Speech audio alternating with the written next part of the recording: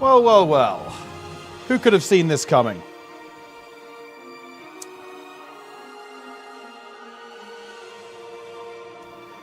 It's time. Nah, DYB is gone, guys.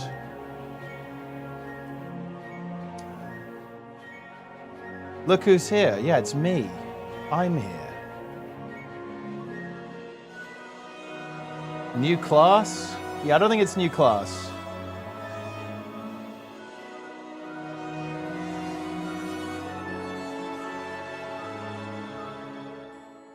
We, the BARD community, will not stand for this. Having BARD as Mesmer only is ridiculous. I have spent over $750 on musical items from the cash shop. And I only play Necro. Tell me I am not a BARD. I fucking dare you. To say me and my other bards are mad is an understatement. Fix it. Looney Tuesday? I mean, look, it's 15th, right? July 15th is Looney Tuesday. Half an hour intro? Listen, guys. Okay, I've been basically being tech support today. You know, I'll get it when I get it. What can I say? A literal tech support teapot over here, guys. We've arrived. Bard is going to be warrior. That would be pretty funny, actually, if it was warrior.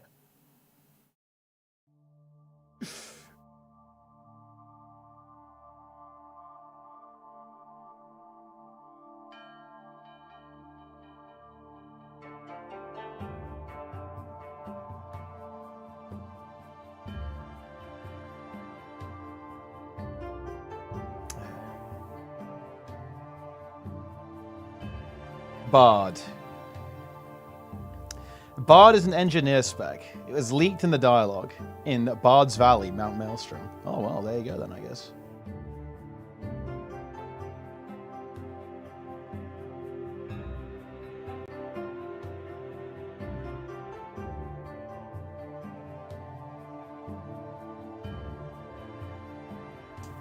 Hello, everyone.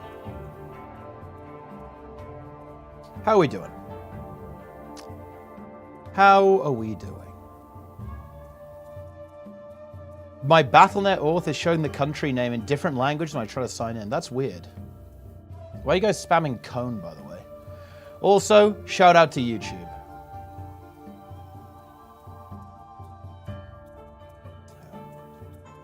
New PC is built. 7800X3D, 9070 XT. Oh, very, very nice. Love to see that. Only getting BARD or more. It will probably be elite specs for everything, I'd say. That, I think, is the very likely situation. But yeah, we'll cut to the chase. We'll obviously do a little, we'll do a little video for YouTube, obviously, in a moment. But here's the situation, guys. Let's cut to the chase, yeah? Let's cut to the chase. ArenaNet have tweeted this. It's pretty clearly an elite spec, right? Like they're pretty clearly showing elite specializations here. Invest in a good barber, my guy. Listen, okay, you need to invest in some manners and also a Twitch sub.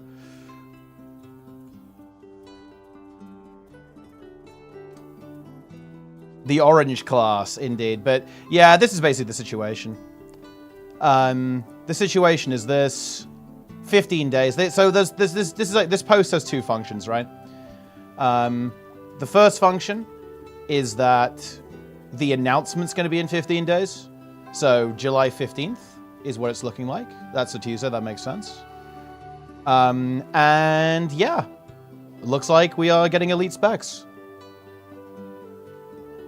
One new elite spec with variants for all classes. Nah, I think that would be lame. I think it'll be elite specs. I don't think it's a new class as well.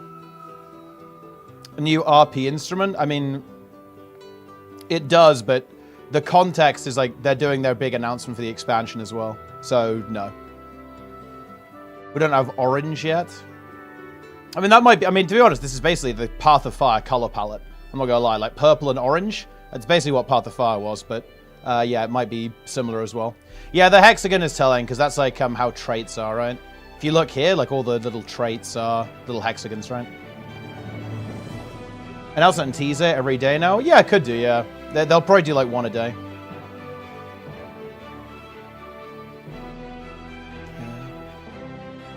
Guild Wars 3? I mean, look. Do you know the most interesting thing? Do you know the most interesting thing that's going to be in the release, guys? It's going to be if they confirm another expansion after the one coming up. Right? More than 4 elite specs. I would say, Mogains, it's more evidence that it is the last expansion, yeah. And they're kind of going out hard, basically. Yes, that's basically the elephant in the room here. Is I think that, yeah, it's more evidence that we're going to Guild Wars 3 pretty quick. For sure, yeah. So, yeah, the most interesting thing is going to be if they confirm another expansion after this. Is like, will there be another expansion after this one? Which, one way or another, either by omission or by commission, they're going to say that with the announcement. Because they'll either confirm the next expansion or they won't. And if they do, then, you know, then we know that there's going to be another Guild Wars 2 expansion. If they don't, then that's, like, a strong implication that we're going to Guild Wars 3. What is pretty quick? Before 2030. I'd say, like, we'll be... I wouldn't be completely mind blown if we got some information about it, like, within the next 12 months. Yeah. That would be the situation. I don't think it's crucial. Oh, it's not crucial, but if they don't say there's another expansion after the next one, then I think that's very telling. Very telling. Because they always did that for the current model. They've always done that for the current model with Soto and Chanthea Worlds. If they don't confirm it again, then yeah, that's very telling about what the plans are with the studio. Mesmer BARD. I mean, it would be really funny because, of course, you know, Mesmer BARD is really taking it full circle. You know, we're going minstrel. Because, of course, the original, there was like a meme elite spec, you know, like an April Fool's gag from ArenaNet that they were going to be releasing the minstrel, and now we're actually doing that. Go for community convergences again? I mean, at some point, probably.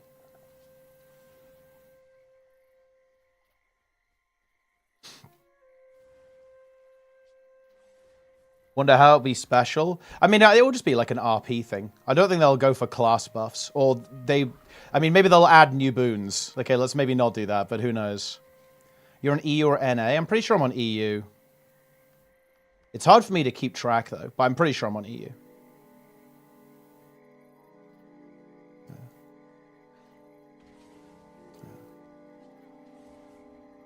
What's your favorite song? I mean, I guess we'll find out when you guys drop the gameplay.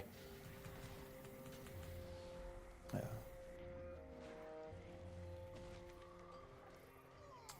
We will find out. New boom will increase ferocity. Listen, we don't need any more power creep.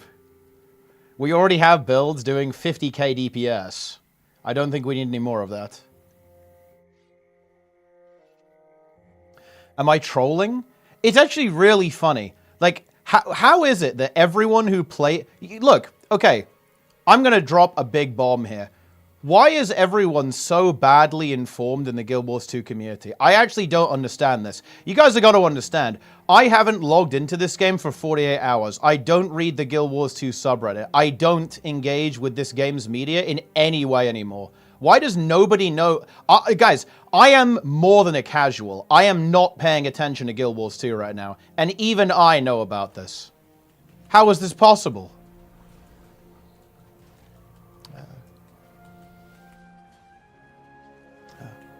What the hell is going on? Nobody has any idea what's happening.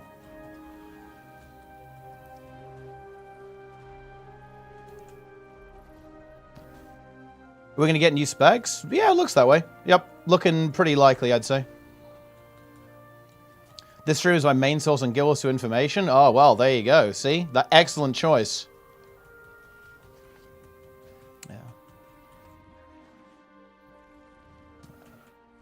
Excellent choice. Yeah. Susspool is Twitter. I have no friends that play Guild Wars 2. Man, dude, that's brutal. Actually feels bad. That's that? I mean, I guess so, yeah. Jester is trying to gaslight me into buying a 5080, by the way. I just want to... I'm going to call him out for that. He's trying to do it. Because I need a GPU for video encoding for streaming in 1440p. And he's gaslighting me.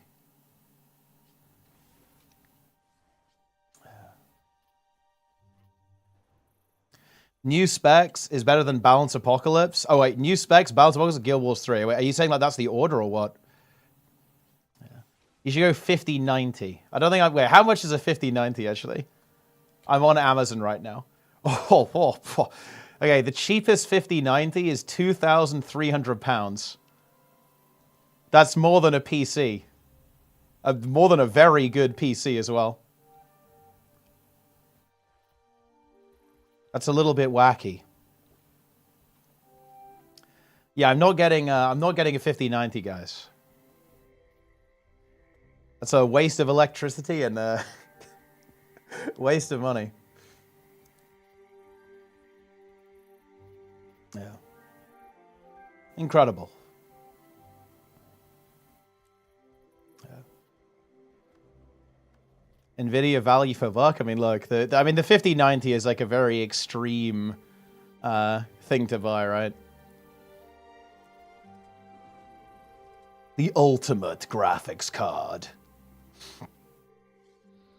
Go for AMD? Nah, AMD is useless. The video encode's not good on it.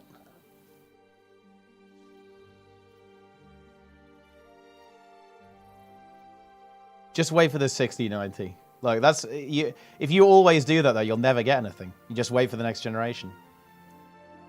Oh, this is a 2-minute wait. Are you kidding me? What? Found that to be expensive? Yeah, like, because I have a 3070 as well. And there's a brutal story behind this. So my 2080 Ti, it broke... during crypto, basically, when the first wave of crypto. And I actually was really struggling to even buy a GPU. It was like very hard to find them. They were all out of stock everywhere. It was like very difficult to find one. And I ended up getting a 3070, but it was like I paid, I think probably over double what it's actually worth. But you know, it's still going, it's still working, so can't complain, I suppose.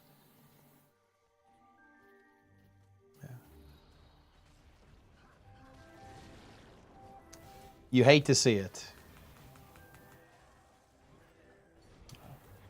But I mean, look, it was either that or have no GPU. So, you know, it is what it is. You got to do what you got to do, guys. AV1 encoding, then AMD will be relevant. Well, I mean, yeah, I think AV1... The problem with AV1 is that as of right now, I think... The main barrier for AV1 becoming kind of like more prevalent on the internet is that not all of hardware supports decoding. I think particularly on mobile, if I'm not mistaken. I could be wrong on that, though. But I think it's the decode that's the problem, right? So until that kind of becomes like a baseline feature on hardware, you're probably not going to see a lot of AV1 kind of take up. Elite specs are real? Yeah, look at it. Well, yes. The answer is yes. Say hello to Elite Specializations.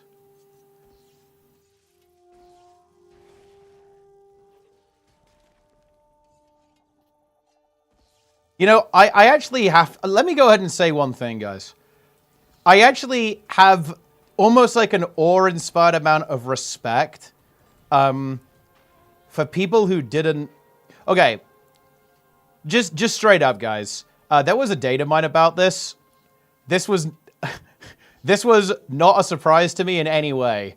But nobody posted it, so I couldn't talk about it.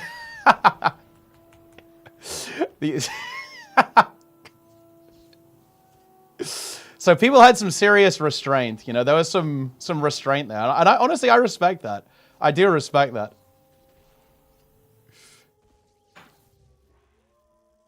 Ah, planks for the raid. Very nice. You love to see it.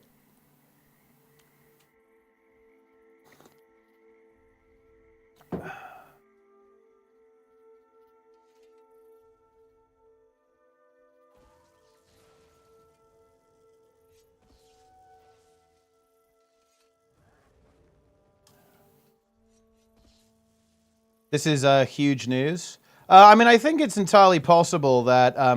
Well, okay. There's actually okay. Look, there's two things here. One, I don't actually think the problem with Guild Wars 2's current state is actually the systems or like the combat design. If you actually look at the weapons, and I imagine the spears in Janthea Wilds were probably why they felt like they were going to go ahead and do this, or why they felt confident to do this. It's because the spears were actually pretty elaborate. Honestly, a bit overcooked for a weapon, and caused a lot of problems with the game, I think. And they were like, well, hold on, if we're doing these weapons that are basically like an elite spec on a weapon, why don't we just do elite specs? I would say the only thing is, I wonder if we're going to get weapons with these things, or if it's just going to be elite specs on their own. I think it's actually entirely possible that it's just elite specs without the weapon. So in other words, like, you know, you'll still have access to all the weapons that you have now. You're just going to get this new trait line and like new profession abilities.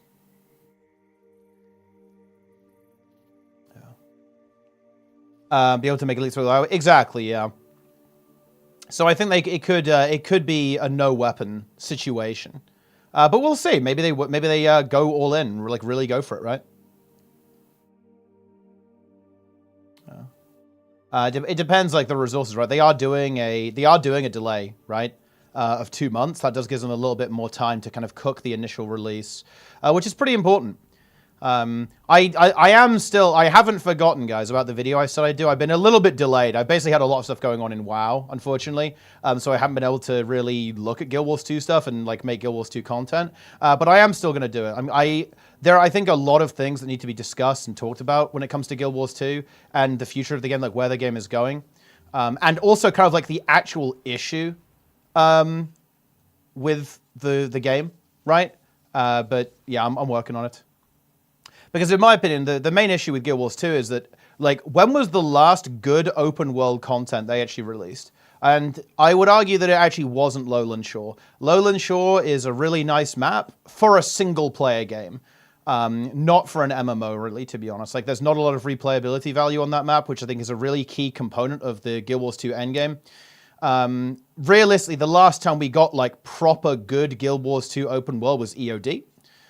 And not just Dragon's End, by the way. I'm not here to jerk off Dragon's End again. I would say all of the maps there were really good. They had replayability value and the explorable component as well. That, to me, is like the big thing they need to actually nail, is like generating like actual good open world content, like the bread and butter of the game. And that's what they've struggled to do on the new model. And also the amount of story content. The amount of story content is crazy low, right? Like those two things are the main issues. I don't really think that the problems that ArenaNet have right now are actually systems related. Like, I think that Trig and CMC are actually doing a really good job with balance. Like, I think they've got a tough situation. It's like difficult to balance Guild Wars 2, difficult to design Guild Wars 2. I think they're doing a really good job, actually. Power creep aside, and honestly, with where Guild Wars 2 is in its lifespan, power creep is probably a good thing anyway. So I wouldn't even necessarily complain about that because, again, we're in a late stage for Guild Wars 2, so power creep isn't bad at this point, really. So I think they're doing a really good job, right? Like, the systems are good. It's the actual content the game is struggling with. Like, very notably, the story and open world content, there's much less of it, and it's lower quality than in the previous kind of iteration of the game's content release stuff. Like, that's the problem. So elite specs are going to be great, and I think that's going to be, honestly, look, I'm going to be real. I'm very happy it's elite specs because nothing else could recover the morale. I think this should at least give people a little bit of hope, which honestly is going to maybe make talking about the game fucking tolerable, which will be nice. Because, yeah, like, honestly, the game has just been complete misery to even discuss because, of course, like, how poorly received a lot of the updates have been. It's just been, like, really unfun to talk about the game. So elite specs will hopefully actually give people a little bit of copium, a little bit of energy, which will be really exciting. Also bodes well for actually making a PvP tournament, right? Why do you think ArenaNet strayed away from that? Rifts convergences? Because rifts and convergences are easy to make, and they're easy to make efficiently. Open world metas are very hard to make. I think they're very intensive, like very development resource intensive. And this model was very oriented around efficiency and streamlining of their development process. And that it's really hard to do like good, like encounter design is really hard. It's really hard. Making a good fight is difficult. There's a reason why games like, a perfect example, Elden Ring, right? Or Dark Souls, like that type of game. Like, why do those get praised so much? I think a big reason is because the developers put a huge amount of effort into making these really fun encounters, right? Into making these exciting fights for the player to kind of overcome, right? That's really difficult. It's one of the hardest things I think you can do. In any game, single player or multiplayer, is develop like good fights, good boss fights and stuff. And it's hard, it's very difficult. And I think that they just didn't have the bandwidth to do it, essentially, for Soto and Jantho Wilds. Yeah. Yeah. Elite specs are more hype. I mean, they're definitely more hype than just a weapon for sure, yeah. Guild Wars 3 content? I kind of do, to be honest. I've just... Look, I don't want to say this because saying this on a Guild Wars 2 stream is borderline trolling. And I'm aware of that. I want everyone to know that I'm aware of that. But dude, I've got my hands full with WoW, man. Like, it just is what it is. That's my priority right now. But I will... Look, we'll get on it. It's on my to-do list. It is on my to-do list, guys.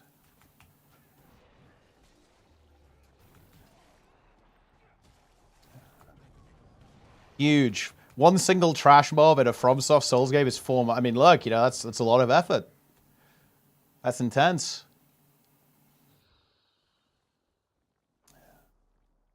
But yes, we will be doing content. Look, if we get a teaser a day, we can do a video a day. That's like the ultimate slop. I hope you guys are ready for slop. I will do like a 20-minute breakdown of every Twitter post ArenaNet makes. Get ready for slop. I love slop.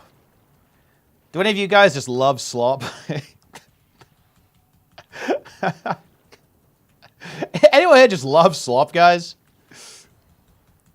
I did. Oh yeah, you did 3 hours, dude. Like Darren's is just self-reporting for being like a slop merchant. Are you kidding me, bro?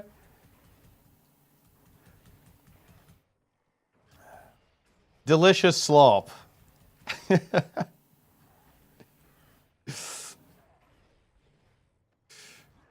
Yeah.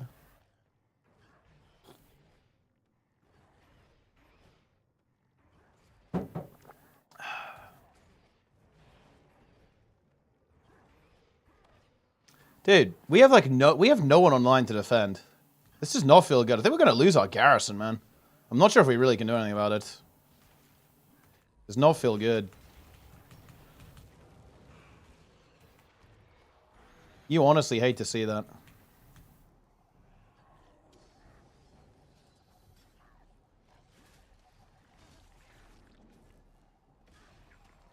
Oh, there's a mesmer on me as well. I think there's more than that on me now. I'm not sure I can really escape Dagger. Oh no, definitely not.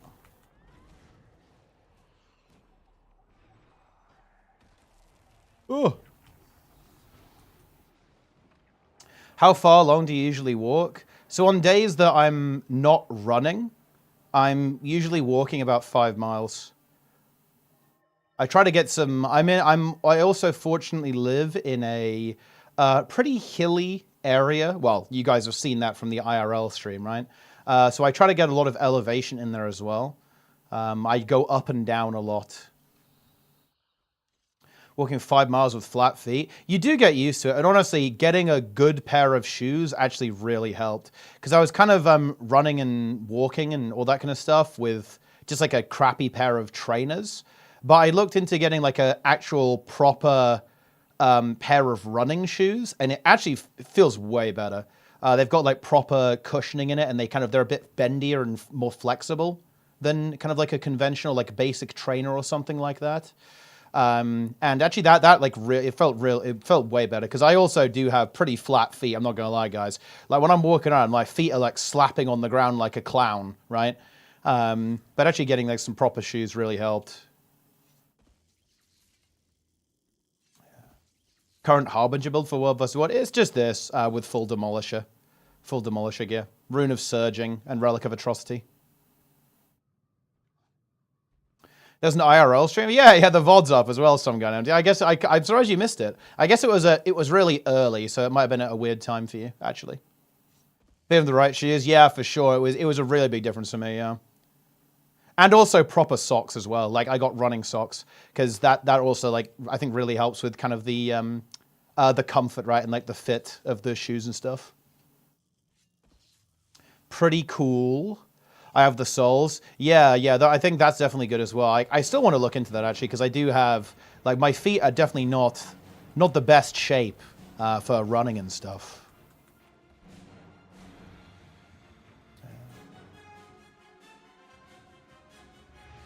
Barefoot. Yeah, I've seen videos of that actually. I'd definitely like to try it at some point.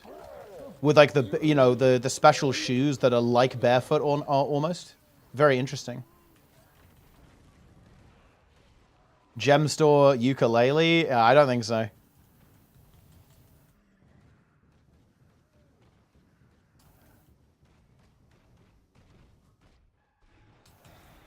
Incredible.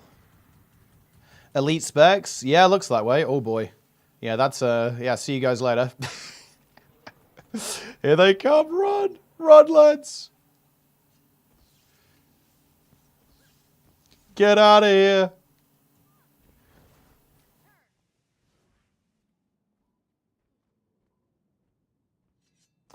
Running on bare hands and feet? No, we're not doing some like weird exorcist shit.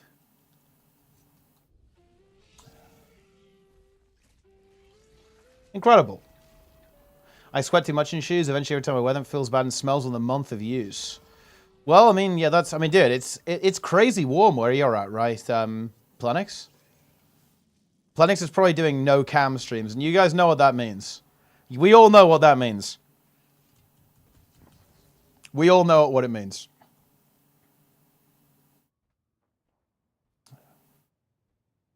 Incredible.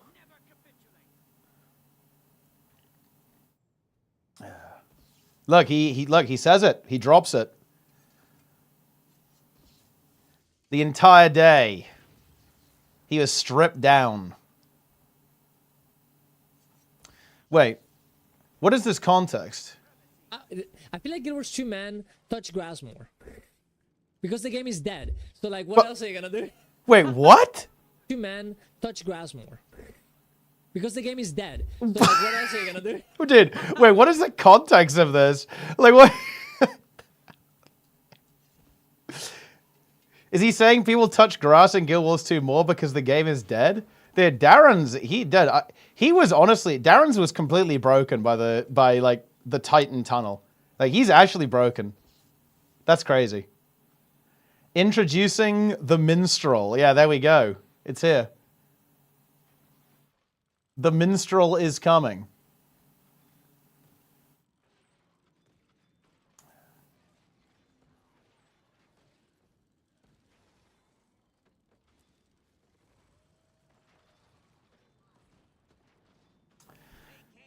The big Xbox will be coming every 3 years. I mean, that would be honestly, that would be pretty interesting. Actually, it would be pretty interesting if they do a big X pack now, and they were kind of cooking this up. That would be pretty interesting. Yeah, be an interesting approach. So basically, you get like a full expansion every 3 years, and then basically just like monetize Living Story, which was Janthea Wilds and Soto, for 2 years. I'll say that I don't think that's the case, but it would be interesting if it was.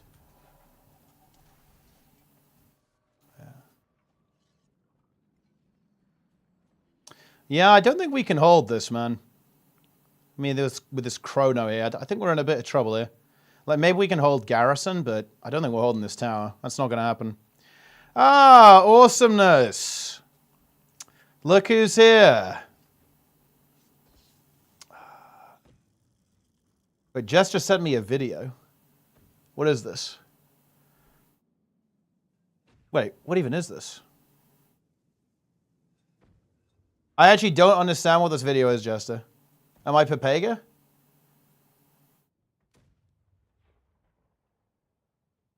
About face? I mean, I do want About Face is good, yeah. What's the logic in it trying to make a new PvP game mode? Well, it's because I think they're just, well, I'll tell you what I think. I think they're probably experimenting a bit for Guild Wars 3.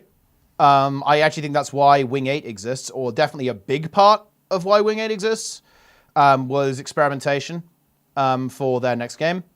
And the same with the PvP mode, yeah.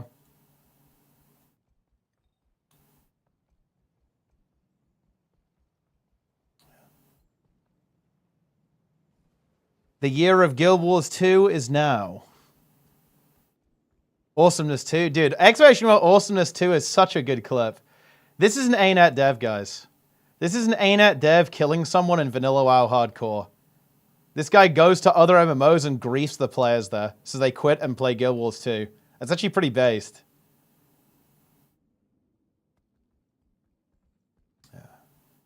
Yeah. Do you think Guild Wars 3 will have a fairly different combat system? Yeah, for sure, yeah. I think they'll go more action-oriented, kind of like a New World style thing, if I had to guess.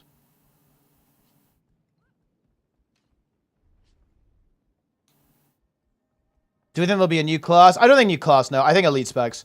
Okay, I am expecting... Look, again, we will do like the proper, hello, YouTube, Aboba, in a moment. I don't want to stay up too late. I just got back from working out. That's kind of why. I've been a little bit busy today. I just got back from the gym, basically. So I'll do a little warm-up, you know, everyone's filtering in, wait until everyone shows up, right? And then we will do the shout-out to YouTube news video. But yeah, I'll give you guys, I'll give you guys like the basics here. In my opinion, we're going to be getting a teaser from ArenaNet every day, I think, for the next 2 weeks. So buckle up. Yeah. That, I believe, is... I mean, that's it. Yeah, that's it. Musical gizmo? There's no fucking way. Okay, look. You need to see the context, right? Okay? Wait, also, dude, ArenaNet's Twitter's on fire right now. Whether you're harvesting nodes or cat watching, do it in the coziest comfort and style. Holy shit, dude. Like, are they leaning into the Roy memes? I certainly hope so. But this is the context, right? So the context is 15 days ... yeah? I think they're going to drop a teaser on Twitter every day, yeah? So in other words, I think tomorrow we'll get another elite spec icon, basically. This is going to be Bard, Minstrel, whatever they're going to call it. Probably Bard, because they probably don't want to confuse it. Oh, no, I mean, that's actually Berserker stats and Berserker, the elite spec. So, yeah, maybe they'll call it Minstrel. But there's going to be one of these every day. They'll probably do elite spec teasers. Then they'll probably do other teasers, like the feature, right? Like what marquee feature they're adding to the game. Maybe the maps, right? Maybe a little hint about the lore and, like, where they're going. And, in fact, this probably is a hint, right? Like, this background, guys... I don't think this is new, right? This is probably some kind of hint. I'm sure the nerds can figure out what's going on and like what this is. Realistically, they're already giving us hints, right? With what the expansion's going to be.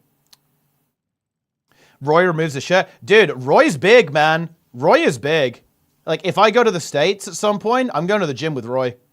I'm telling you, man, like, Roy's big. And you honestly love to see that.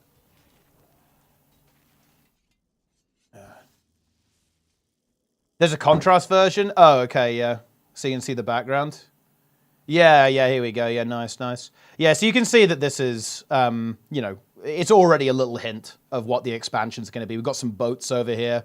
Obviously not I mean, this could be anything, right? Like, there's not really a lot of definitive stuff there, obviously, but, yeah, this is the situation. Yeah. Wait, what is this? Do something about world versus world? Dude, everyone's looking very cool here, aren't they, actually, right? They got the shades on. They're looking kind of serious. They're looking like they're about to game hard, no? Wait, do they look like that in the original tweet? Oh, no, they're looking a lot more chill here. They're looking a lot more relaxed. ChatGPT made them, like, hardcore as fuck, no? Yeah. Yeah, the AI slop made them a lot more serious. Like, here they're just hanging out. This is very chill. Love to see that. Yeah. No, it's not. No, it's not AI guys, right? Like they didn't post this. Someone has modified this to make it say do something about world versus world. This is the actual original post.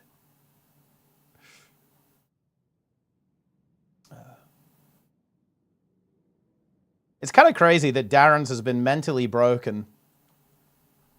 Yeah. Well, look, as long as you don't call it Tradstead, you'll be all right, awesomeness, yeah?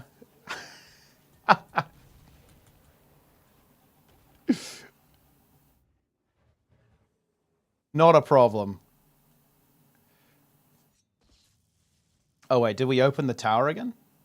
Oh, we did, yeah. Okay. Yeah. Oh, dude, wait. Dollar, are you a Noah? You are a information haver. I like that. I do like that. Very nice. Very, very nice.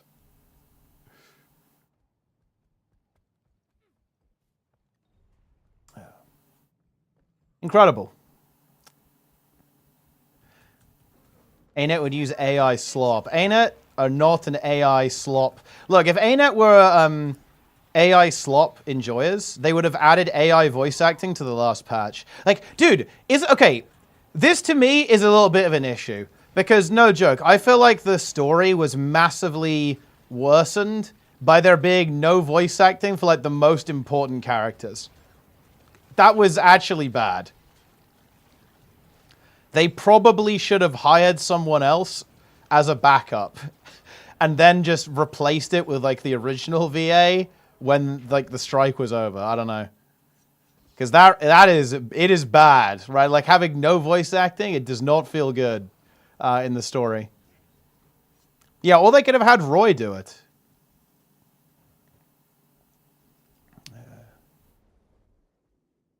That's scabbing, no? Well, I mean, the other games don't seem to run into this issue, so, like, I guess some people are scabbing, who knows?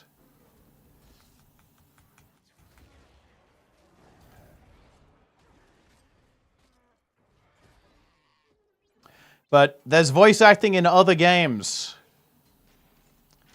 Other games are running into these issues. They are, but not all of them.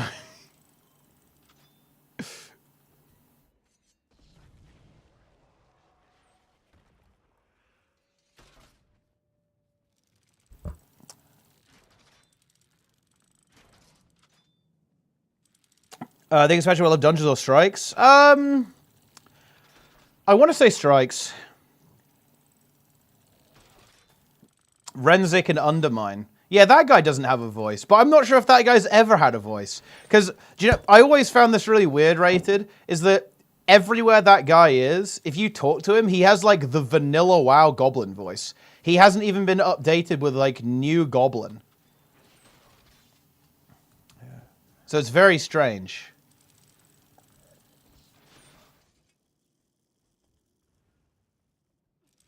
Yeah, it's kind of, it's actually, yeah, it's weird. I don't know. I don't know what, I don't know where we're going,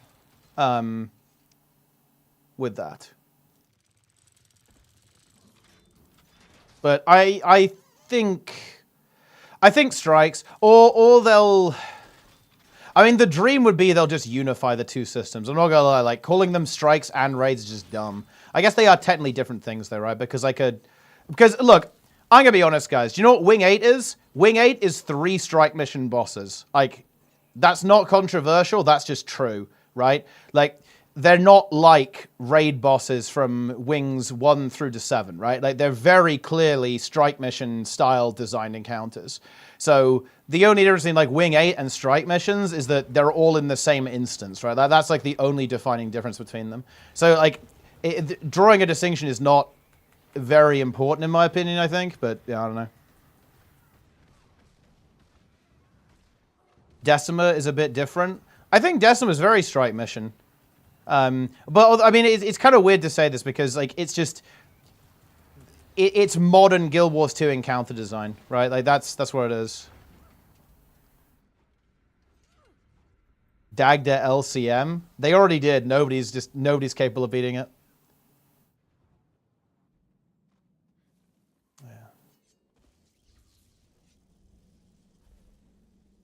Peon is? Yeah, Peon got worlds first, but, you know, only he can do it.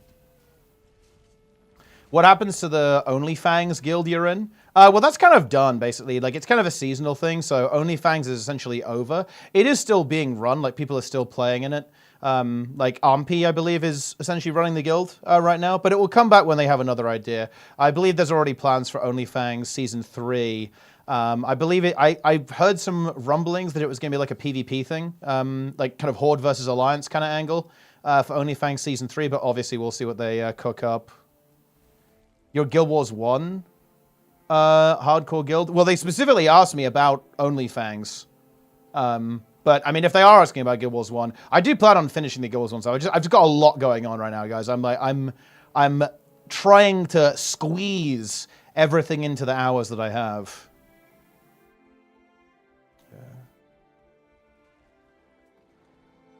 Yeah. New elite specs are coming. Looking like it. Yep. Yup. And it also looks like the announcement is going to be on July 15th.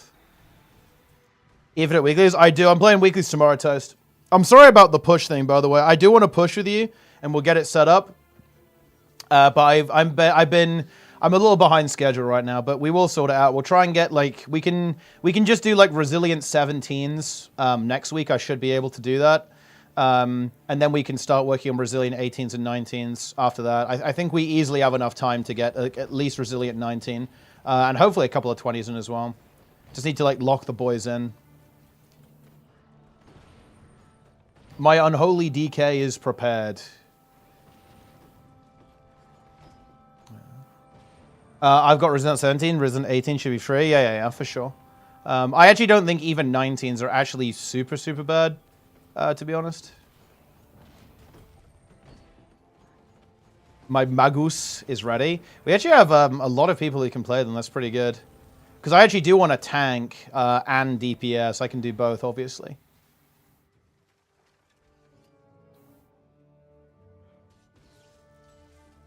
But yeah, we can just leech Nico. We should probably do 17s first, though, just so we actually time something. Because I actually haven't really done any of like the high key routes whatsoever. 0.5 seconds into the pull. Dude, have you seen Frost next tier rated? I actually hope it's meta in keys. I think it's going to be really fun. And way less brain rot as well. Okay, by the way, bro, Unholy is like more brain rot than I thought. I was thinking, oh shit, you've got to like balance runic power and spend it appropriately. But that's actually not the case. Like, you just press Vampiric Strike. That's it. It's actually way more brain rot than I thought. The class is impossible to play. Yeah. Most brain rot spec in the game. It is very brain rot, yeah. Well, can't see maining in WoW. I'm probably going to be playing Vengeance Demon Hunter and Unholy Death Knight in keys for the rest of the season. And then basically I'll just play whatever tank is good for the raid, I'll basically play.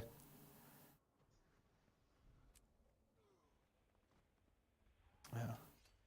Well, yeah, Unholy DK has been one of the more like high IQ specs, I think. Because it's like a ramp DPS spec, which is pretty interesting with the Gargoyle. But you just don't play that. You basically don't play any of the high IQ abilities. It's based. Yeah. Is it even possible to implement seasons to Guild Wars 2? Yes, we already have. It's called the current Guild Wars 2 expansion model. Guild Wars 2 is seasonal now. This is something that I actually feel like RuneScape, if I'm not mistaken, kind of led the way on this. And World of Warcraft followed suit. But I think all of this was ultimately inspired by ARPGs. So I don't really care to talk about like which MMO did it first. I think it was RuneScape, though, just as a point of interest. But all MMOs are seasonal now. All of them. And yeah, well, I was going to come to this, right, Regal? They've been led by ARPGs. ARPGs have essentially led the way for MMOs, right? to go seasonal, because this is like a really popular thing. I think there's a lot of crossover between MMO players and ARPG players. People who like Path of Exile might like WoW, might like RuneScape, and so on. And MMO developers, very noticeably Blizzard. Like Blizzard really lean into this hard with their current model.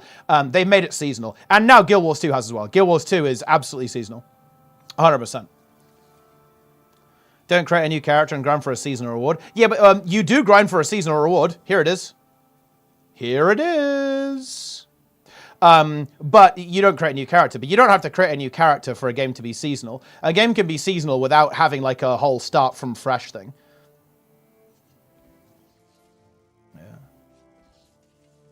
Yeah, the new legendary, for example, is something that you log in and you can grind, right? Kind of like a seasonal approach.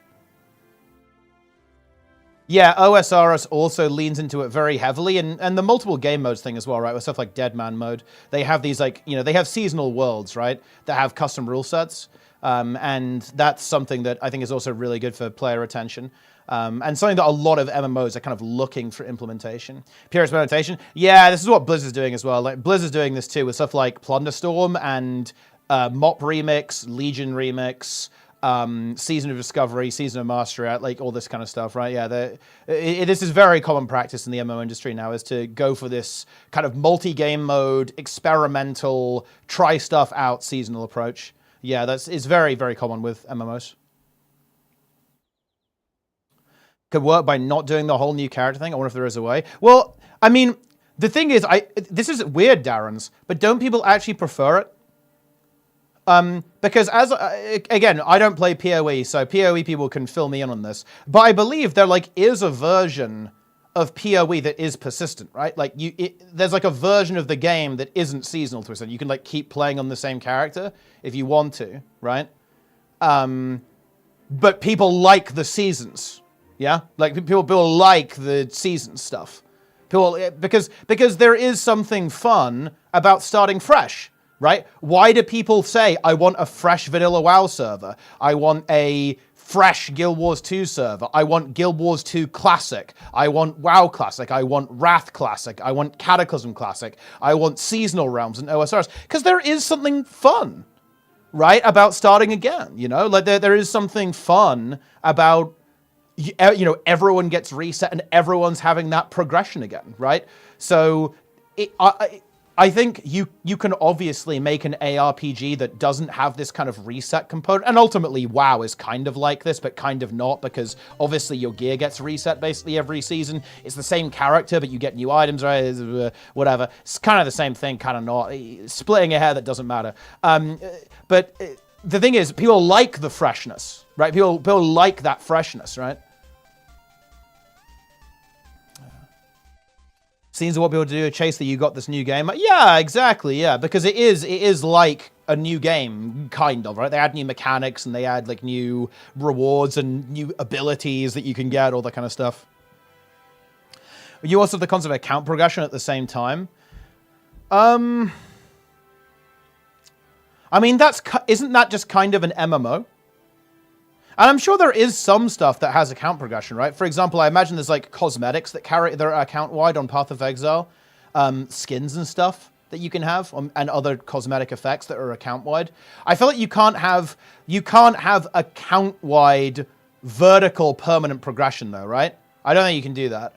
Because wouldn't that just mean that like new players would be hopelessly behind just for all eternity, basically? I think you really don't want that. That's another reason why the reset is kind of important, I feel like, in these games, is that it puts everyone back to like the same position, essentially, like on like a periodic basis, which I think is kind of good, right? So you can obviously have this with cosmetics and stuff and have that as your kind of permanent account progression, but I think you do have to kind of essentially reset the numbers. Yeah.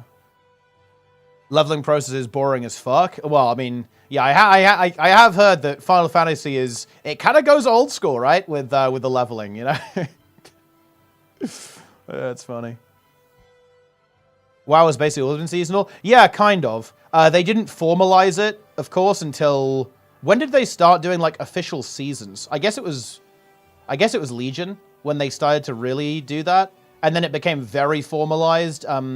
It kind of after Legion as well, in the whole like season 1, season 2, season 3, season 4 kind of operation. But yeah, ultimately, yeah, with like expansions, vertical progression expansions are basically seasonal, kind of. But now it's just like completely formalized with like patches every 6 months, like a 6-month season, essentially. You just go through the story and you reach max level. Well, I mean, that's what I kind of mean though. That's kind of like old school, right? That's proper old school MMO. Like you leveling up takes ages, right? Like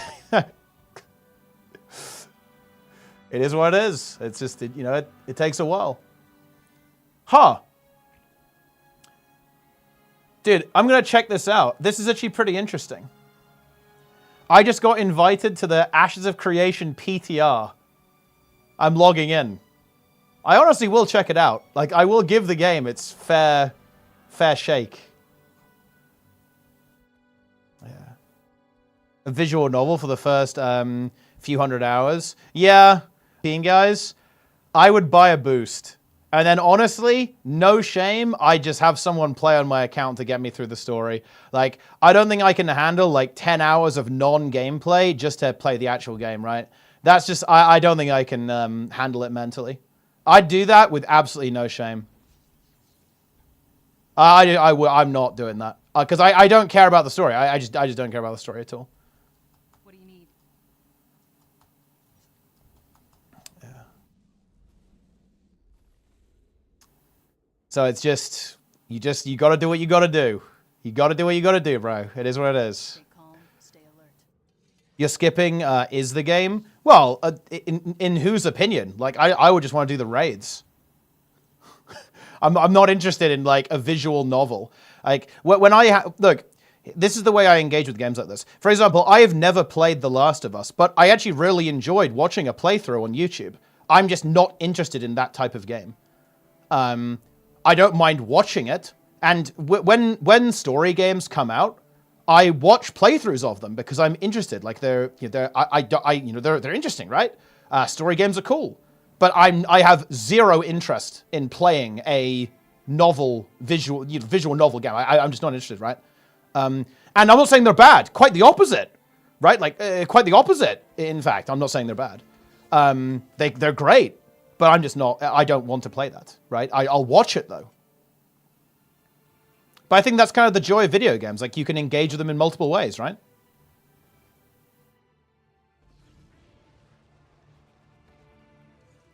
How you say you don't care about the story, but say Guild Wars 2's most important content lacking is story. This is remarkable. It's because I have empathy and I also understand other people's feelings.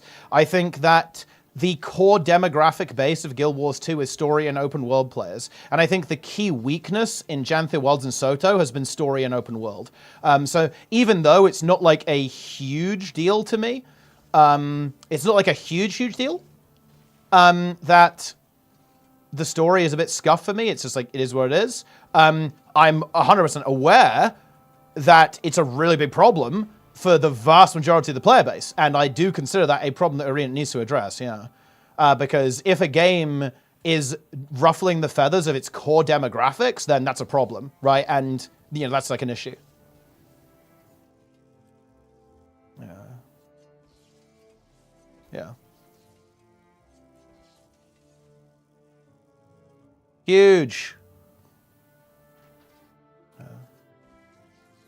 You're literally playing through it and watching all cutscenes. Yeah, and look, that's just not an experience that I'm interested in. Like, I don't have, you know, I'm not saying that's bad. I'm not saying there's anything wrong with enjoying that. It's just like, that's just not an experience that I'm looking for in a video game.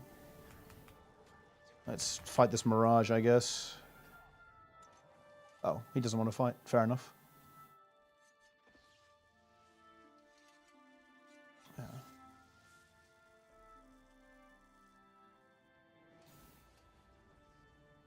A chill compared to the 14 story maxes. Dude, you should see the fucking nerds in WoW, man. Like, the nerds, they're scary, dude. I wouldn't mess with these guys.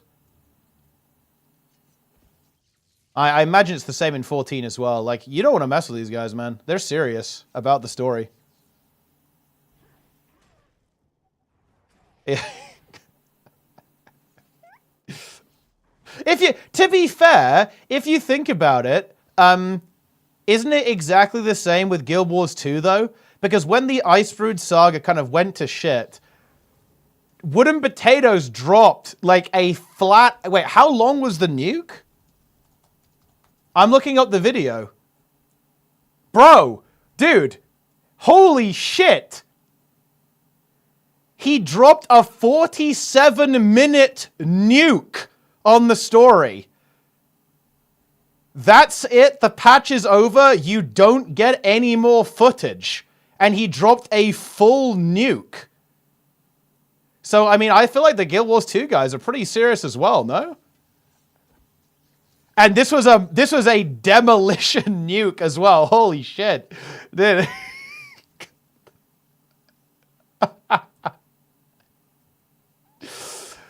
Yeah, it was powerful. Yeah.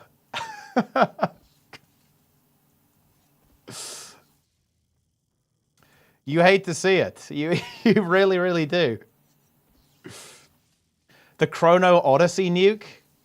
Dude. Oh, the thing is, we actually have a little bit of a lull, right? Until the Guild Wars 2 expansion and the next WoW season. I've got like 2 months to kind of chill a little bit. Dude, I really want to make the New World nuke. Because my favorite video I've ever made... Oh, the Soto review was really good, though. Like, there are a couple of videos that I'm really proud of. The first is the Soto review, and also the New World video. I really like those videos. In my opinion, they're actually good. I'll go, ego. But yeah, I actually really like those videos. I think the New World one is actually slightly better. I will admit that. It is probably my best video I've ever made. But the Soto review is equally as good. It's very, very close. But dude, I want to make the ultimate New World video and just completely drop the ultimate nuke on the tragedy that is New World. Yeah. This is correct. Wait, what the fuck is this, bro? Like, what? What is this video you've just sent to me, dude?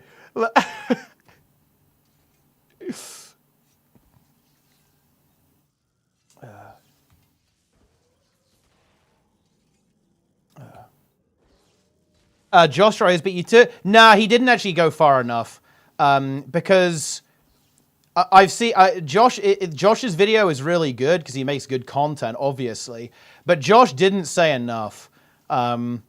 Like that's the truth of it. Like the worst thing about New World by far, in my opinion, is that it really could have been the chosen one, right? Like seriously, I'm not joking. I will 100% die on this hill, actually. Like the really bad thing about New World is that the game is actually quite good.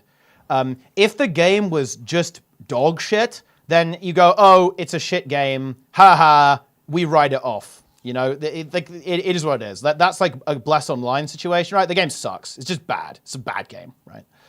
And you just write it off. But that's not what happened with New World. New World was actually a very good game, badly managed, and with some very poor design decisions. And development decisions that ultimately meant that it's completely, dead at this point. Streaming Guild Wars 2. I mean, look, yeah, we're here. Yeah. Yes. Incredible. Yeah. I'm not, but I think if you're better off skipping 14 rather than playing it without engaging it on its own terms. I don't know about that. Client side of the BB game, yummy. That's the thing. That was misinformation, unfortunately. That was never the case. New World has never been client authoritative. There was a bug that basically caused a... how would you call it? It's like a pause in transmission, ultimately, right? Like the connection was paused between the server and the client that caused issues, but no, that's misinformation. The game was never client authoritative. There was a bug, which they fixed.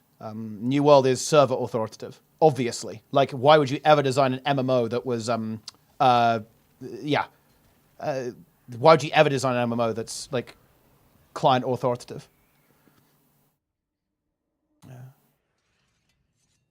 Is Lara an ultimate raider? Yeah, Lara killed UCOB, I believe, is the acronym. Sub? No, Guild Wars 3, there's no shot it will have a sub. Evan an MMO with the endgame was PvP that survived like DAOC. Albion Online, probably, and Eve, yeah.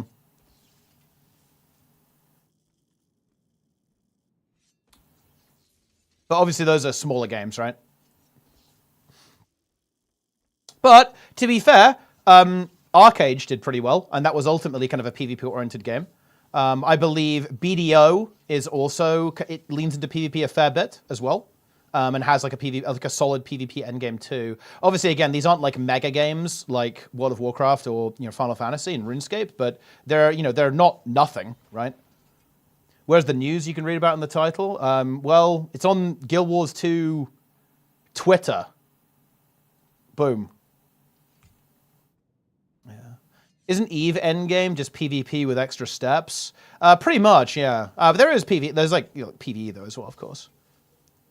Engagement with work as intended. You don't need to bro me. Oh, it's kind of interesting. I mean, isn't that something that's kind of cool about art in general? I feel like the beauty of art is that, there's obviously a intended way that you might engage with a piece of artwork or a video game. But I think ultimately, the player can decide how they want to engage, right? I'm not sure if not engaging with games as intended is necessarily a problem to get into this like really weird meta conversation. Is that really a bad thing if you don't engage with a game as intended? I'm not sure if it is. I think the player can,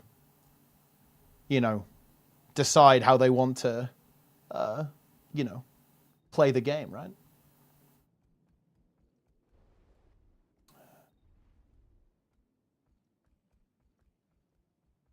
Yeah. Is it a problem if you engage in ERP with Gallywix? I mean, it's only a problem if you think it's a problem, I guess. Insane visual clutter on screen during combat? I mean, the only way you could do that is by having a lower player count, which is obviously possible, but, I mean, look, MMOs are always going to be a bit of a shit show, but I think that's kind of the fun as well.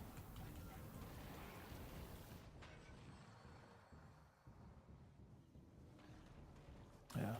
Or is it distinct work you engage with? Yeah, but you engage differently with different games accordingly, right? Because I feel like you're interpreting me saying I want to try Final Fantasy XIV at some point as I would play the game long term. I would never play Final Fantasy long term because the way that game is designed is like fundamentally incompatible with the type of experience that I'm looking for, right? Like, and what you're pointing out is correct. You've identified why that is. Correct, yes. Ultimately, Final Fantasy is a very heavily narrative and story-driven game. That is just incompatible with what I'm looking for. I don't want that.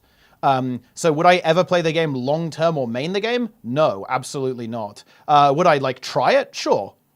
Maybe like do an ultimate or something? Mess around for a little bit? Sure, why not? And yeah, I'm going to main games that are kind of like very aligned with my interests, of course.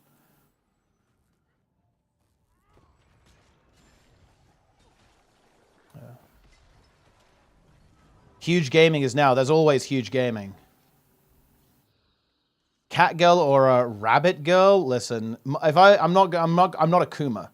I would not make a Kuma character in Final Fantasy.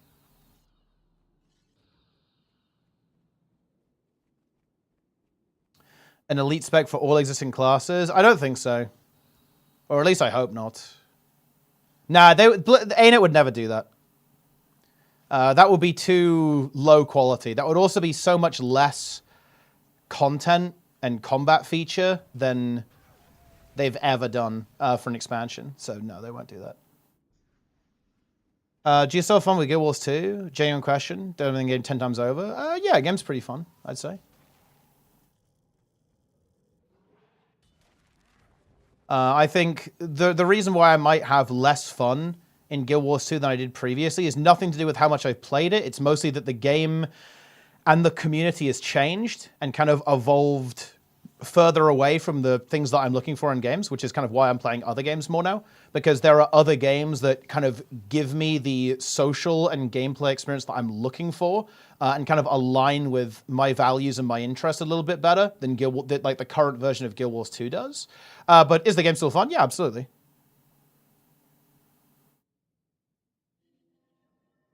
Yeah. Incredible. I have a screen cap of you saying huge content, huge gaming after tea time. That phrase is now a staple in my home between my wife and I. I mean, look, I'm glad to. I'm honestly, I absolutely love to hear that. Fantastic stuff. You've got some good taste. I'm sure that phrase is serving you well. Look, I'm going to take it. Like, if I get picked to cast the Race Awards first with Method, I will use that phrase there as well. We'll spread it far and wide. OSRS when? I mean, look, maybe it's going to have to be on one of the games that we'll try eventually. Although I'm not totally sure if that game is really something that I'd be particularly interested in, to be honest. It's obviously a very grindy game, and I'm not super into that. Also, I don't know, I feel like it's almost not multiplayer enough for me. It obviously does have multiplayer content. Like, you have PvP, and you obviously have like the raid content, and like there's some group PvE as well. But I feel like OSRS is like a very solo experience.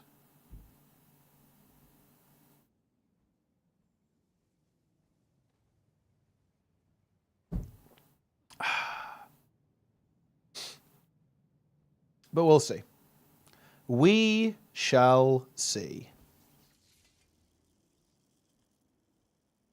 Group Iron Man, at least for the questing early mid-game. That is true, actually. I think Lynn wanted to do that. Maybe we should do that. We'll do like early game RuneScape Group Iron Man. That's content. What kind of experience do you look for? I just like multiplayer stuff. The multiplayer competitive is like the stuff that I like. In particular, like my favorite stuff is honestly stuff like World vs. World. Like large-scale PvP is stuff I really like.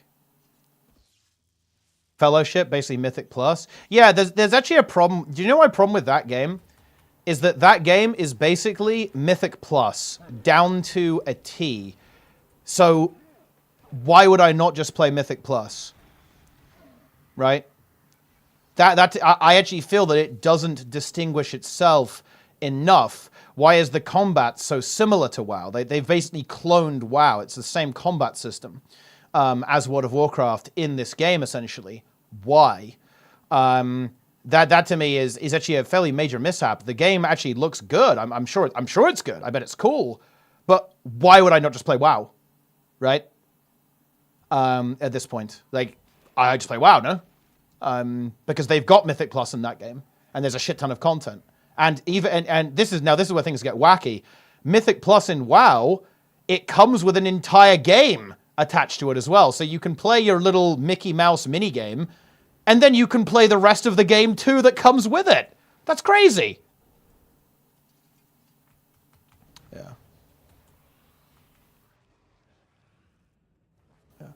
Might move over to it. It doesn't fail outright. I don't think they'll move over to it though. Because I think they're still going to struggle to release the same amount of content that WoW does. And also, there is like the whole other game. But yeah, sure. I think M plus Andes will definitely play it for sure. WoW performance is shit. I mean, to be honest, it's fighting keys. In raid, it's a bit ass. But I will say, it is user error almost all the time. Like, if you're having performance issues in WoW and you're not running on a potato, it's all of those goofy ass add-ons you're running. I did like a bunch of profiling this week, proper testing in raids and keys and group environments. And I think I've like increased my frame rate by like 33% by replacing shitty add-ons with better ones and optimizing weak auras and stuff. So, you know, it's kind of a user error to an extent, to be honest. Yeah.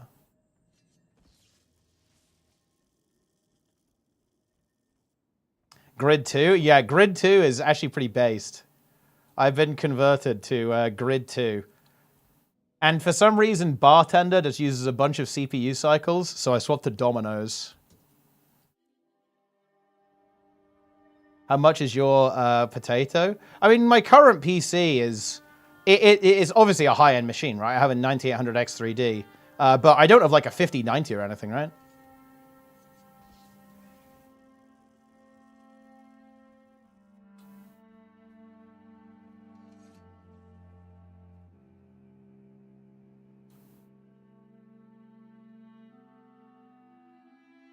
But yeah, as long as you have an X3D CPU, you're all right, guys. No problem.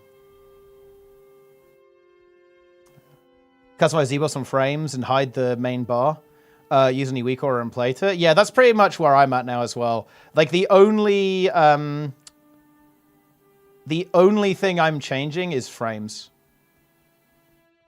And everything else is vanilla WoW UI and then weak auras.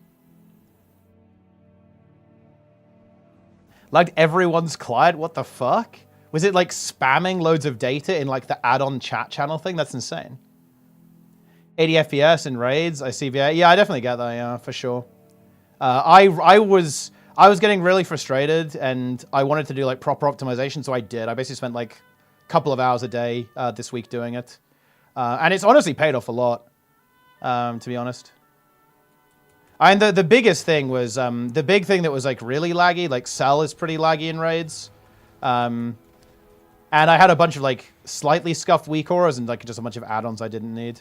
And yeah, like I made my own weak auras, so they are hopefully pretty efficient and like not bloaty. But yeah, now I have good frame rate. Feels good. I need to optimize my plater profile as well. Because I bet I've got a bunch of scripts running on plater that are just completely pointless. Add-on tinkering is too counter what I want from games to bother. Then don't. All of this that you're hearing about now is entirely self-imposed. You don't really need to mess around with it at all. I just like making my UI look exactly how I want it. But you don't have to. It's entirely optional. All of the tinkering that I'm talking about is some stuff that I have made to make my game look the exact way I want it, down to the pixel. Mouse have access for the bars that you hide them and appear on mouse overlay. You won't be better for once than Dominoes. Dominoes is using like 0.01 of a millisecond on average. So fuck it. I'll take the hit.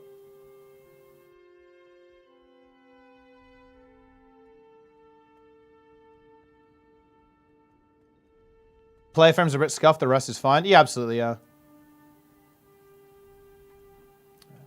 Lost hundreds and hundreds of frames and my ticket has still not been answered. Dude, I'm gonna... Look, I nearly posted... like, I went to the Weak Auras Discord and, dude, they like, flame you, okay? They if you post a Weak Aura that isn't good, they'll say, this Weak Aura is trash. They have no mercy, man. They don't fuck around in there.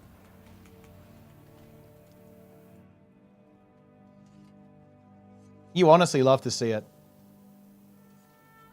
Yeah.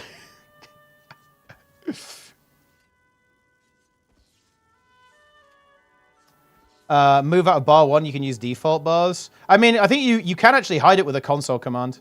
And I think there's like Guru has a weak aura that does it, or like a little add-on that does it as well. Thanks, Yo. Hey, you're welcome, Skizia. Yeah.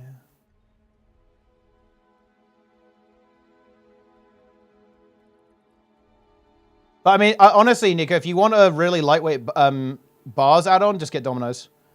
The performance is like way better than Bartender. Like in Raid and Keys, it's using like 1/10 of a millisecond. It's like nothing, literally nothing. New release was in October, looking that way, yeah. Why aren't there more Guild Wars 2 streamers? Simple. They're gone. I am what remains.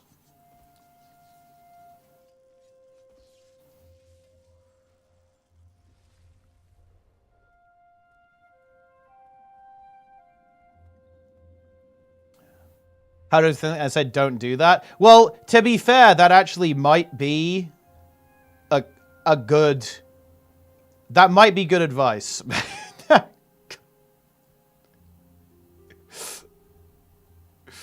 Oh, man.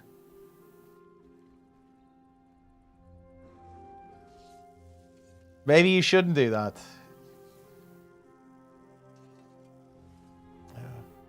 It was comical. Dude, they are, yeah, they're very blunt in there. I like read through. I basically found people who were having similar issues to me, and I read through the responses. And dude, they don't mess around, bro. Like they're pretty hardcore. Like they're serious about weak auras. Run it yourself without knowing what you need in it. Yeah, I honestly, it's something that I've actually considered, to be honest. I don't really have the time for that right now, but I'm actually really happy with the solutions that I found. I'm actually really happy with my UI's performance right now. I still, again, I need to optimize Plater a little bit. I need to optimize weak auras further, but it's actually really getting there now. And honestly, I actually have to take it back a little bit, guys. Like, people told me that liquid weak auras are pretty performance heavy and they're a bit of a performance hog. And it is true that I did notice a couple of spikes, especially like during assignment situations. It's a bit spiky sometimes, but actually they're very performant. I didn't notice any issues with them in 99% of the time. Yeah.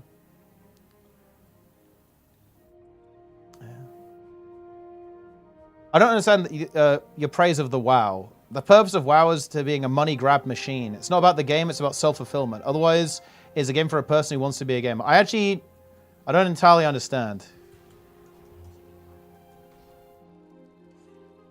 I don't understand what you mean.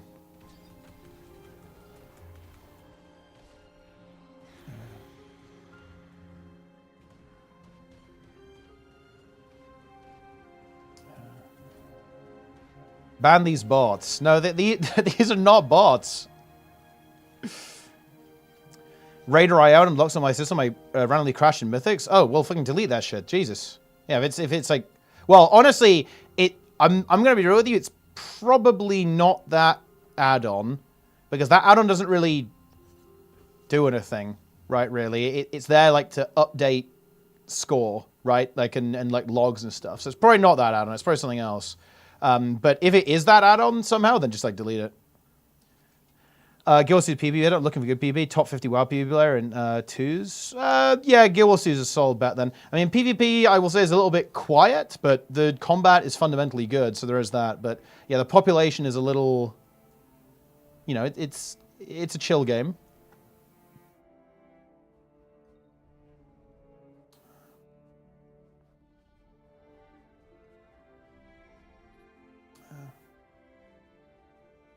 I can't believe that Guild Wars 2 is going for the tree expansion. Dude, look. Guys, look. If they don't confirm another expansion after the next one, I'm going to need the Covenant, okay? I'm going to need you guys to return, okay? I will be calling on you. Because that is going to be interesting if that happens.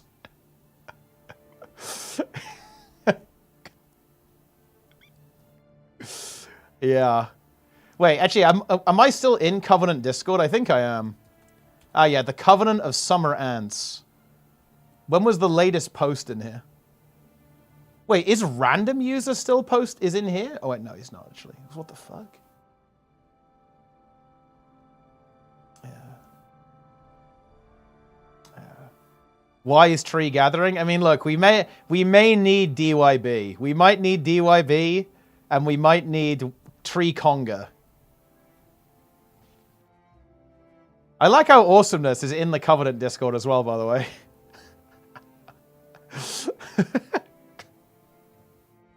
Oh, dude, we are really behind on the Guild Wars 3 shit. Actually, Nike, we need to actually talk about the Guild Wars 3 manifesto. We do need to do this. Like, I mean, we need to initiate operations, right? Like on the Reddit, we need to get people engaged with the Reddit. Oh, dude, the thing is, we need to do it within the next 2 weeks, actually. Fuck. Okay, right, I'll actually get my ass in gear. We'll see what we can do.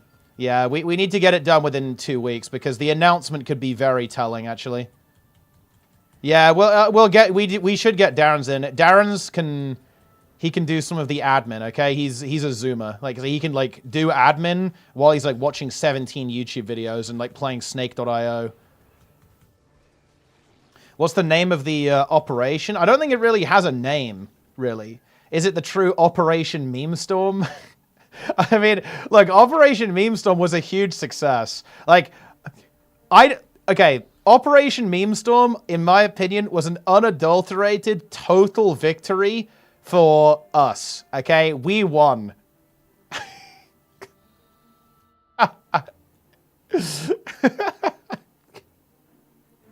Let us storm the subreddit. They can't stop all of us.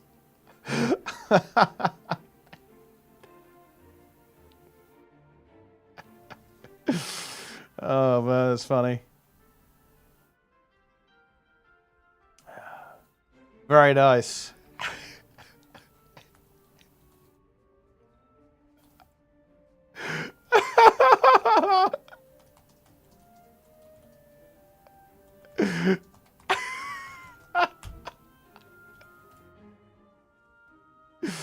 Oh man. Yeah. New elite spec is in the center of delusion, wishful thinking is new race. You're setting yourself for disappointment, or you say they don't have the rules to pull updates and the level preservation anymore. Or one of the cheap yielding mod first, definitely another North the right? Bro, no, I'm actually not gonna take that. Look, you need to understand here, CZ, I'm not a Guild Wars 2 doomer. I'm not. This is pretty fucking clear cut. 15 days, they're talking about the So, okay, in your world, you're saying that they're going to be dropping in their big announcement about their expansion. They're dropping that they're adding a fucking ukulele. What are they... Dude, is like Grouch going to come on and do an apology video? Like, what is this? What do you think this is? No. Like, what are we talking about? Okay.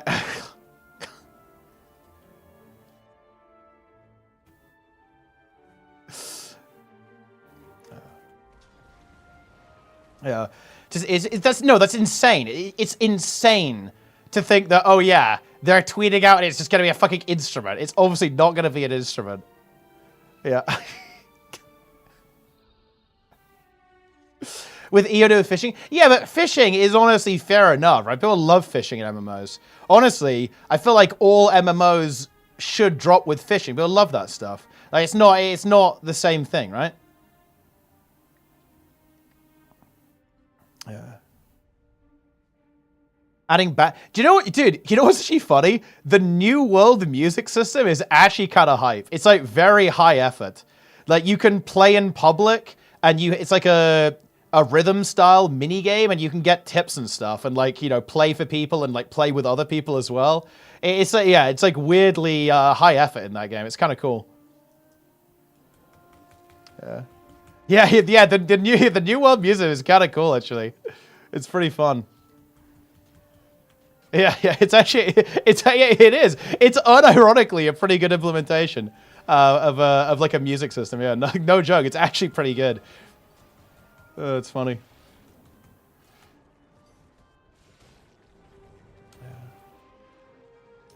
No, I completely agree with Randall up here. Like, I would be, guys, blown away if this isn't elite specs. Because as Ronald says, it's got, like, the hexagon for traits. Why would they do this, right? Like, you know, it's a BARD. People want BARD in this game. Look, you guys, look, you're getting the non-YouTube video experience here. I'm not going to put this in here because I think it's unnecessarily blunt.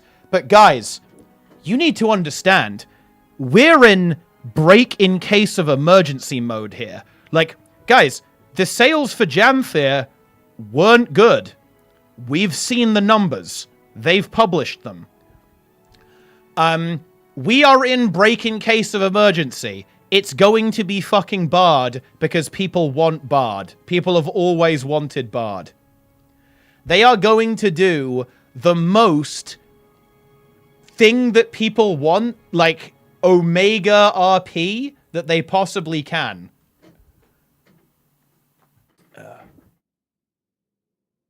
They're going to go big on this stuff. Next expects the tone treatment because of no new weapons. It's gonna be interesting.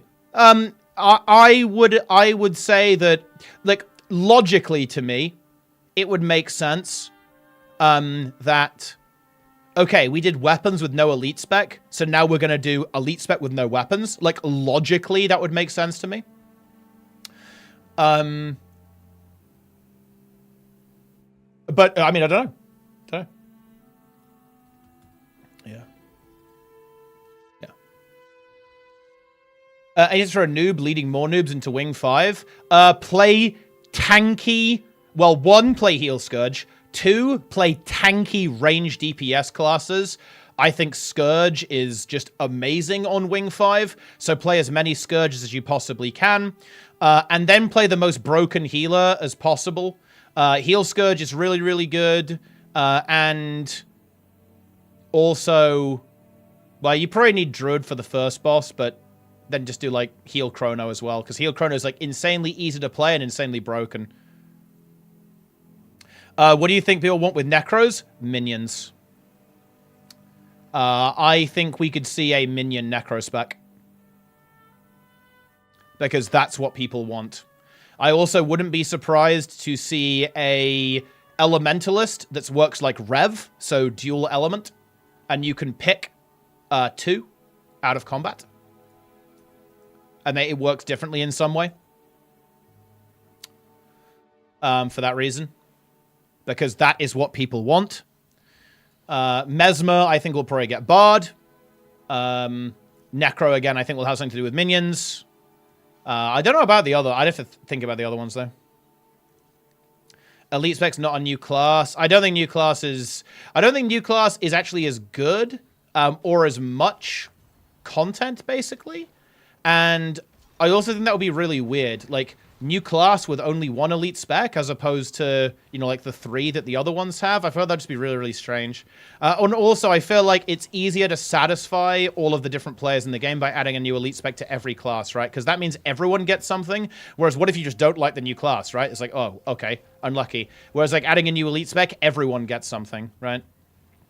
New class seems like less work. I agree. Yeah, that's what I mean, though. I think it is less work. I think it's, like, way less. Than adding, like adding a new elite spec. Yeah. Boom.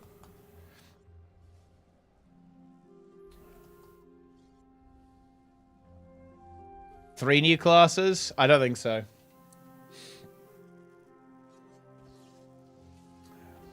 Three elite specs, Music Man. Did the Music Man class? No, I don't think new class is a thing.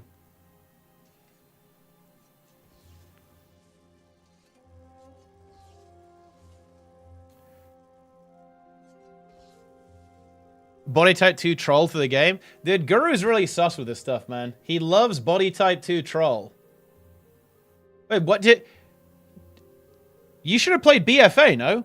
It was like the troll expansion. Go play BFA, bro. The Horde, I guess the Horde storyline, because it's trolls. I mean, look, I will actually level with you. I think trolls are one of like the coolest fantasy races. Like trolls are they're pretty based, to be honest. So I get it. I honestly get it.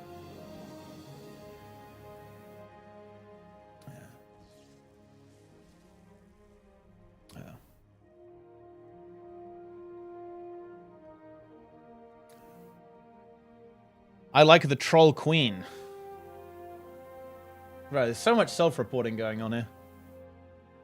How are you going to push on your Arcane Magus when you're too busy cooming? You played it 37 times, yeah. Based on your understanding of ArenaNet, try and guess real quick the flavor of every elite spec is going to be. I mean, I'm not doing that. Look, I need to leave myself more content for the daily videos we have to make with the daily teasers.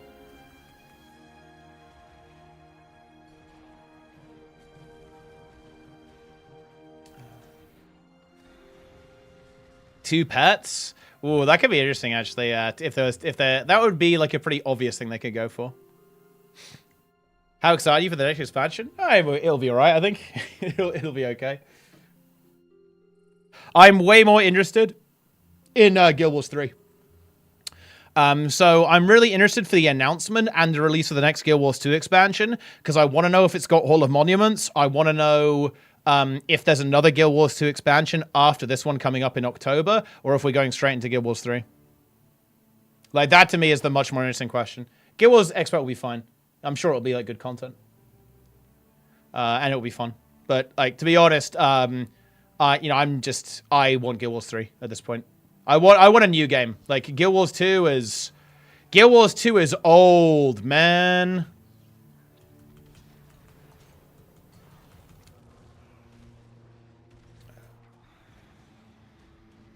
In October? Yeah, that's right, yeah.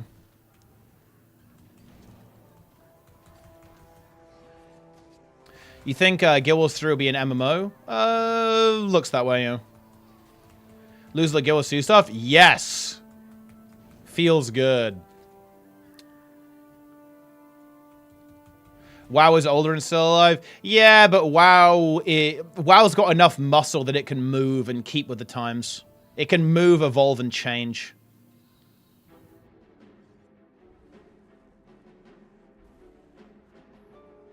So, WoW is a special case.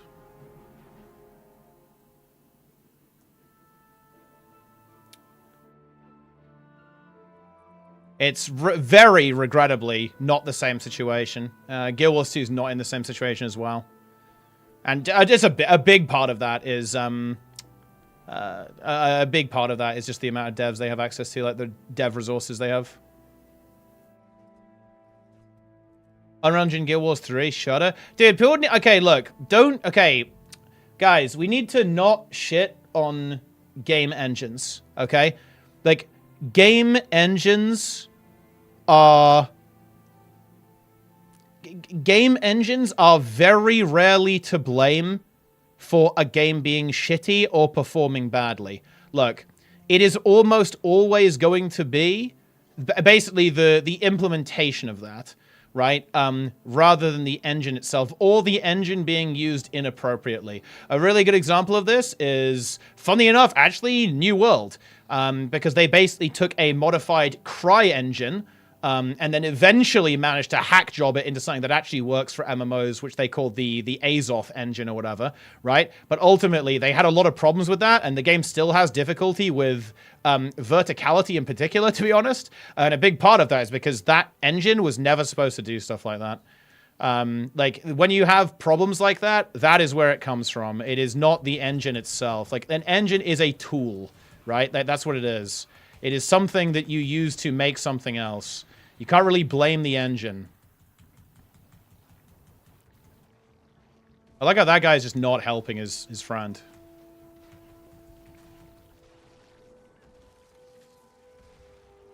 Okay, this guy's down.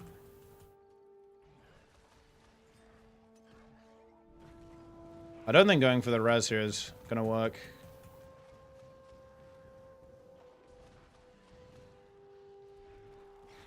We got him.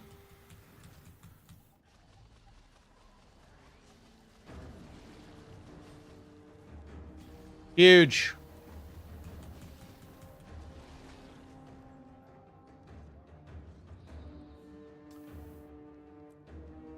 The science company is using the engine. Well, exactly, yeah. Right, like, this is the thing. Is that, oh, there's a bunch of, like, slop games that use, like, the Unreal Asset Store or whatever they've got. So the Unity Store. Like, that's not on Unity, right? That's on the dev for making slop with the engine. Like, you've got to bear in mind, Hearthstone, which is, like, a super polished experience, right? Like, that game's a Unity game.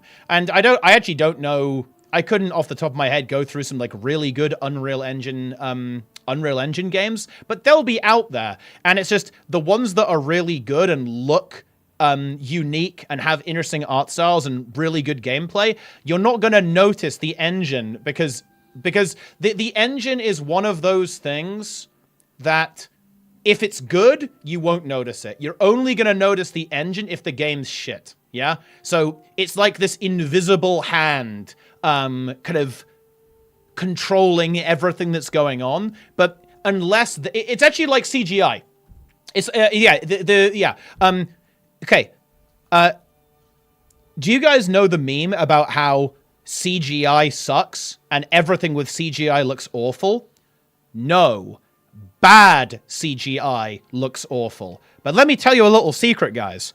Basically, every movie you've ever watched uses some kind of CGI. Whether that's just like compositing, or if it's like other kind of effects like tidying up the lighting, right, or whatever they're doing, like color correction and so on, right? All of these films have got that. It's just that you're not going to notice it when they've done their job well, right? Like, it's not you can't blame the medium, right? Like the technology that's being used. It's the implementation that's bad, right? Like the implementation is where it looks like ass, but the actual process, like the concept, is not the problem. Yeah. Well, okay, yeah, obviously, like a film like, well, actually, I some of the Monty Python films absolutely do have CGI, because like loads of wacky shit happens in them, like with the aliens and so on. It's like, yeah, that didn't actually happen. But like, but I mean, yeah, obviously, like, there's probably not that much CGI going on in like the Life of Brian, or like the Holy Grail. It's like, you're not wrong, but you know what I mean, though, right? You know what I mean? It's yeah.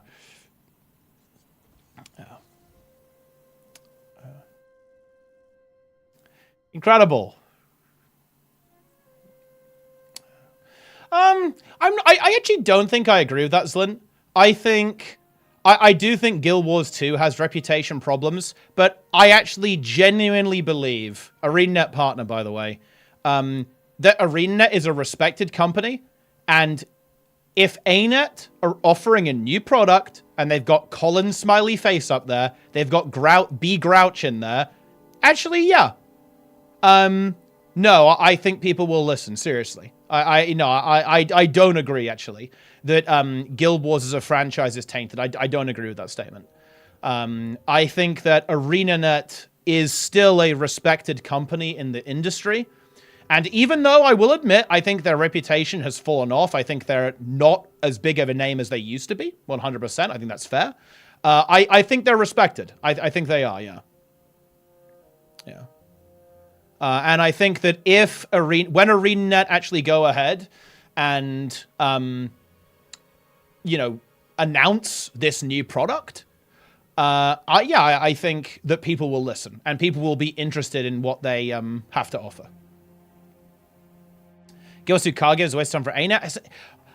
Personally, again, I'm not a card game player, so the card game Andy's in the chat can talk to me about this, but my take on this is the following.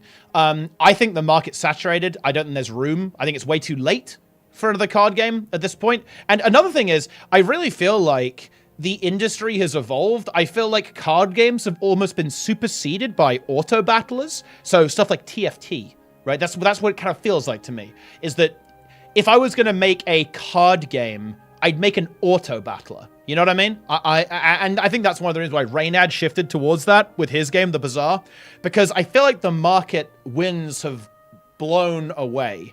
And I'm not sure if we're making another card game. I think I'd go for an auto battler approach instead.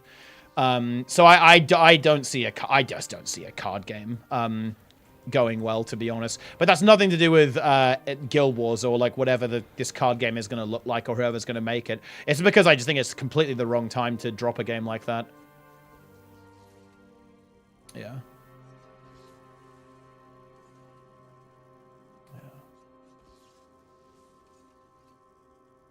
Have to have a gimmick that's new, being another game with mana or another base system, nothing else interesting, like Balatro. That's true, actually, because, yeah, Balatro came out, and that was, like, really successful, and that's a card game, actually. Okay, dude, I just got a banger YouTube comment. I need to read it to you guys.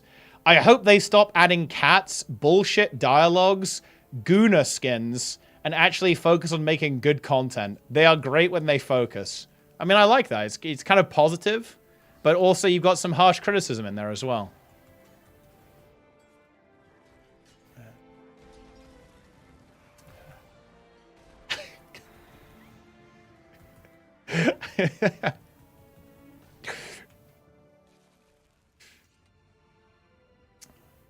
Incredible.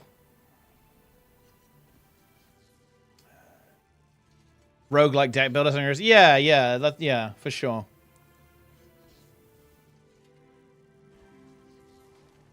What do you advise people wanting to reach Legendary Division in PvP? duo queue, and play mobile damage dealers. So play something like Scrapper or Revenant. And if if you're a duo, one of you can play support. That can definitely work. Misha, for example, quite often plays support chrono while duoing with other players, and that can work. But if you're playing solo queue, I wouldn't recommend support, to be honest, because it's like very RNG. Like support is very reliant on your team being capable. If your team isn't capable, then you don't really have much impact as a support. But yeah, duo queue and play mobile damage dealers. Don't play something slow, because you won't be able to impact the map enough. Yeah, mobile DPS and Spectre or 2 times mobile DPS for sure, yeah. That's definitely the way to go. I think support actually can work pretty well, to be honest. Like, for example, if you go into a duo queue and you duo queue into one person who's playing Revenant and one player is playing Tempest, especially if it's on a small map like Kylo, that is tough, in my opinion. That's really tough. To play into that. But yeah, on a larger map, that's where it's not as good to play the support for sure. But on like a smaller map, like a very teamfight-oriented map, or even something like Capricorn that is a bit of a hybrid, but it has that really big teamfight component, a really big teamfight component with the Bell, then support is really good, I think. Is it possible with solo queue and try for years? No, the game doesn't have sufficient population for that, no. The only way you could solo queue to Legend is basically by abusing really hard. So queuing very, very late at night and adding everyone to your friends list who's even remotely good at the game, and then queue dodging them, basically declining the game if they also if they get into a game as well, or just like waiting until they get into a game before you queue, basically. Which obviously is a really shitty thing to do. And technically against TOS, that is match manipulation. Number of objectives available, not about the size of the map. No, actually. Support can actually be incredibly effective on maps with lots of objectives, because support can be really good in smaller engagements as well, like saving people. But if you need to... you're not going to be able to keep up.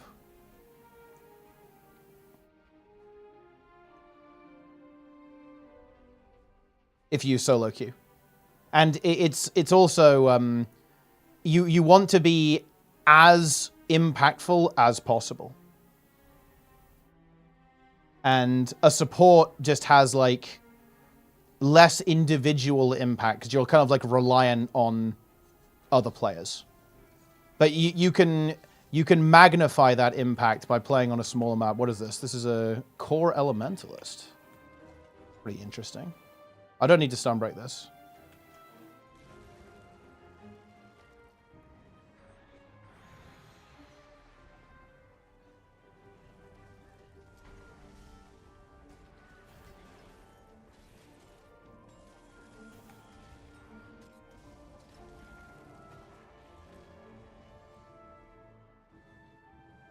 The NPC is in on the action. We got him, eh?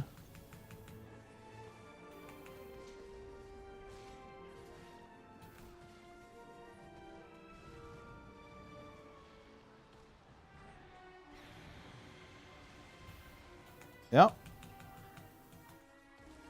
Come back. We got him. Didn't even lose 10%. I mean, Core Rally definitely not the best build. Catalyst is really good though. And it's kind of similar to that build, except, you know, Catalyst is like Core Ellie plus.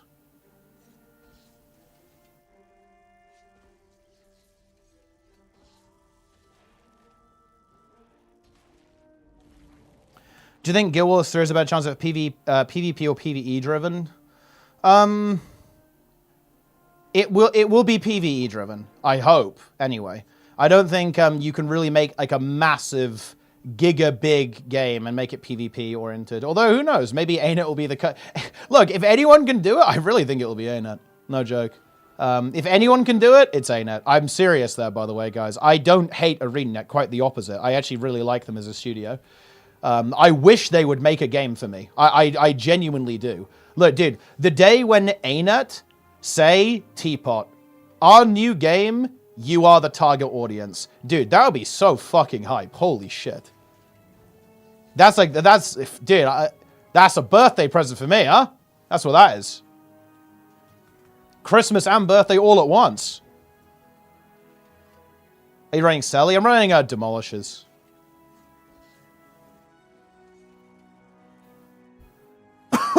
Excuse me. PV during open world? Yeah, I don't know that. Well, I mean, look, it would probably have instance content, but I think they'd stay with like the open world thing because I feel like that's where they can actually like compete. I think it's not realistic to compete with WoW and Final Fantasy on like raids and dungeons. I don't think that's particularly realistic, but I think it is realistic to kind of go for the open world kind of freeform experience. That's where they could compete, and kind of like the and in PvP, to be honest. I think it's pretty easy to make a better PvP game than WoW. I think it's very easy to do that, actually. So they can make a better PvP, hopefully like world PvP experience and structured PvP experience, and then also have like this kind of open world PvE stuff. Yeah. Yeah. That would be what I would say, yeah. At least it isn't a direct upgrade to the core. Core Necro. Core Necro has been good when every other elite spec has been bad. A couple of times. That will be an example of... And Core NG, actually. Core NG has been better than all three NG elite specs in PvP. Core Warrior as well, actually. The situation even superior to all the elite specs. Yeah. It really has, and you honestly hate to see that. Yeah, Core Thief as well. Core Thief has been better than every Thief elite spec sometimes. Core Guard, yeah, it's true. Core Guard actually is true, yeah. Core Guardian has been better than elite specs as well. Yep. Birthday boxes, can I bother you with some questions? Yeah, sure.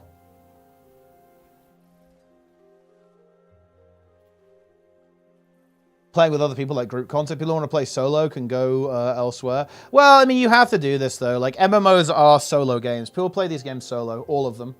And it's not even, like, the systems of the game. It's actually the players within the game. People play this stuff solo. And it's just because that's the... It's really interesting, actually. But this is, like, a funny thing to think about. But... in terms of optimization, the ultimate optimization is optimizing away the need to interact with other people. Because interacting with other people is inefficient. Like, it's sloppy, it's not always accurate, right? Like, it's fundamentally inefficient. And it's actually one of the first things that basically gets optimized out, pretty much. And that's exactly what the modern MMO player base has done. It's optimized away the need to interact with other people. So that's why people play these games solo, and that's why all MMOs have to be designed like in a fundamentally like solo-friendly way. Oh, that's brutal. Got his heal too. He's turbo dead now. Don't proc that. He has his heal, but he's insanely behind now.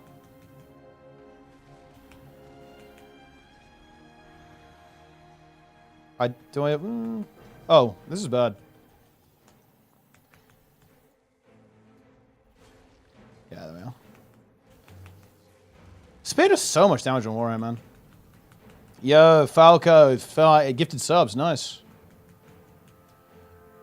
Oh, not a happy chappy. Fair enough, my friend. Hate to see that.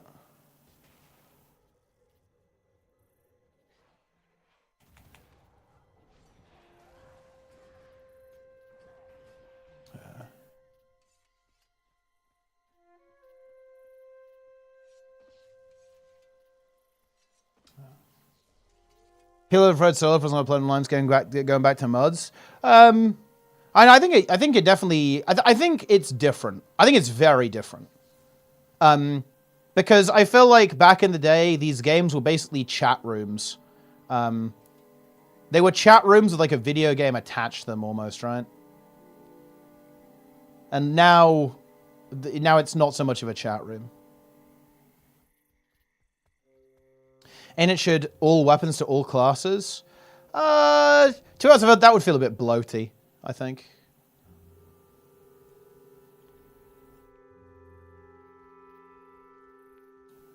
So I don't think so, or not necessarily, at least.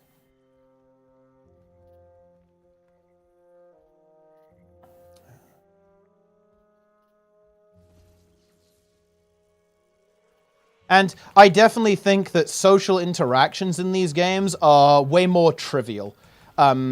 So, like, here's a really good example. Is much the same? Nah, it's more than that though, isn't it? Okay, so I would say a really good example is like group finders. Like group finders fundamentally make other players less valuable to you because they can be easily replaced. And that has changed like the social dynamic a lot. Like I actually do remember this like a little bit in classic WoW actually, is that if you found a tank, you'd be like, yo, bro, do you want to do another dungeon? Hey, you want to go do the next dungeon? Because, bro, you'd be like spamming fucking map chat for like 30 minutes to find someone to tank your shitty dungeon, you know? Like, so that friction in an amusing kind of roundabout way makes the game way more social, and it makes your social interactions way more meaningful. Compare that to Mythic Plus. When I post my key, 20 people apply within 5 seconds. All of these people are disposable, all of these people are irrelevant, and they are uniform cogs that can be replaced in my machine of efficiency within seconds, right? I don't, like, do you know what I mean? It's what I'm getting at here, right? It's just so, it's so much less friction in modern MMO design that changes the way you value other players. Aren't you a tank player? Not always. I play DPS, I played mage and even healer. Even healer, guys. I've even played healer in some keys. I played augmentation evoker. I've done it. I've been there, guys. Played org, played fire magus, frost DK, and holy DK. So I played some DPS as well, right? Yeah. But yeah, I do play tank a lot as well, yeah. Rather than theme parky MMOs, dungeon-based MMOs, rather than sandbox.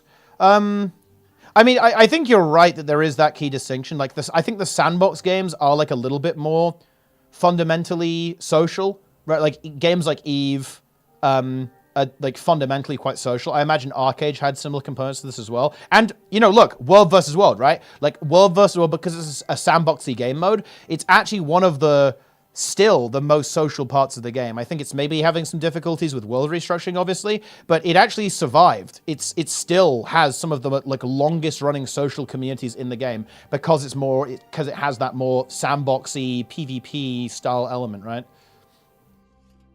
What's your battle tag? I mean, you can find me in like the Raider.io add-on below the stream, but I guess just Teapot Knight or just Mighty Teapot. That's my paladin. That I'm playing. I'm playing quite a lot of characters right now. I'm playing like all the tanks on Holy DK, Fire Mage, and Disc Priest. Although I've only done a +2 on Disc this season. I haven't done any keys really. I'm probably going to skip playing healer this tier because I need to sort out pushing on DPS to kind of get warmed up for next season, because I actually want to kind of try hard next season, try to qualify for MDI. I have the time for it at last. So I'm going to be playing keys very early next season, hopefully. So I kind of want to get warmed up for that this season. You know, just get title and get warmed up, and then go big next season.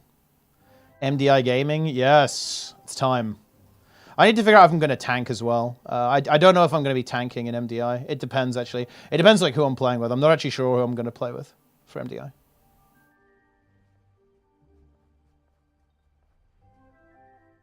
Holy Paladin enjoy. I think it'll be a primary ult next season. Yeah, I think the Holy Paladin mains are in shambles right now. I've seen the spreadsheet of like the healer output. It's not looking good for the Holy Paladins, I believe, right now. Looks pretty good for Mistweaver, so you're in luck there for sure. And also for Prez. I think Prez is looking pretty good as well. But yeah, I think the Holy Paladins are... it's fucking despair. Like...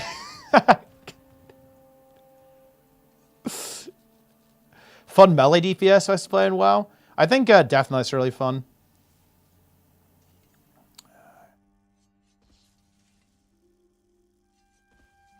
Is the stream talk confirmed or speculation? I'm not gonna lie, it's not like confirmed, but this is what ArenaNet have tweeted out. Like this, it's confirmed.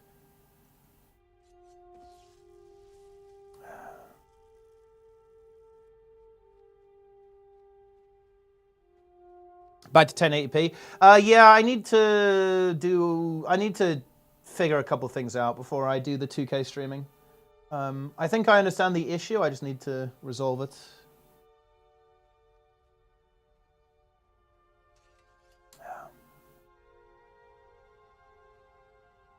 Check Discord. I'm doing it. Yeah. Bro, what the fuck is this?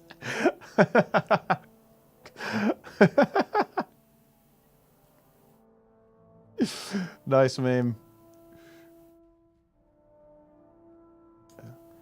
Unless you solo get 0.1% title on the LFG. I actually don't agree with that. Like, I've met a lot of people who I've played with a couple of times through AM+.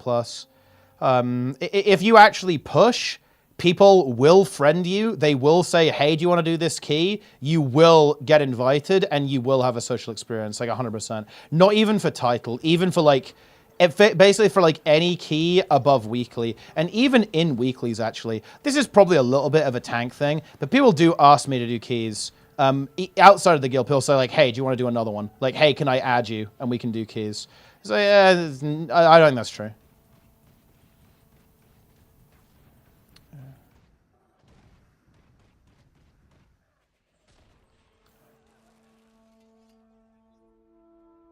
The fuck is this, Mice? Mice is toxic. Also, wait, hold on. Toast. Do you want to... actually, Toast and Guru, do you guys want to explain this, by the way? What's this, guys? We want to talk about this? 21 deaths, bro? Toast 1, 2, 3, 4, 5, 6, bro? Guru 1, 2, 3, 3 deaths. Jester 1, 2, 3, 4, 5. Toast died more than Jester.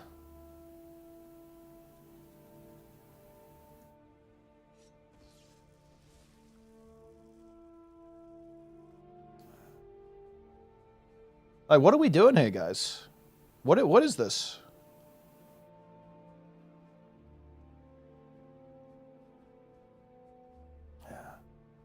Every one of my deaths after the tank flopped? Well, let's validate that. Well, actually, that does look to be fairly true. The tank dies, everyone feeds. Jester dies within 2 seconds. Toast dies after the tank, but then he just... Wait. You guys were in this key for 43 minutes? Wait, wait, what is this, bro? What happened? Ooh. Okay. What about this death here? 43 minutes? Wait, Toast died, but you died before the tank here, bro. 43:27. The tank died after you. You're caught.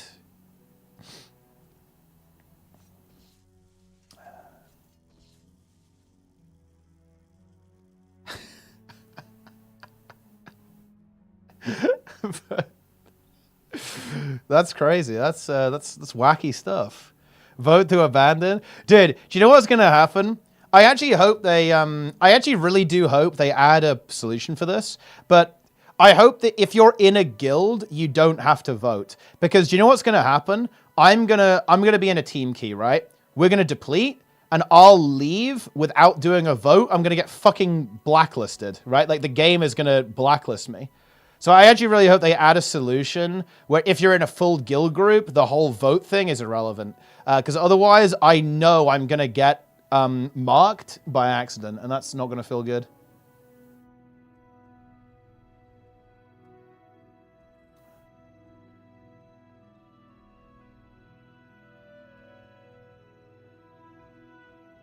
But yeah, that's the situation.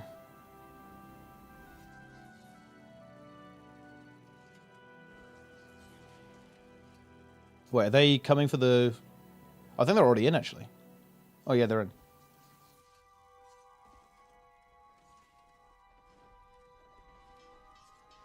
Oh, shit.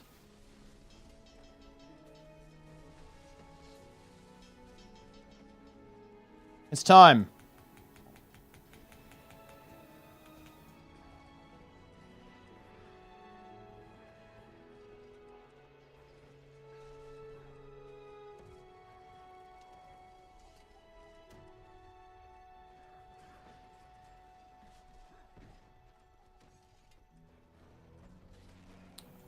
Okay. These golems are actually nearly dead. Exclamation mark GW2. Look, I hope you guys are ready to buy the expansion with my referral link. The Ultimate Edition in particular. That's very important. It's very important you guys do that.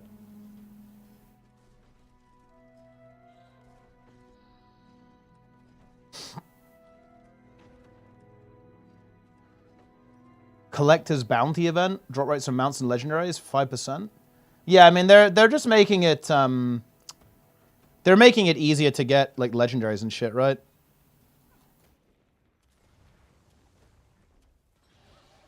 I think it's probably a good thing.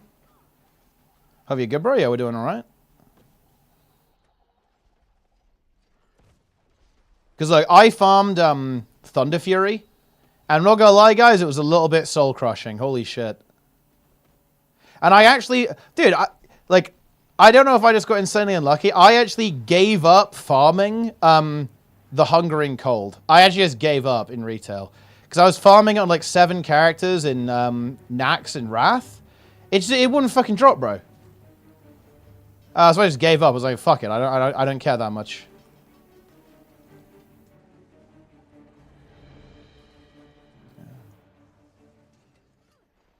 Yeah, I broke. Yeah, I admit it. I'm not going to run from that, bro. I admit it. Like, the game broke me. Like, yeah, the Hungering Cold snapped me in half. Okay, it mentally destroyed me.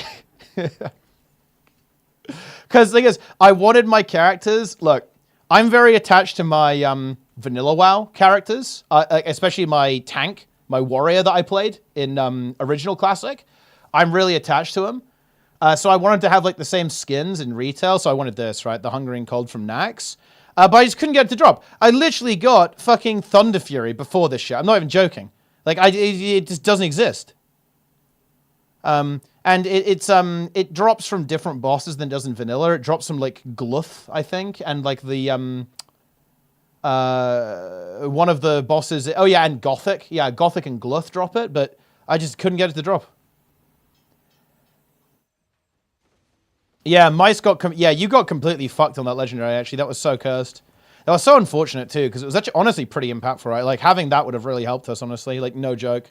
It was a big deal because of how... Like, Org was obviously insanely strong, and the legendary was really powerful, yeah. Yeah, this is cool, actually. The version that's in retail, it's called Slayer of the Lifeless, is what it's called, I think. Yes, yeah, which is really fucking funny, and it says foretold by Saltzman on it. This is, of course, a reference to the extremely funny World of Warcraft parody that was in South Park, right? Which is, you know, how do you kill that which has no life? Very funny, actually. We do love to see that. Like, maybe I am just a child, but I do get a chuckle out of stuff like this. For example, there's a lot of music references on Rick Reverb's loot table to a bunch of different kind of groups, like different musical bands and musical groups and so on. I do get a chuckle out of stuff like that. I do like it. I am the target audience for that stuff. We love to see it. We really do. We really do.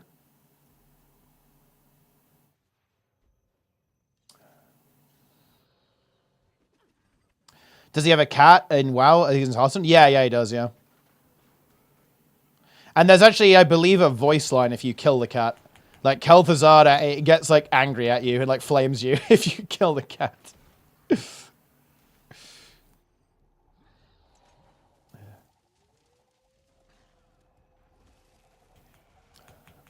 Jojo, honestly? Dude, why are you trying to convert me into a weeb, bro?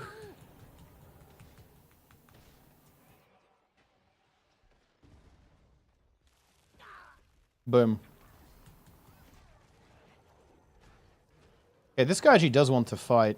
This is, you know, this kind of thing is exactly how you can kind of win. I wonder if this died. Okay, whew, didn't die to fallen damage there. We can actually spectral back up. This is how you can kind of win. This is guerrilla warfare. We like lure them out and then take them out. If I'd played that better, that guy would have died.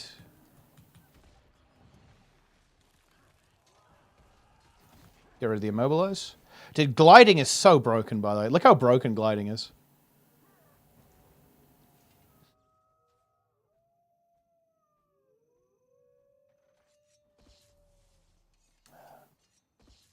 Huge.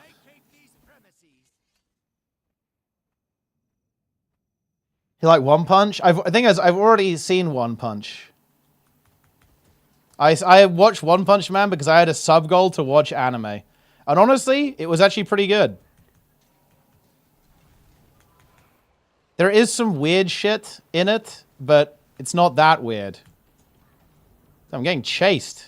Goodness me. Wait, what is this? Wait, Sneb? I think Sneb's calling me.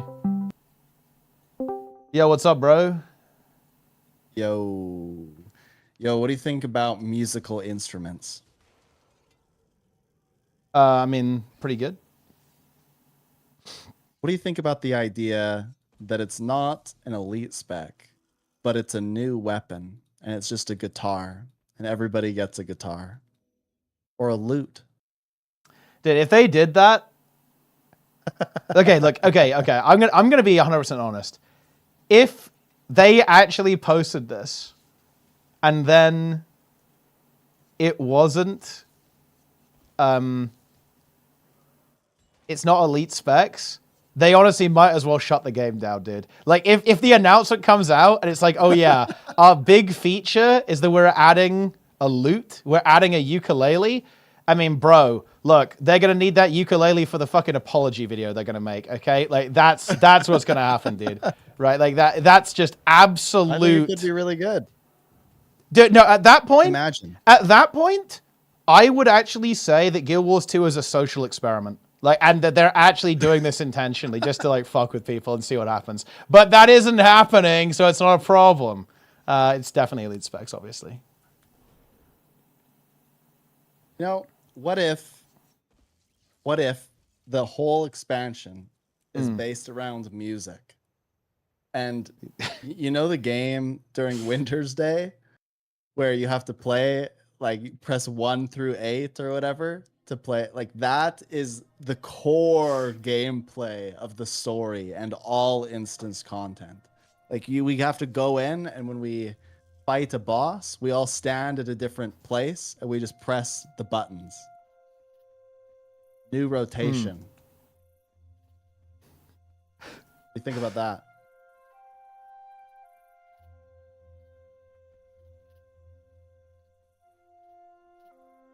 I mean, yeah. I think it's a good thought. I think it could happen. Maybe. People are like, don't give them any ideas. But in all seriousness, I think it is an elite spec. And I think that I am right about everything. I think that they're going to give the players all the crap that they wanted for so long to make up for the nonsense. It's like, you know what? Maybe the other expansions didn't work out quite the way we thought. So what if we gave you all the elite specs you've always wanted? I think that's a pretty good. Dude, I look, accept their apology. bro, dude, do you know what they're gonna do? Paragon. One element Ellie. Yeah. I actually think. Okay, this is what I would do if I was them.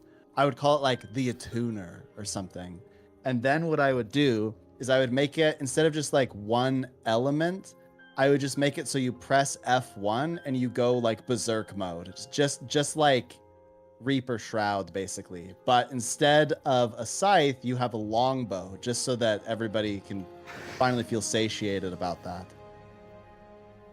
And then in your traits, you could have like, I guess you'd have to omit one of the elements, but you could have like lightning, fire, earth or something. Yeah. And then basically when you go into attunement mode, it changes the way that you play with that attunement. What are your thoughts about this? I think that's a reasonable. I mean, yeah, it's reasonable thing. It's gonna happen. It's coming, bro. Yeah, take the fire trait line 2 times. Have you seen? Are you aware that Fire Wizard is 50k DPS right now? I've heard it's very good. Yeah. Praise be to the fire wizards. They knew all along.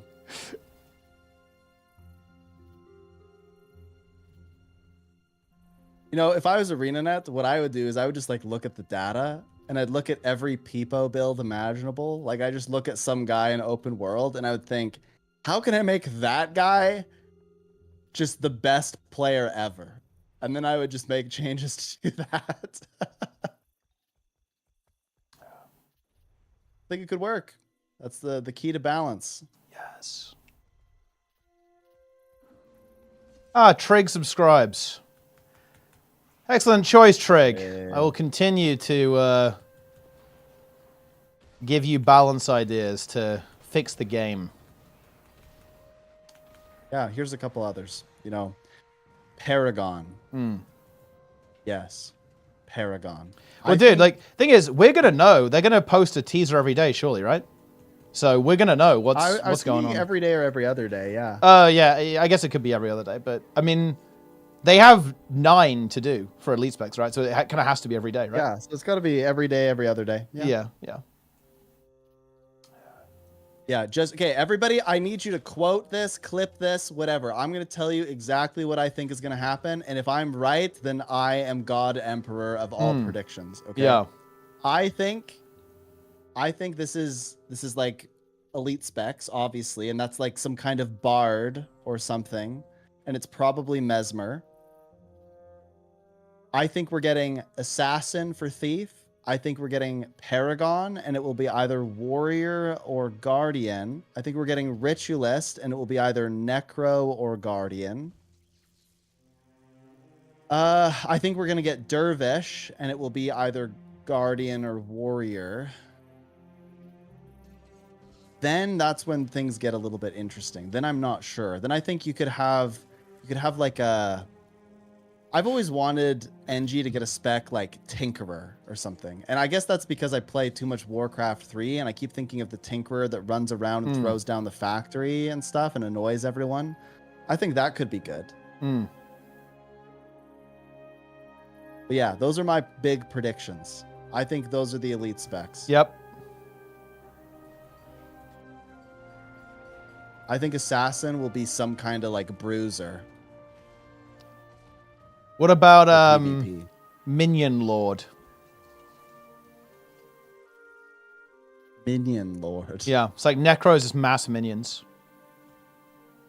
What if Necro gets like basically Soul Beast, but for minions? You play as the minion. Yeah. You become the minion. Yeah. You can play as a bone minion. Also, shout out to Darkbringer, the Giga Chad. Wait, why shout out to Darkbringer in particular? Like right now, like why? He's in Why the chat. now? He said specifically? yo. Oh, okay. Just said yo. Yeah. How goes it? So shout out to him. If you could play as a bone minion, Like, would you go for it? Yeah. I mean, Actually, who fuck wouldn't that though, wanna play as Sneb. a fun mini? I actually, you were talking the other day about running 5K. How did it go? Like, running 5K in Canada. How was it? Oh, I mean, it's going pretty well. Yeah. Yeah. I've gone on a bunch of runs. I was also setting up a bike the other day. Oh, nice, Nike nice. would be proud. Yeah. However, the wheel is hitting the frame slightly, so I think I need to true the wheel. That's what I've been reading. But I'm taking the bike to a shop on Saturday. Yeah. So Wait, we'll get sorted. AX asks, is it hot in Canada? Yes. Because I remember actually talking with Inks about this, because Inks was he's obviously from Canada as well, right? Who was from Canada, and He's he's on the other side of Canada. yeah. but yes. He said it was like 40 degrees in the summer where he was at. It can. I That's mean, crazy. That's like the hottest it will ever get. And Yeah. It won't stay like that for very long, Yeah. typically. But like this week, let me look. I'll tell you what this is usually one of the hotter weeks. Weather. It's 28 today, 29 tomorrow, Oof. 33 Wednesday, 31 Thursday. Friday, it'll be 23. Then it's going to rain on Saturday, 15. Sunday 21, Monday 24. That's really interesting. That's really similar to where I'm at right now. Like right now, today it was 29 where I'm at. Was the high, right? Was the peak. That's hot. Yeah, it's fucking hot, dude. Like it's brutal. Yeah, Dude, you've got the humidity. Like for Yeah. me, it's not that bad. today was 86% humidity and the high was 29. Oh, that's That's horrible. brutal, right? That is actually the worst. Yeah. God damn, that was tough. And yeah, like this entire week coming up is just, it's all like that. It's like 70, 80% humidity and high 20s like for the entire week. So it is gnarly, man. It is like gnarly as hell. Yeah, because I've been trying to go for runs, but I've just been trying to go like late You have or to go early. early morning or late Yep, night. yep. Yeah. Because like trying to run, I did try it once, but it was awful. I was like drenched in sweat the entire time. It was so unpleasant to try and do it. Actually, it was really really rough. I regretted Yeah, it. I mean, it's kind of like that here right now. Like I'm planning. Will I even be able to go tonight? I might not. We'll Yeah. see. I might go on a walk like late night at like 10 o'clock. Yeah, that's nice. That's nice. See. Yeah. Here, just a short run. Does your not sure yet. does I your didn't plan asthma get today very well. perturbed? There is some like weird sciencey stuff behind this, I'm sure. But my asthma like only activates in like very specific scenarios these days. It used to be a lot worse when I was a kid. And basically any exercise like on land, basically outside, would cause me problems. But these is honestly pretty okay. I've actually been quite surprised. I haven't had any problems with my asthma running whatsoever, which it was actually a surprise. I was expecting to have issues actually, but I think I'm quite lucky, and that my asthma has just kind of gone away. To be honest, I used to have it. It was pretty annoying as a kid and kind of in my teens, but I think it's kind of just gone away a little bit. To be honest, I don't really experience symptoms anymore. If I need it, I do have an inhaler, like if I needed it, but it's not something that is problematic to me anymore, really. But yeah, it did. The humidity's going to be today. Oh yeah. The humidity's 25%. Wow. And on Thursday, it's going to be 20%. Yeah, that's really interesting. There's no water in the air. Yeah, yeah. Well, that's really interesting. Like, that's going to be an odd experience for me if I end up coming over. Because for those who don't know, guys, like me and Sneb, I think we're feeling pretty good about doing a half, Yeah. right? In Canada. I've told everyone I'm doing it. Yeah, so yeah, I'm very yeah. committed. No, I definitely really want to in Canada next year. That's gonna be really interesting because it will be like that, right? It'll probably be fairly warm. I think we're thinking May, Oh, yeah. right? We're thinking May, right? So it will be a little bit, probably not quite as warm as this. Well, I think you had another event in May, so I think we were thinking maybe mid-June. Okay, yeah. So it would be pretty toasty then. But it's different. Potentially. It's different, isn't it? Right? Because it's not as humid as here in the UK, so it is a different Well, experience. Which is I pretty actually interesting. think the thing you're going to struggle with the most is the elevation. Yeah. That'll get you. Well, I mean, It's look, like- I've done a lot of You're sea level, right? So, yeah, well, literally, we were literally at sea level, right? But I mean, look, you know, it's fine. I've got big lungs from swimming, so we're fine. We're in business. yeah. So like where I'm at, the elevation is 910 meters. So up. The air is thinner up here.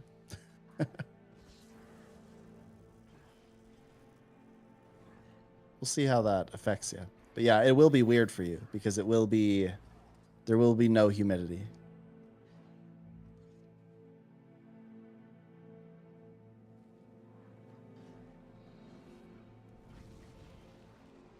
Bro, I have to fight an axe thief right now.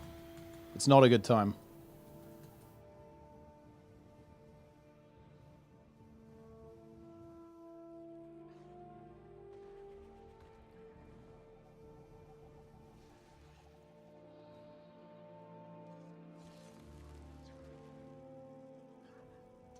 So tonight, I'm doing new raid group.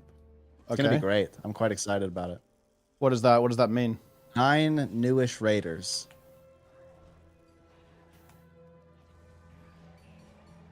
Like an hour and a half. I think that they will do well.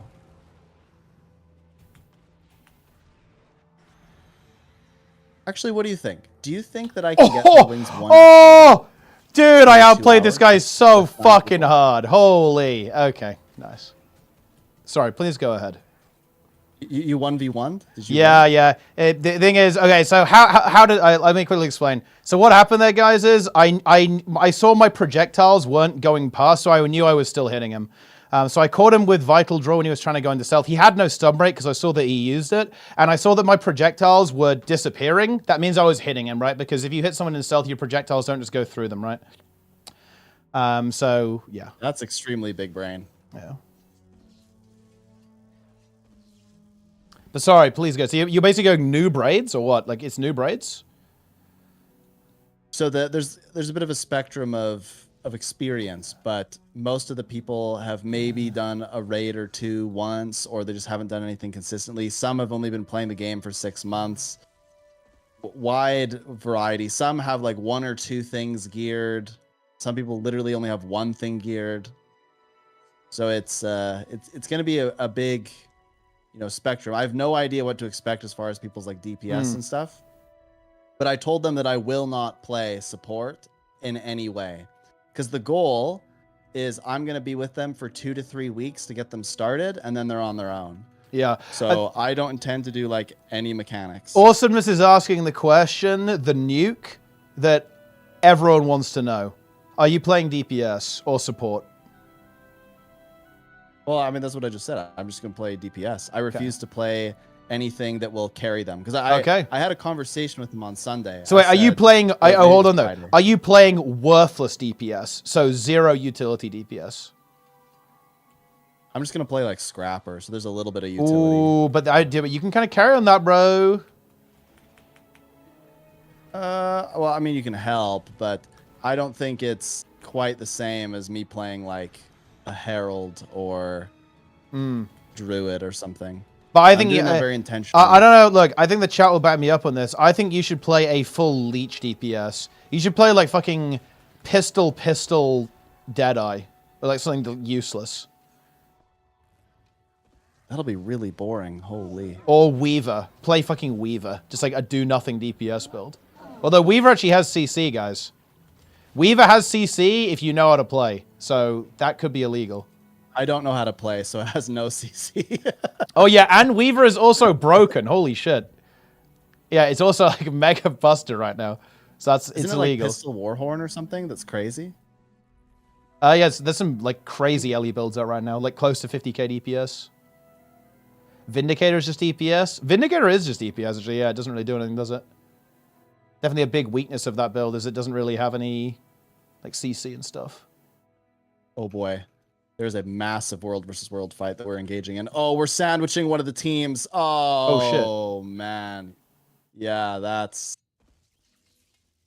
Yeah, wow. Yeah, they just got sandwiched really badly. Ooh. Yeah. That's... They didn't know what to do.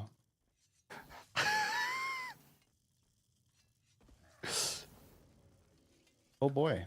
Look, okay, someone just asked me to res them in World vs. World. They've been lying dead. They're AFK for ages. I told them to waypoint. Oh jeez. And by the way, I did nothing wrong. Okay, people need to learn to waypoint. Okay, it is you hit the waypoint. Shout out to B-Boy in the chat, by the way. Do you see the B-Boy got a world record, by the way? Like, I rated him, I think a couple of weeks back. He was grinding this record. And he has the world record now. Whoa. Are you aware of that? That's crazy, no? Awesome. Yeah, I saw him Kingdom post Hearts, on... 'cause isn't that his thing? yeah, Kingdom Hearts, yeah. Yeah, he posted on his Twitter the other day, actually.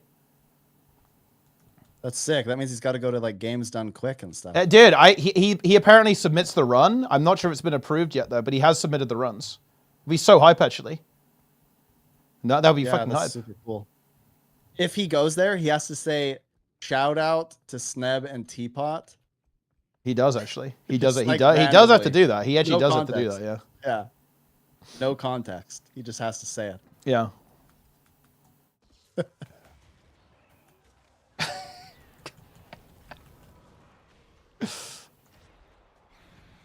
Ego. Have you seen the Dream ego. have you seen the ego emote, Sneb? Are you aware of the ego emote? Yeah, it's a good one. I actually really like it. It's one of my favorites, I think. It's just it's funny. It's honestly like Yeah, it's what an emote should be, right? It's it's powerful. yeah. Have you seen DYB? Yeah. Yeah, I spam that. What would it take for you to enable DYB on your channel? Is there like a goal for you to enable it? 100 subs. 100 sub? Wait. So like 100 total subs or 100 from now? 100 total. I have no idea what I'm at. Yeah, how many subs do you have? Well, you don't stream. You probably have like I no have no subs. idea. Yeah, you don't even fucking stream, bro. Yeah, exactly. Wait, have a also, few, but- whoa, Snap. Whoa, I just tuned into your stream, What? dude. What? What is this mustache, dude? I figured that I needed to You're growing a mustache? become a little bit more dapper. Yeah. Look, it's good. I'll go full screen. Yeah? Look at this. It's very Okay. good. Yeah? Very good. It's clean. Yeah. Wait, so are you committing My then? wife came in the room Are and she you was committing like, to it? "What You're are you going you're going for a mustache?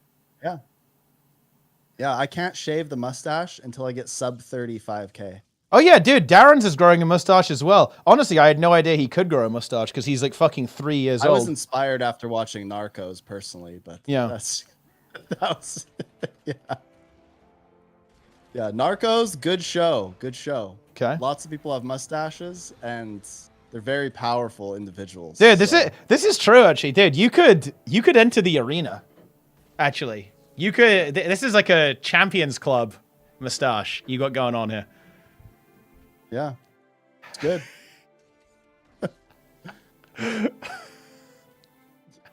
You gotta be careful when you enter the arena. You know, there's some consequences that could happen. Yeah.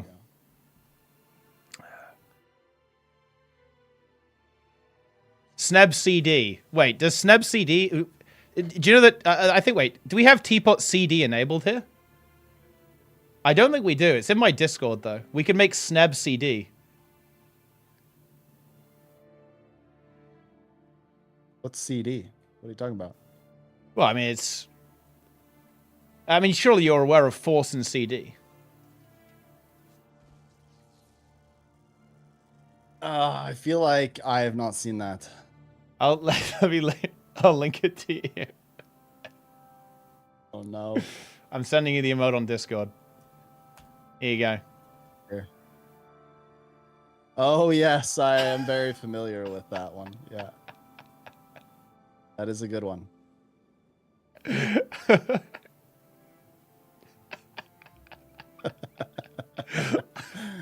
Yeah.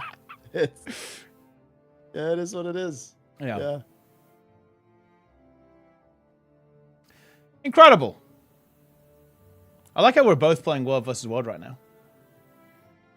Yeah, I'm just waiting to raid because the thing Yeah. is, if I raid now, then I'll get all the rewards. Yeah, you get that, before and well, then it's annoying to actual open and team. stuff, right? It's always annoying to do that. Yeah. Yeah, we're just gonna do. Okay. So what do you think? Do you think we can get 1 to 4 done? Oh, if you can't, shut down the NA server. Okay, because again, varying levels of experience. Dude, I told if you can't do wings 1 through 4 blind in one evening, something's gone wrong with current levels of power creep. Like, I made one mistake. I did not sort out a hand kite. So dude, like, actually no, there is somebody that said that it would hand kite. So yeah, no, I've got somebody. bro, Never mind. you have We should be fine. you have heal chrono exists and builds do 40k Yeah. DPS. Like I'll wings tell 1 you what through the comp 4, is. wings 1 through 4 can't win against that, right? Like, Listen to the comp. This is the comp. I went just based on what people had and what I thought would be good. Sub 1, heal chrono, full Okay. minstrel, yep, quickness herald, yep, DPS scrapper, okay, necro. okay, Sub 2, heal druid, herald, okay. scrapper. I'm telling you, bro, Bert, not running Necro. Scourge is a mistake. Not running heal Scourge is a mistake. Well, well, one person did, but they wanted to play DPS, so I was like, okay. I mean, heal scourge is very good, but I don't think that druid and chrono are bad either. Yeah. So Have you played the Forbidden one? yes, but didn't it get nerfed? I think it's arguably better now.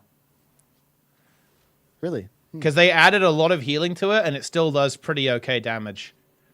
The only thing that actually feels bad is that Plague Doctor Scourge is fully dead. Like, fully dead now. Because transfusion, you need staff, right? So you can't really play, like, the full hybrid build. You have to basically play the Forbidden one. So I think it's I have a pretty suggestion. good. Oh, yeah? What if all Guild Wars 2 streamers grow a mustache? All of them? Yeah, but for no reason. What if we all just collectively decide? Well, you can do this is what Movember, we're no? doing? Like, you have to wait until November. What if we just do it now for no reason? I mean, just to Awesomeness is saying confuse he already people? has a And then- mustache, though. Wait, he does? Yeah, he's saying he does have one now. Ah, Yeah. very good. When is It's very good. when is Awesomeness dropping the face reveal? That's like the question. Oh, I know when. You know, it's when they finally go to fucking Gamescom or something. No? And they Yeah. drop that, you know, dude, it will be so hype. Dude, it'll be, dude, why, Awesomeness, go to Gamescom. Where's Trey? Go to Gamescom, guys. Holy, come on. Seriously. Because they're doing the next WoW expansion there, midnight at Gamescom. They'll be based. Do the Guild Wars 2 expansion as well, no?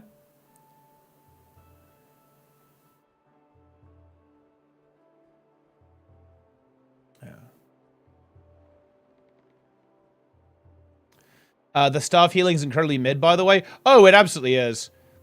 Well, I wouldn't say it's mid, actually. Well, I mean, I don't think it's that bad at It- all. it's you can mid- camp staff now. the thing is, Green Death, is that you can't compare the healing of Scourge to any other healer 1-to-1 because, yeah, the healing numbers Barrier. are relatively conservative, but Scourge still has the best barrier in the game, right?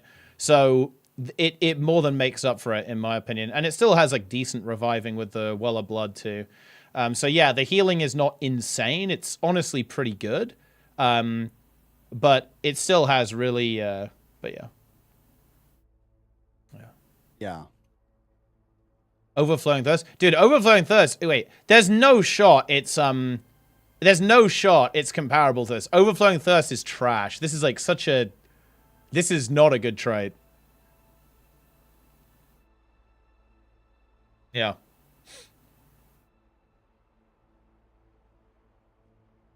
I think no. Wait, there's no shot. Wait, where are you getting this Green Death? There's no way. Every time you hit F4, you're basically getting. Let me actually put on minstrel gear. Hold on. There's no way, bro. Dude, bro is trolling. Pretty good. Bro is trolling me, dude.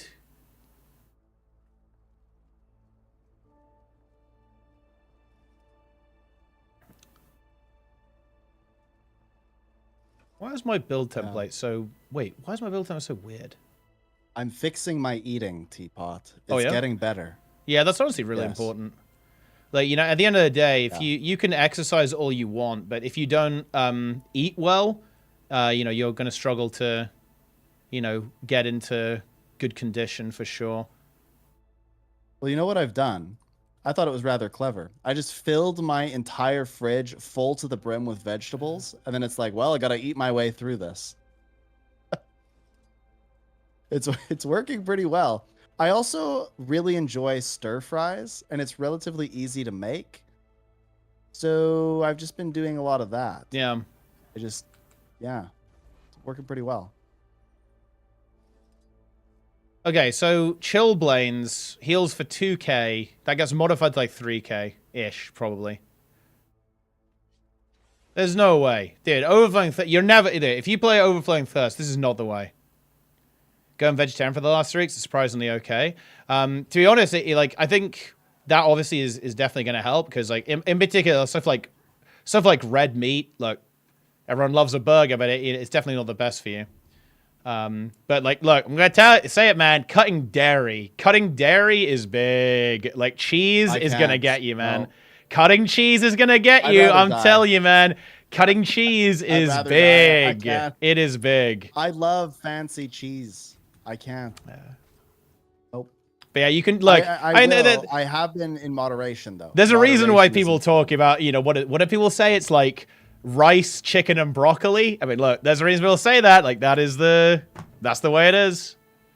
Yeah, I've been eating way more chicken. I've just been focusing on that stuff. But I will not give up cheese and a good burger steak. I can't. Well, it's fine to have a I'm not treat, doing right? it. It's fine to have a treat, but you definitely have to, you know, you don't want to be having it like every day, right? For sure. I love cheese. Yeah. Cheese. Cheese is the best. Yeah. In fact, there's this like local farmer that sells cheese at the farmer's market, and I always go and get like a little square of fancy cheese. They have this, like, red pepper-infused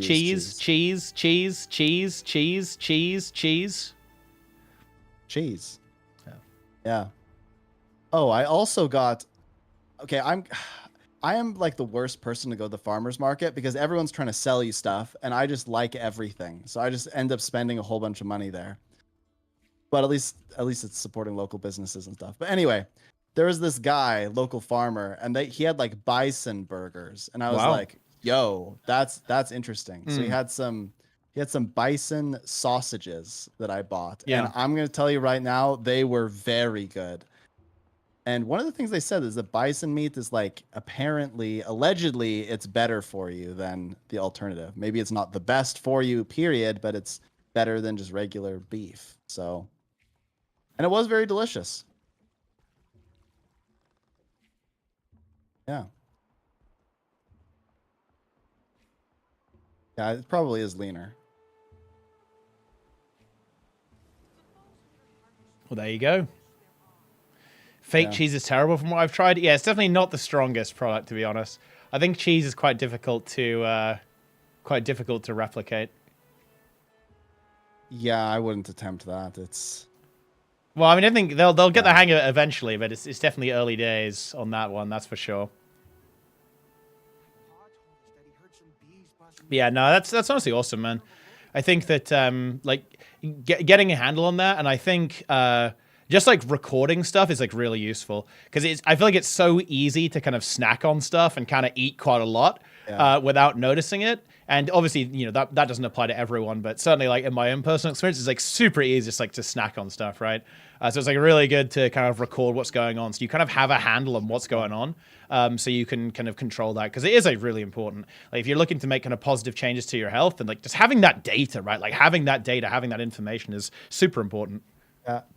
I've tried. I have a hard time recording stuff. I just find it difficult to do. It's kind of annoying, but what I have been doing is just sort of like mindful eating, right? Like I think about, like, as I'm going throughout my day, I like think about everything I've eaten that day, and I kind of like mentally count the calories, and I think about how much is Yeah. in protein. I mean, it's not perfect, right? I'm not doing like some kind of hardcore thing, but it's certainly helping me because I get to a point where I'm like, I think that's enough. Like, I don't Yeah. think I need to eat more. Like, I'm not Yeah. hungry, so I don't just snack randomly. I still have foods in the house that maybe aren't like the most healthy thing, but you know, I'm still making better choices, and I think that's what's important. Little steps. Mm. Where's the fruit tier list? It's actually mangoes that are the best. Specifically dried mangoes. Those are very good. It's like candy. Can't have too many of those. Okay. Apples? Yeah, apples are good. Apples are nice as well, for sure. Apple content. I like cranberries. Yeah. I like cranberry juice. That's my favorite juice. Cranberry juice.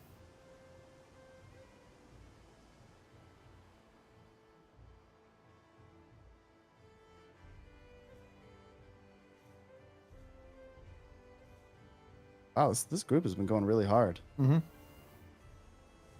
Are you top DPS? Oh, I don't know. I could. There's something happening. I just reinstalled Arc. So. Wow. I'm playing kind of a noob build. I just like Mirage and World versus World. I don't really have a good reason for why. I just like it. Well, you know what? I do have a good reason why. You run around with a great sword, you press dodge, and then you fire your laser beams into the crowd. That is very satisfying. Mm-hmm. Yeah. It's probably terrible, but it's pretty funny. Yep. Like, I'm doing it right now. Holy, it's quite the...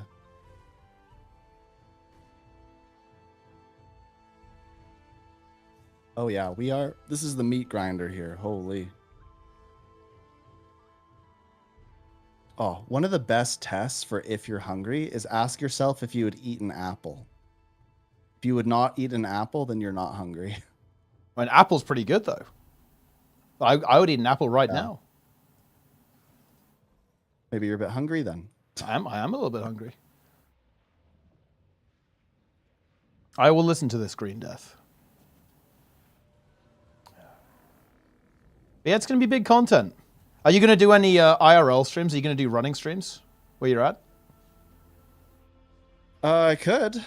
Because I'm definitely going to try and do something, I think. I will attempt it. Should I enter a 5K and live stream it? Dude, yeah, you should. Yeah, for sure. You got to grind that time down. Yeah. I think I could run with I have, what are those things called? Oh, it's on the tip of my tongue. A gimbal? Is that what they're called? Yeah. I do have a gimbal. So theoretically, I could do that. It's time. Drop People content. actually watch me run the 5K though. Well, I mean, Question. do you see how many people watched us run? And the stream was scuffed as well. That was surprising. Yeah, there's like 400 people at one point. Yeah. It was like the peak was like around 400. And it was odd time too. Yeah, and it was a weird time, and it was scuffed. But maybe the scuff part was the best part, you know? Like, I think people enjoyed it. They preferred it that way. Yeah. Have I tried sour dried cherries? I ate some cherries earlier today, but not sour dried cherries. Those sound good. Got motion sickness, would watch again. Good, I'm glad.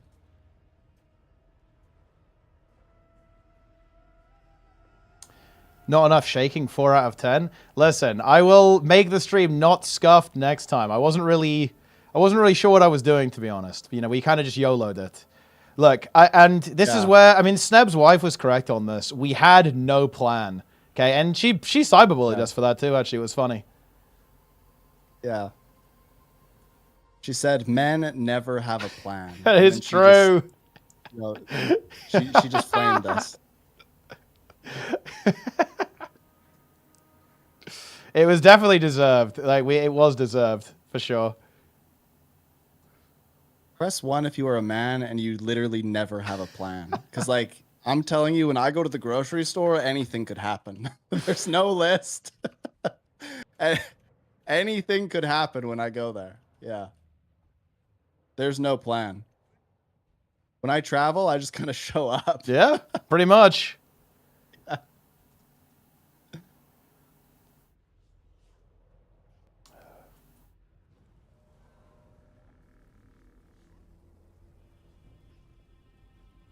Did you watch the monthly AT? I watched some of you streaming it, but not. I didn't pay too much attention. Dude, EU is in such a weird spot right now, to be honest. Because like the main like challenger team is essentially dead. Because well, for two reasons. One, well actually I guess it's just one it's one reason. Like all the players for like the challenger team, they keep getting their accounts permanently banned. Because they do unhinged stuff? Pretty much. So we're living in a world where the game has become less competitive because players are getting permanently banned. I think that's funny. Huh. I just think it's kind of funny, no? Yeah, that's interesting. My dog has come to say hello. He's been having a hard time lately. Yeah. Have you ever been permabanned in a game? No? Have you ever been banned in a game? I don't think so.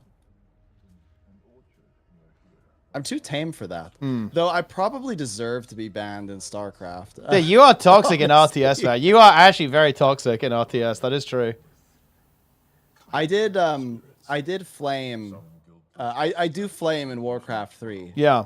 Yeah, dude, I I've played like 2v2. I've been on Discord with you when you've been doing like 4v4 RT. Yeah, you flame it all the time. You just go berserk. Okay, I was playing 2v2 RT the other day. And Yep. I get my partner and he's like, "Hey man, first time playing." And I was like, "What the hell are you doing?" And then he starts like asking me questions how to play. And I'm like, "Bro, I just straight up told him, I was like, "Look, man, like you can't do this. Like you've ruined my experience." What? Wait, terrible. dude, you said that to a first-time little frogman? Yeah, I was like, dude, you can't join 2v2 random and just like troll your partner. Like it's not good. And so then I said, here's what you should do. You need to play 1v1 and you're going to get wrecked because you don't know what you're doing, but you're going to look up builds and guides and you're going to get better. Then you're going to do 2v2 when you can hold your own, not when it's your literal first time playing. Honestly, that's just reasonable. Wow. It's just a good take. That guy uninstalled the game. Well, he probably uninstalled the game after he went to 1v1 and got like matched up against Happy and got rolled multiple times. Wait, you got banned for 6 months in Guild? What the fuck did you do? Like, wait, how did you get banned for 6 months? That's a long time. That's crazy. That you must have done something very bad to get banned for 6 months. I'm not sure I want to know.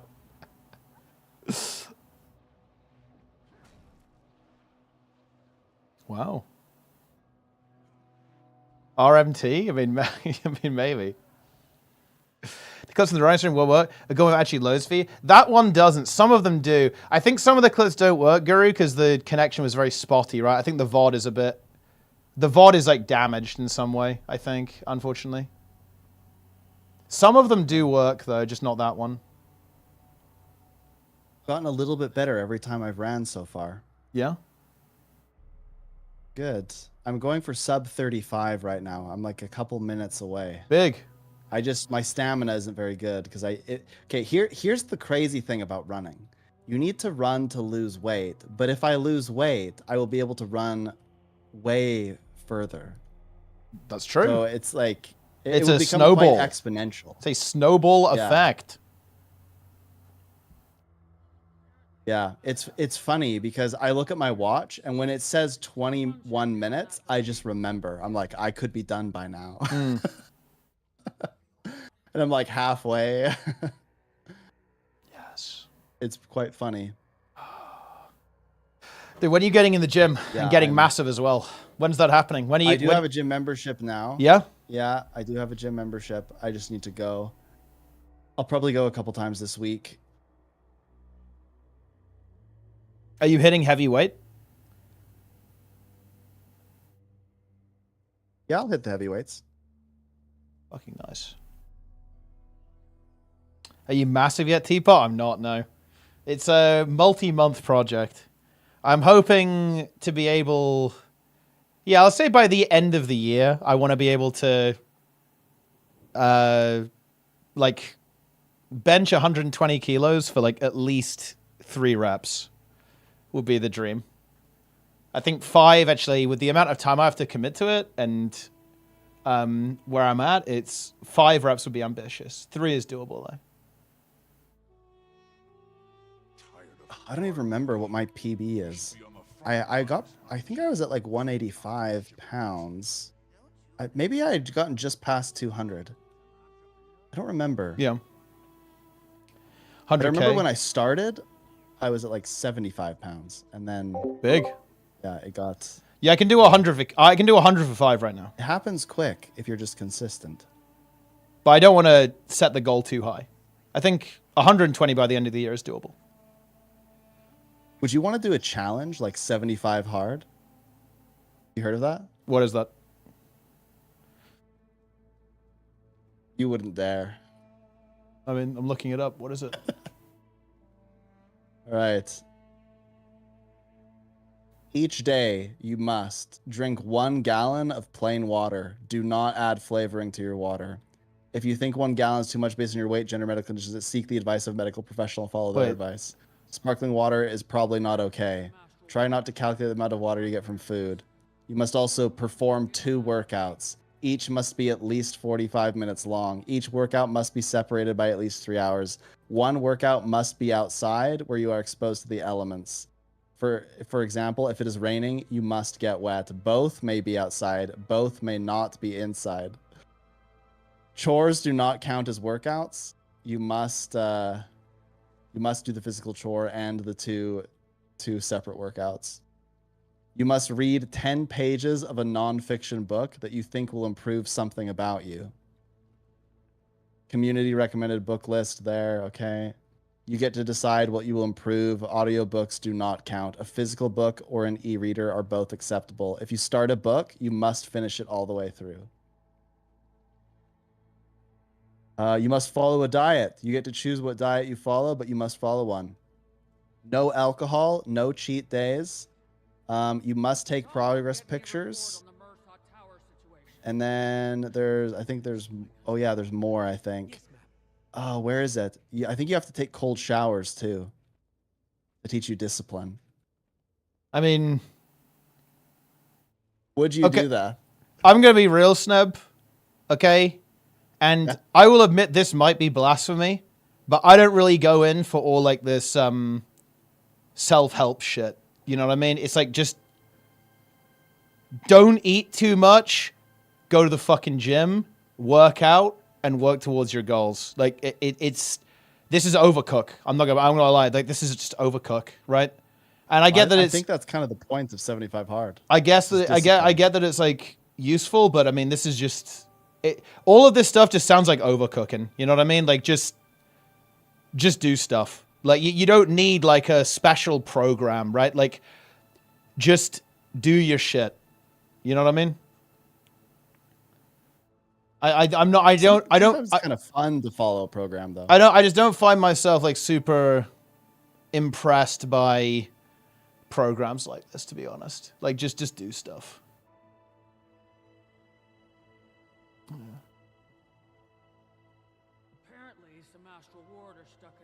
I think it's content. I think that chat would love to see me suffer for 75 days. That's a lot though. Like an hour and a half workout every day is a pretty big commitment. Yeah. I mean, you know, obviously stuff like that is like a bit of a challenge. If you've got like IRL commitments, it's going to be non-trivial, right, to do that kind of stuff.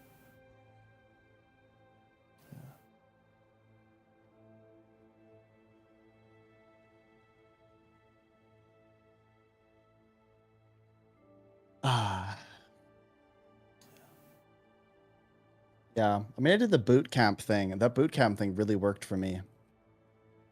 I was tempted to do it again, but it's doubled in price, so I couldn't justify it.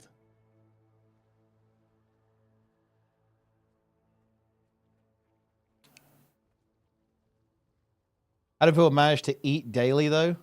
Well, depending like how much you need to eat with like how much you're lifting and stuff, it's really annoying. I mean, I was obviously like never like a giga powerlifter or anything, but when I was doing a lot of swimming, I was eating like 5,000 calories a day. It was very annoying. Like, yeah, like anywhere between like, 3,000 to 5,000 calories a day is very annoying to do.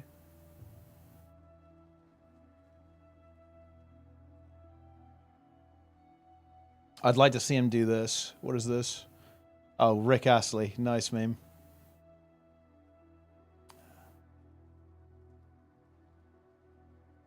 But yeah, to be honest, I think that I know why people do this, right? I know why people make programs like this is because it's kind of exciting. But and maybe this is because I have experience in sport to an extent, but in my opinion, no, I feel like I shouldn't say this, but dude, this stuff is like banal in a way, right? If you want to get good at something, you assign time to it and you practice it. There's no special sauce. There's no secret ingredient. There's no silver bullet. It's just time and effort. That is it. And I get that, almost like gamifying a little bit can be helpful, but I don't know. I don't. That kind of stuff doesn't really resonate with me, Yeah. I'll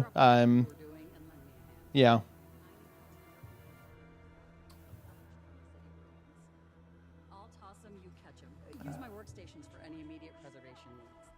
Books curse, break the curse. Yeah, no, exactly. Yeah, you want to find something that you like doing, like find a sport that you enjoy personally, find a diet that suits you, right? Or in gaming too, right? In gaming too, right? Like you got to find a class that you like. You've got to find a game mode that you like, right? A play style that you like. You experiment, you shop around a bit, right?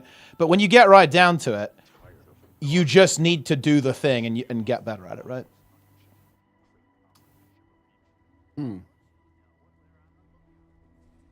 Yes. Yeah. This one, Ulrich, was the instigator from the Are we getting a BARD class? We are. And actually, I probably should do my YouTube. I have to do YouTube videos, Snap. I have to read things and talk about things for YouTube because YouTube, I don't know if you know this, but they can't read over there on that website. Do you know that? That's surprisingly insane. And that's my that purpose. means that's a really important thing. Yeah, reading is hard. Yeah. Yeah. Yeah. So what do you think of World vs. World? I joined a group before the changes. Players' names are recognized every time I logged on. Now all the commanders haven't played the game for months.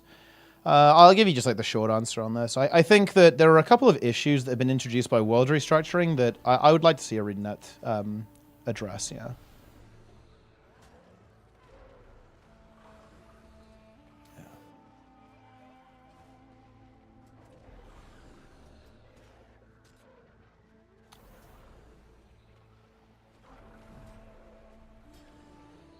Well, YouTube comments right now are really weird, and I don't know, has Darren's been showing you some of his YouTube comments, dude? Because YouTube comments right now, there's like a massive civil war, and this actually makes a lot of sense, guys. So the current state of Guild Wars 2 content creation and like discourse is there's two things bubbling around. Like, well, actually, there's one thing that's really bubbling, and it's Guild Wars 3. Like the big thing is Guild Wars 3, and look, let's actually again cut the bollocks. And get straight to the point here. the existence of Guild Wars 3 signals the end state for Guild Wars 2, right? And obviously, Guild Wars 2 players don't want that, right? Like, people who really like Guild Wars 2 and are enjoying the game right now, they don't want Guild Wars 2 to go into an end state. So when Darren's talks about Guild Wars 3, when anyone talks about Guild Wars 3, people are obviously going to be very defensive and essentially mentally break. Because, again, you can kind of translate this. Like, Guild Wars 3 would essentially bring about the end of Guild Wars 2, in a sense. And the other problem is that there's obviously a lot of discontent about Guild Wars 2 right now, so there's a lot of like negativity bouncing around currently in the community. So like YouTube comments right now are absolutely fucked. Yeah, I mean, I can believe it. Try to interrupt the Jade's connection to it. That should make the Jade vulnerable. Once it's gone, you'll be That's the situation. The living come to gawk at our once great city. Yeah. Alliances when? Alliances are probably not happening. Well, they're not. They basically said they aren't happening. Alliances are after Extra guild fractal slot was leaderboards. good enough. Wait, what? Extra guild slot, good enough. Yeah, it did. I mean, it was pretty good. Blood Scourge's Madden 25 went full circle. Dude, look, if that... you know, it's funny, actually, because, yeah, basically the French cooked up a bunker setup with double Blood Scourge again. And I was actually hoping they'd get to the... They actually didn't make it to the finals. They were eliminated early on. But I'm pretty sure... I was actually very disappointed because I'm pretty sure the only way 55 were going to lose, or basically have a challenge, essentially, was if they got trolled by the bunker comp. Like, I was like, holy shit, we could have an exciting match. Okay, it's going to happen. An exciting finals in the EU monthly AT. It's time, log in. But unfortunately, it didn't happen. But yeah, that's just the way it is.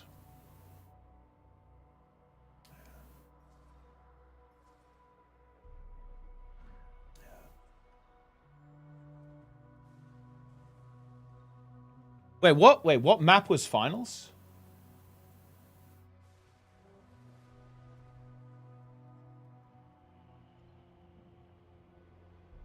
Temple? Ooh, yeah.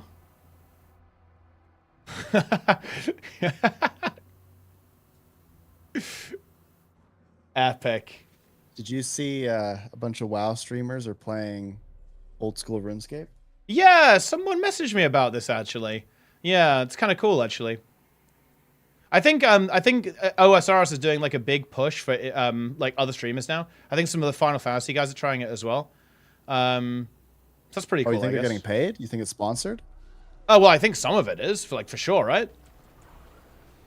I have no idea. I not all of it will be, but I think there's like some sponsor stuff going around right now. Yeah, I know I've been getting a lot of emails. Like I've been offered to play 14 actually. Interesting enough. Yeah, they want me to play the Weeb game for money. Do it. But yeah. It's that's what my initial assumption would be. But it might be like just a content thing, right? Because like that's the thing. Like old school RuneScape is content, right? It's giga content, right? Yeah. I think the only game that's more content than OSRS is Classic WoW. Like, Classic WoW is the ultimate content MMO, right? But I think a big part of that is actually because of only, basically the people in it, right? People like Soda and Tyler, they're content gods, right? So that's kind of why. They could, like, old school RuneScape, you could 100% do a similar thing, right? You could do a content game. You could do content like OnlyFans in OSRS pretty easy, I feel like.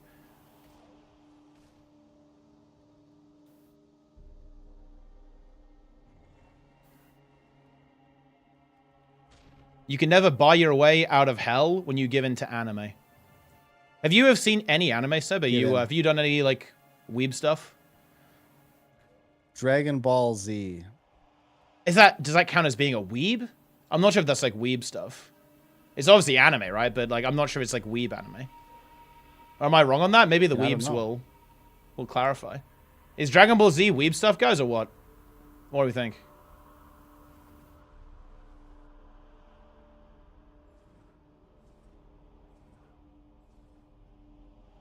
Yeah, I Yeah. haven't really watched any.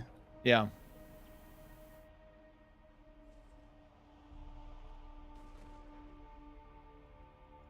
I wouldn't say you're a weeb for watching it. It's too widespread to be considered weeb. Of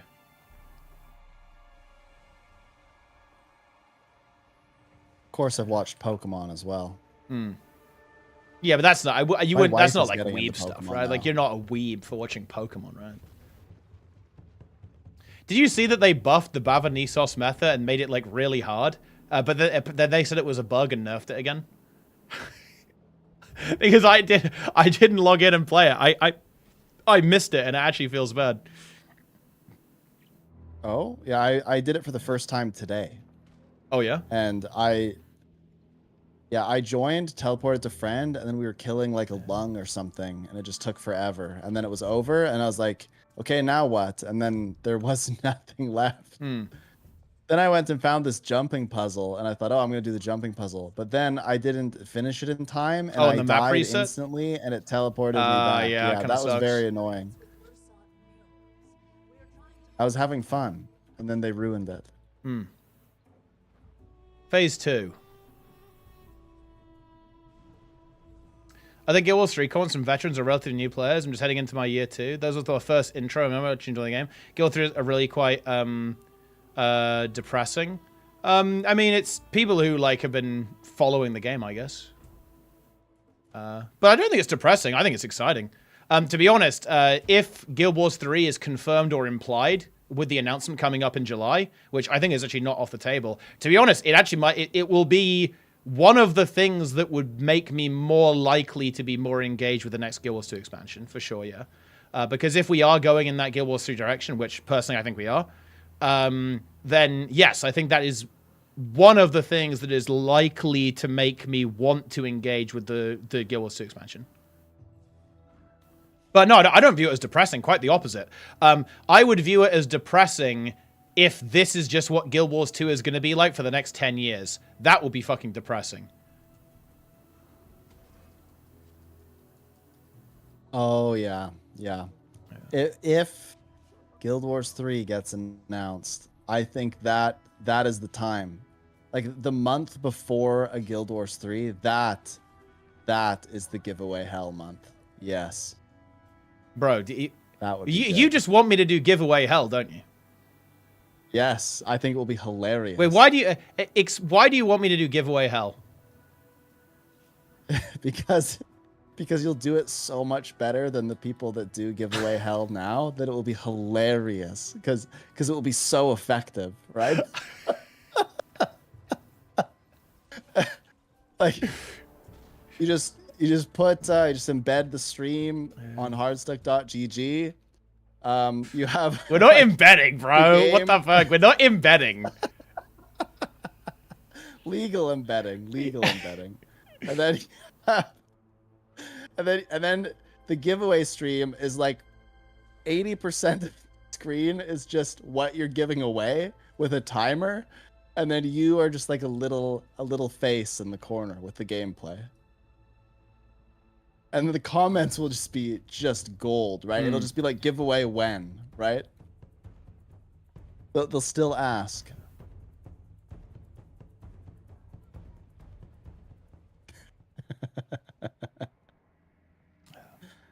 I mean, look, I'm gonna go. Have you seen what I've got in the guild bank? Snub, I'm just saying, bro. Yeah, there's a lot, I bet. I'm gonna show you guys. Yeah. Look, I was gonna do the Well, I think Moda Darren prize has a good pool. point. Dude, look, all of this was basically for the Moda prize pool, but they all got permaban or didn't want to play, so I guess I might as well just engage giveaway hell. Might as well. And honestly, okay, dude, you know what's fucked up? I regret doing the Moda 1 prize pool, okay? Because, dude, I mailed Zan 60k gold, right? Because they won Moda 1 and they won like 300k total, 55. And I sent Zan 60k. Allegedly, he ecto gambled all of it within 1 week. Seriously. Like, he ecto gambled 60k gold. He, like, deleted it from the game in 1 week. That's insane, no? Wow. Yeah. Yeah. 1-800-GAMBLER, I guess. That's content. But yeah, look at all these, the Mystic Coins. We got legendaries in here. It's epic. It was Duke Gold. Dude, Sneb, how do you feel about this? How do you feel about the fact that every tournament up to Motor 1, and probably the PvE tournament after that, the prize pool was duped gold? What do you think about that? I think that makes it funnier. Yeah. Yeah. So do you enjoy the fact that the entire esports scene in Guild Wars 2 was built off duplication? Yeah. Wow. That's, I mean, you know, it just is what it is, I guess. Yeah. And the thing is, to be clear, guys, we didn't know, by the way. We actually didn't know about this. It was, I should explain the lore here. So there are trading post barons in this game, like people who do the economy stuff. And one of these guys was, a guy called Cassiano. And the barons would support these tournaments a lot. And they would, and again, this is why this wasn't weird, because the barons would send me hundreds of thousands of gold, right? They'd send me like, 20k gold worth of items, like 30k, 40k, 50k, whatever. So when Cassiano got involved and he started sending hundreds of thousands, that wasn't actually strange, because he was a baron. He was also a whale, by the way. He was a well-known swiper as well. We're talking proper swiping, not like, not silly swiping, actual swiping, right? So it wasn't unusual when he was sending like, hundreds of thousands of items for these prize pools. So that's why nobody suspected it. The only reason he ever got caught was because he showed his bank on stream with more items than can ever have existed in the game. Like, in other words, like mathematically, there couldn't have been this many. And he was exposed for duplicating millions of gold, millions and millions. But the thing is that you might say, well, what about all the other gold? Well, do you know why it was essentially dupe gold, guys? Because what Cassiano would do is he would mass buy up every single rare infusion that existed, massively inflating the price. So essentially, back in the day, a Chuck egg sack would be worth, like 20k gold. A Kanur infusion was actually valued at like 60k gold, unironically, because he was buying these infusions at 60k gold price points with duplicated items, yeah? So essentially, the entire prize pool for many of my tournaments was essentially propped up by duplication, because he was inflating the prices of everything, every high-ticket item. And of course, because, it's easy to send out high-ticket items like infusions and so on, a large bulk of the prize pool was these high-ticket items, including Mystic Coins, by the way. Many of you guys might remember when he inflated... he basically put in a 300k buy wall of Mystic Coins, and I think like 2 gold or something, and massively increased the prices of all of these items. And he did that personally, again, with duped gold. It was all done with duped gold. So yeah, that's the context there on what I'm saying when I say that like the tournaments were powered by duped gold, because they literally just were. They were powered by that, but yeah.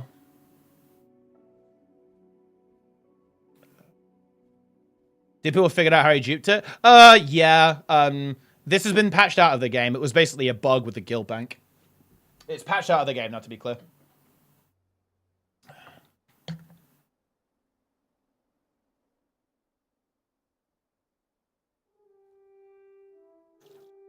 I almost wiped to the NPCs. I was very close. Well, there is a duping glitch that hasn't been patched out, but it currently doesn't exist. I'm not going to get into more details about that, obviously. But theoretically, the actual underlying dupe bug still exists. It's just that it doesn't exist in the game right now, but it could come back. Oh, it's funny. Done by people. It definitely wasn't just him, Toast. Yeah, it wasn't just him. People probably knew about it, but weren't so blatant, right? And like so flagrant with it. Okay, so context. millions of gold in Guild Wars 2, it's not like millions of gold in WoW, right? It's like incomprehensible amounts of wealth, right? It's... I don't even know what that would be in WoW. That would be like billions in WoW. Yeah. A lot of gold. Yeah.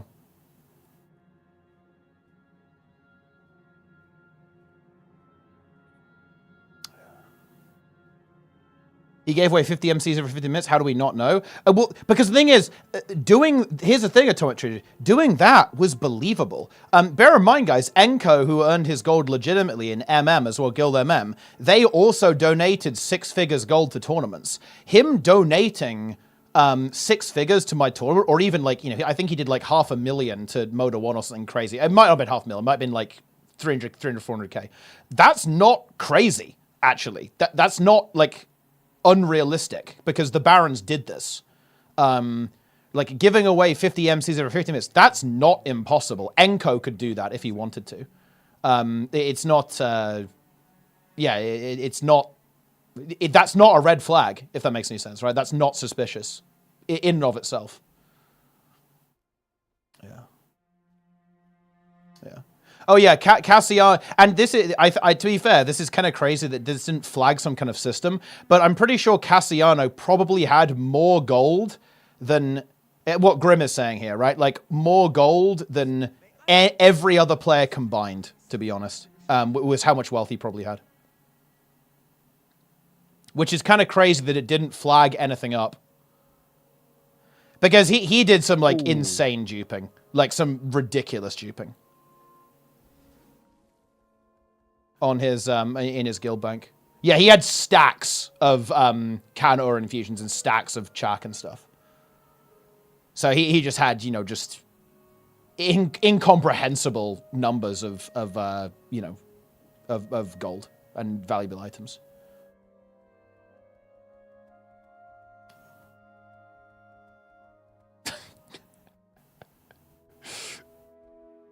Yeah. Not get flagged, that's a bit insane. So, here's the thing, Toast. ArenaNet are not historically the best at dealing with this kind of stuff. Like, they struggle, okay? Yeah, it is a good question, though. How was that not figured out? It's a good question, because he did it for a long time. He didn't get caught. Dude, and the thing is, he never would have been caught if he didn't show it on stream. Right? Yeah. That's the thing. Like, he never would have got caught if he didn't show it on stream. Well, the thing is, like, ArenaNet have had really bad experiences with,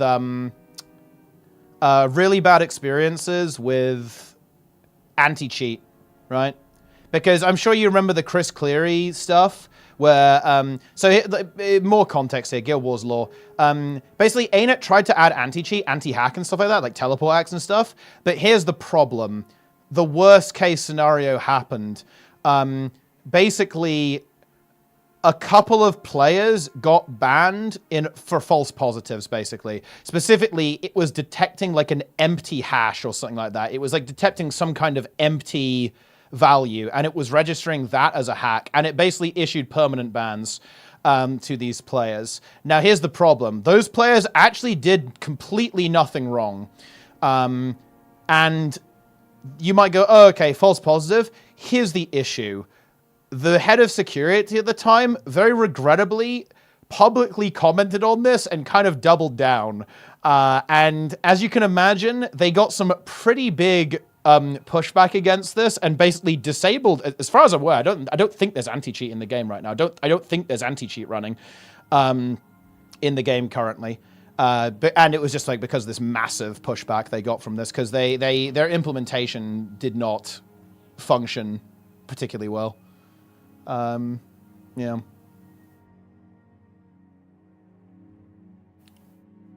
Pretty crazy to think about. No anti-cheat. Yeah. It actually sucks, to be honest, because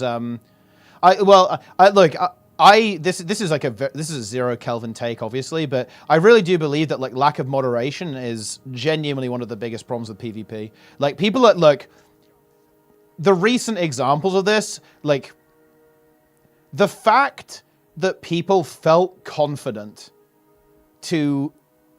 I mean, look, let's not dance around it again, guys. There are a couple of players who are doing literal Nazi shit in-game.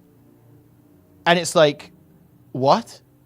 Like, the fact that people felt like they could even get away with that is insane. Yeah, it's not a good environment, right? Like, that's not the type of environment that you want to have in your PvP scene, right? Yeah, and they're back as well. They're literally back. They played in the monthly, right? Yeah. I mean, bro, what is going on? Oh my god. You know what my favorite thing is?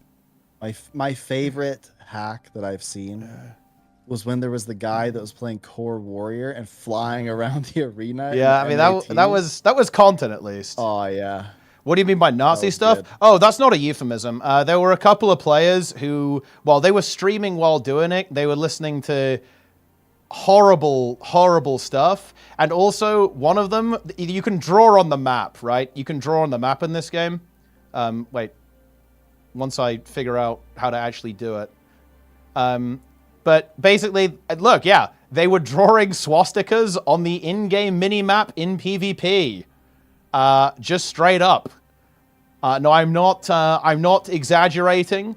I'm not making that up or embellishing it. They were just doing Nazi shit. Yeah, it is what it is. Yeah. They also had a character name that combined, I believe, racial homophobic slurs at the same time with Hitler as well. They were doing that. They had a character name that was combining those things together.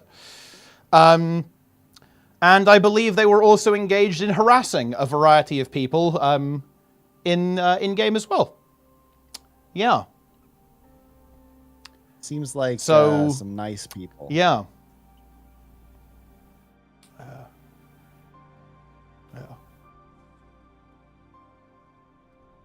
feel like they give a lot of chances to people. Yeah. Well, yeah. I mean, I don't know. I think Guild Wars 2 is just like a big game, and I think they do struggle to moderate it a bit. Unfortunately, it sucks, but it is what it is.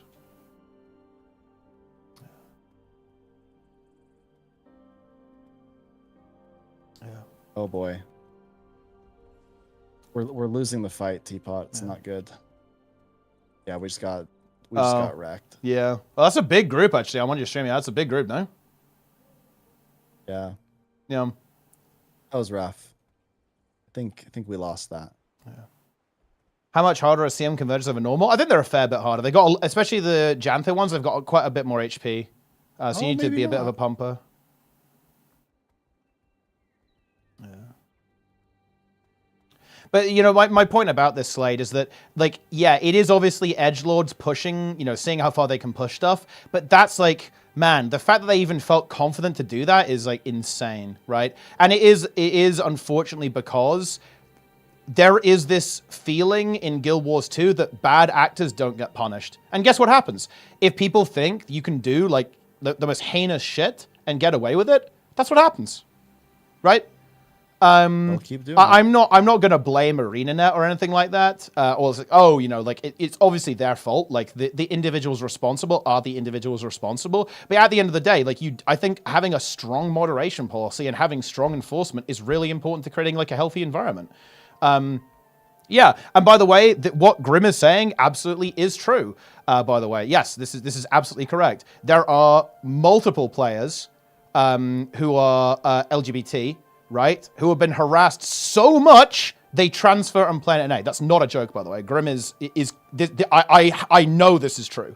Well, one, you know, Grim is trustworthy. Like he's not going to make something like that up. But I know this is true because I've spoken to individuals who've had these experiences.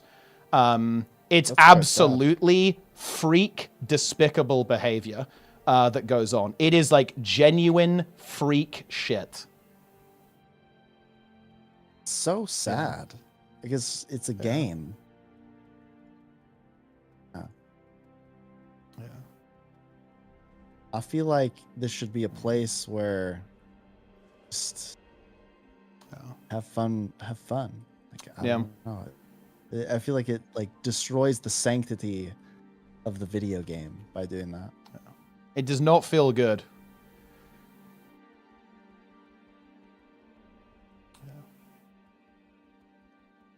It is an evil thing to do in or out of the game. Yeah. But it's sad that they would take it in here because it's just, yeah, that's like, I can't imagine doing that. Like, I have no, yeah, that's so sad. Mm.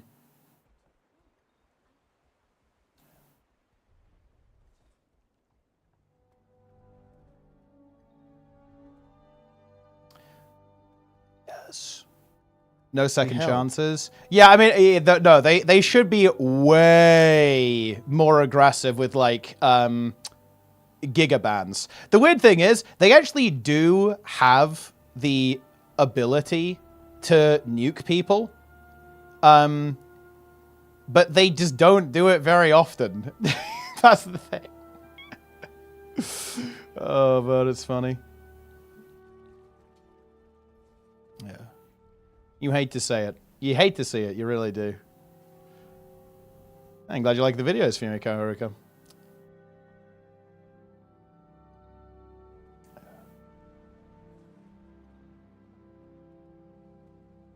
Dude, if they give me player mod, oh my god. Dude.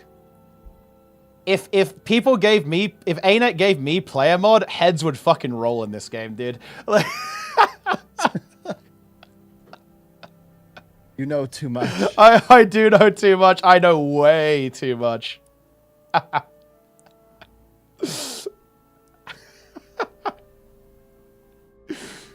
Oh man, that's funny. I'd do it on stream. I'd do it on stream, dude. I just like have a list and just like delete people's accounts. Oh, it'll be so good.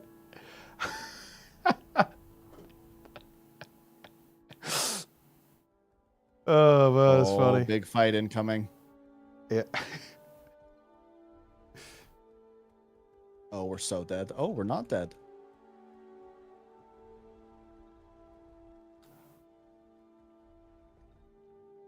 Oh, we're dead. Ooh, yeah. Oh, but here comes the other team. Can we get some reses? Snap, I see that you're not top DPS. Explain. Well, I mean, I'm not really... You need to pump, bro. I'm just pressing the laser beam. This is what brings me joy. You need to pump. The laser beam. I feel like you're not pumping, though. I don't know. I think I'm doing okay.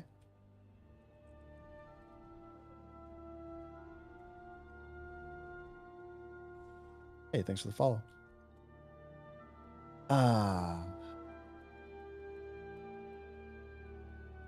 Let's see, probably almost got all the weeklies done. Yeah, I'm pretty close. Pretty close. There's Okay. big content here. Dude, this is so... I love Toast's realization here. Is that... Okay, look. The thing is, Toast, is that Guild Wars 2 is really interesting. How do I put this? So, Guild Wars 2 started out as a AAA game. And in a lot of ways, it still is. But the problem is that over time, ArenaNet has had trouble developing the game and, like, maintaining the game. So, basically, Guild Wars 2 is, like, too big for ArenaNet, right? So, they have real problems with stuff like this. Because they don't have enough, right? To do this. Like, maintaining the game is not, it hasn't been one of their strong suits. Historically.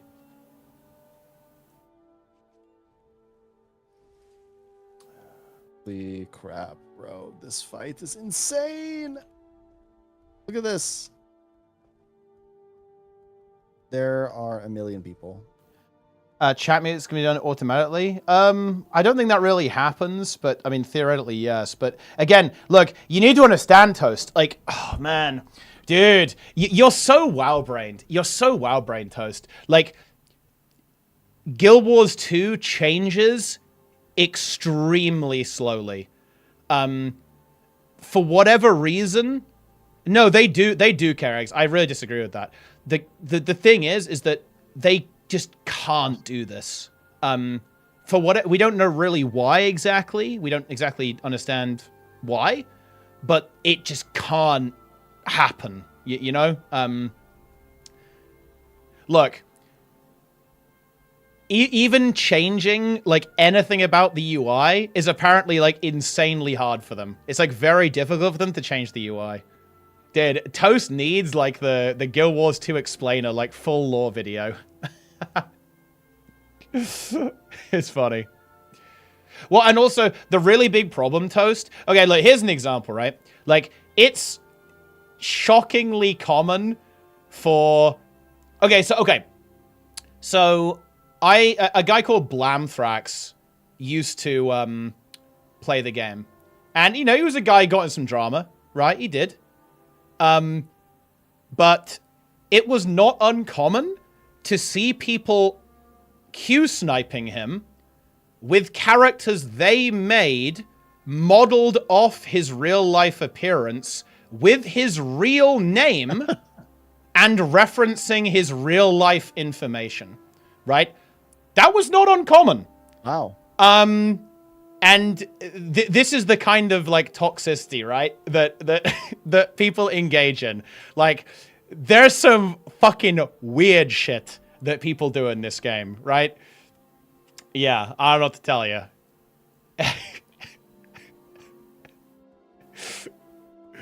Does anybody know? Okay, so let's say that maybe I don't play Scrapper because it would. I need to hobble myself a little bit. I need somebody to go full misery on me, tie me to the bed, and just break my ankles so that I can barely walk while I'm doing these raids. Okay, that's gonna be the key. But I'm not really sure. I think the key then is for me to play Weaver because when I play Weaver, it's like actually dangerous for everybody. So. Oh my god, dude! But what's a good Weaver build? Like, I don't want to completely troll. We'll just play like the Burn Weaver, the Inferno Weaver. Does that build up anywhere? Yeah.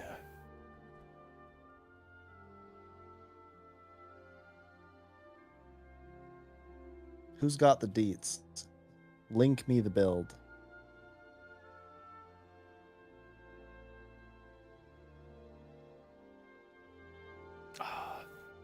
Oh, dude, and dude, Vivi remembers the Blamthrax expose video. Bro, that was actual psychopath shit. The same as the Floody expose video. Oh my god. I don't want to talk about this anymore because I want to do my YouTube video, then go to bed, but you need to understand this, bro, okay? During my first PvP tour, Master of the Arena, one of the players, a French player, I can't quite recall the name. I can't remember who it was. I don't want to get the name wrong, so I'm just going to say it was a French player, because it was a French player.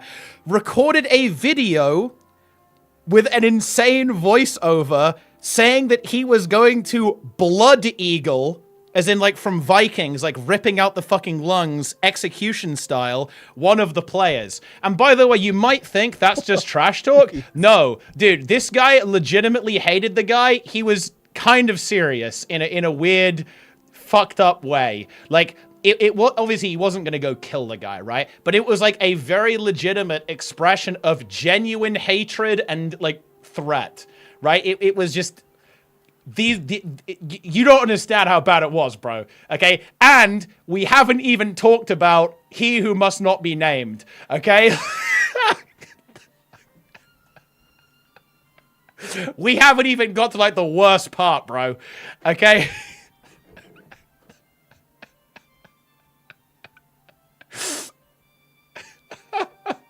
Oh, boy.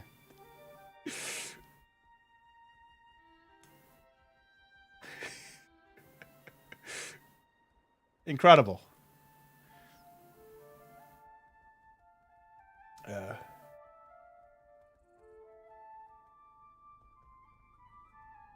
Reveal the law. I will not be revealing the law. Lore is too much. Yeah.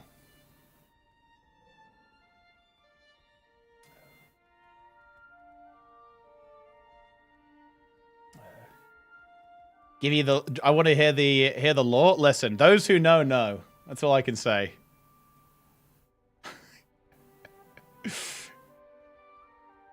We reveal the lore. You already know the lore. The lore. Would you ever recommend any up-and-coming streamers? I'd say the only up-and-coming streamer in Guild Wars 2 right now is Fandral, and he's a good streamer. But very sadly, there just aren't really that many people getting into Guild Wars 2 content creation.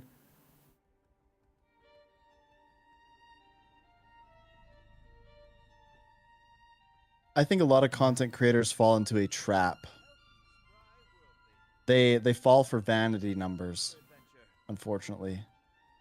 So they start to look at things like views and stuff, but they don't realize that at the end of the day, those are just a little bit vain. It's like engagement and community building that really matters for long-term growth. And so they try to substitute that by doing tons of giveaways and stuff that will get people to show up, but not get people to stay. If you want people to stay with giveaways, you essentially have to do them all the time, which either isn't sustainable or might end up making you kind of sad. Like I've seen lots of Guild Wars 2 streamers get pretty sad when they realize that the people that are hanging out with them are effectively just leeches, right? Like they just are there for the stuff. And yeah, that's no fun. People don't like that. Yeah, I think what Grim says here is actually correct. I think that because Guild Wars 2 is a very casual game, people just don't really like try hard content creation in the same way that like other games do. So you don't really have that kind of like try hard scene, right? Which is what really gets the big views. There's just not a lot of like high effort content creation in Guild Wars 2 because the game's just like uber casual, right? Yeah.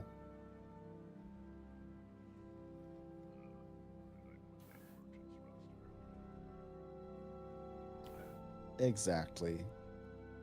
Oh my, we just got ganked so hard. Oh man. Oh yeah. I'm running away. I have no shame. I'm gone. I am out. Goodbye. Dude, I'm sitting in my room right now. Okay? And my arms are actually wet. This is horrible. I think it's 40 degrees in this room right now. No joke.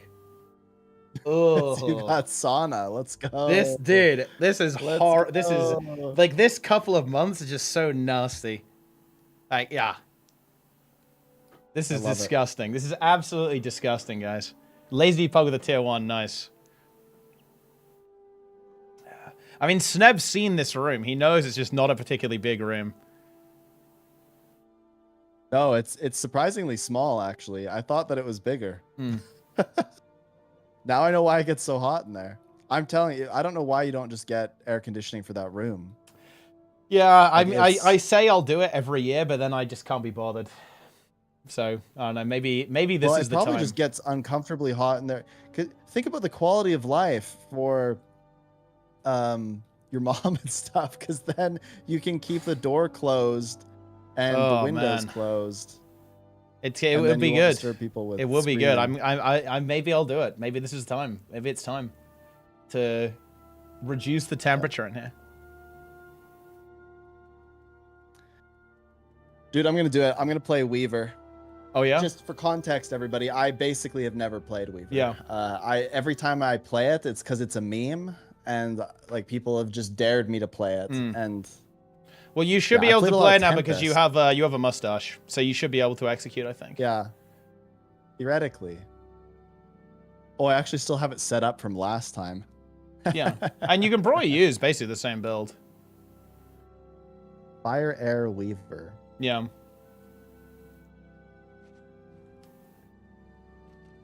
One 3-1. Air is 3-3-1.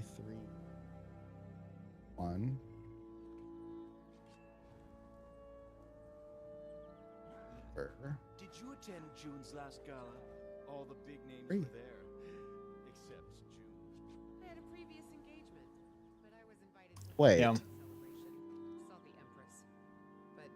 Doesn't make any sense. Absent. You know, I've heard she throws Why wouldn't they take elements of rage over invigorating strikes? Well, because Elements of Rage is like infinite damage. Clever woman. No, I mean like. Clever. Oh. Yeah, just like insane DPS. 131. Yeah. No, I sorry, I had it mixed up. I was asking why I wouldn't take it. Yeah.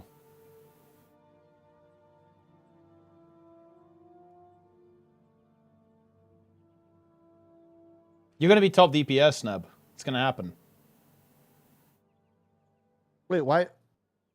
Wait, what is this crap? Weaver 123. This is not correct. Yeah. Are you looking at like a intuition's correct. It should be PvP build or something? Like 121. what are you looking at? Looking at the chat. The chat has led me astray. Chat's trolling? I mean, maybe. Look, I'm not even gonna read half these skills, guys. I have no idea what I'm about to get into. Also, I'm leaving you to it. I'm reading my YouTube video so I can cleanse myself in the shower and then try to sleep. Okay, I'm out. Enjoy. Yeah, good luck. All right, guys. I might do patch review tomorrow, I guess, because I think I might try and stream early.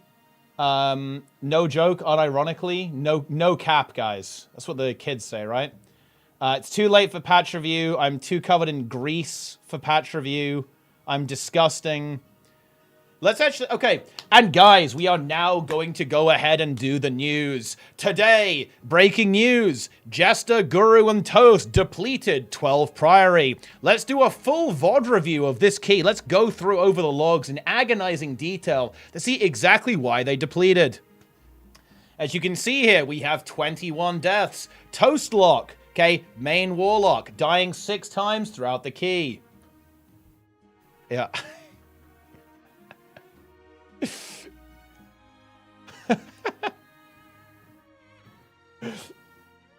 Guru only died 3. Only died 3 times. Okay, he is not on the top of this feed list. The snippet in the top left. I mean, yeah, you are clearly top DPS here. That is true. You are very clearly top DPS.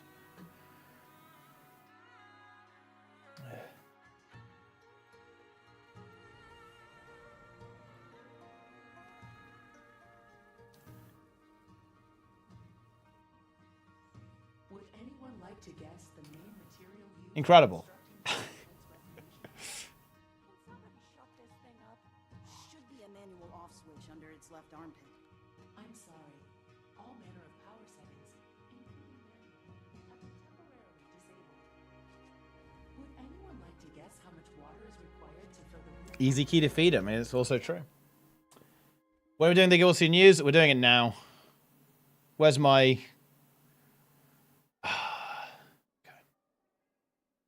Dude, look at this. We got Manchester City football? Holy!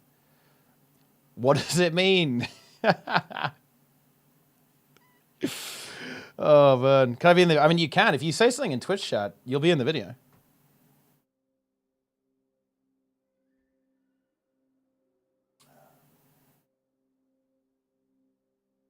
Incredible.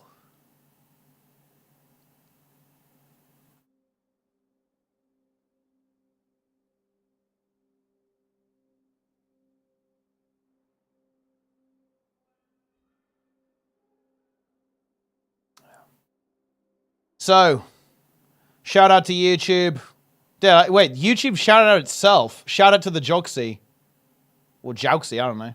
Shout out to yourself. Shout out to YouTube, guys.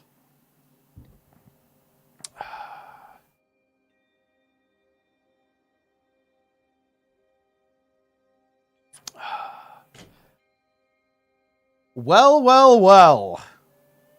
Who could have possibly seen this one coming? Okay, so I have been talking about this for a while. I've been predicting this. In fact, that the next Guild Wars 2 expansion coming up in October is going to have elite specializations, and it looks like that may well end up being the case. You know, we've had two expansions with weapons without elite specs.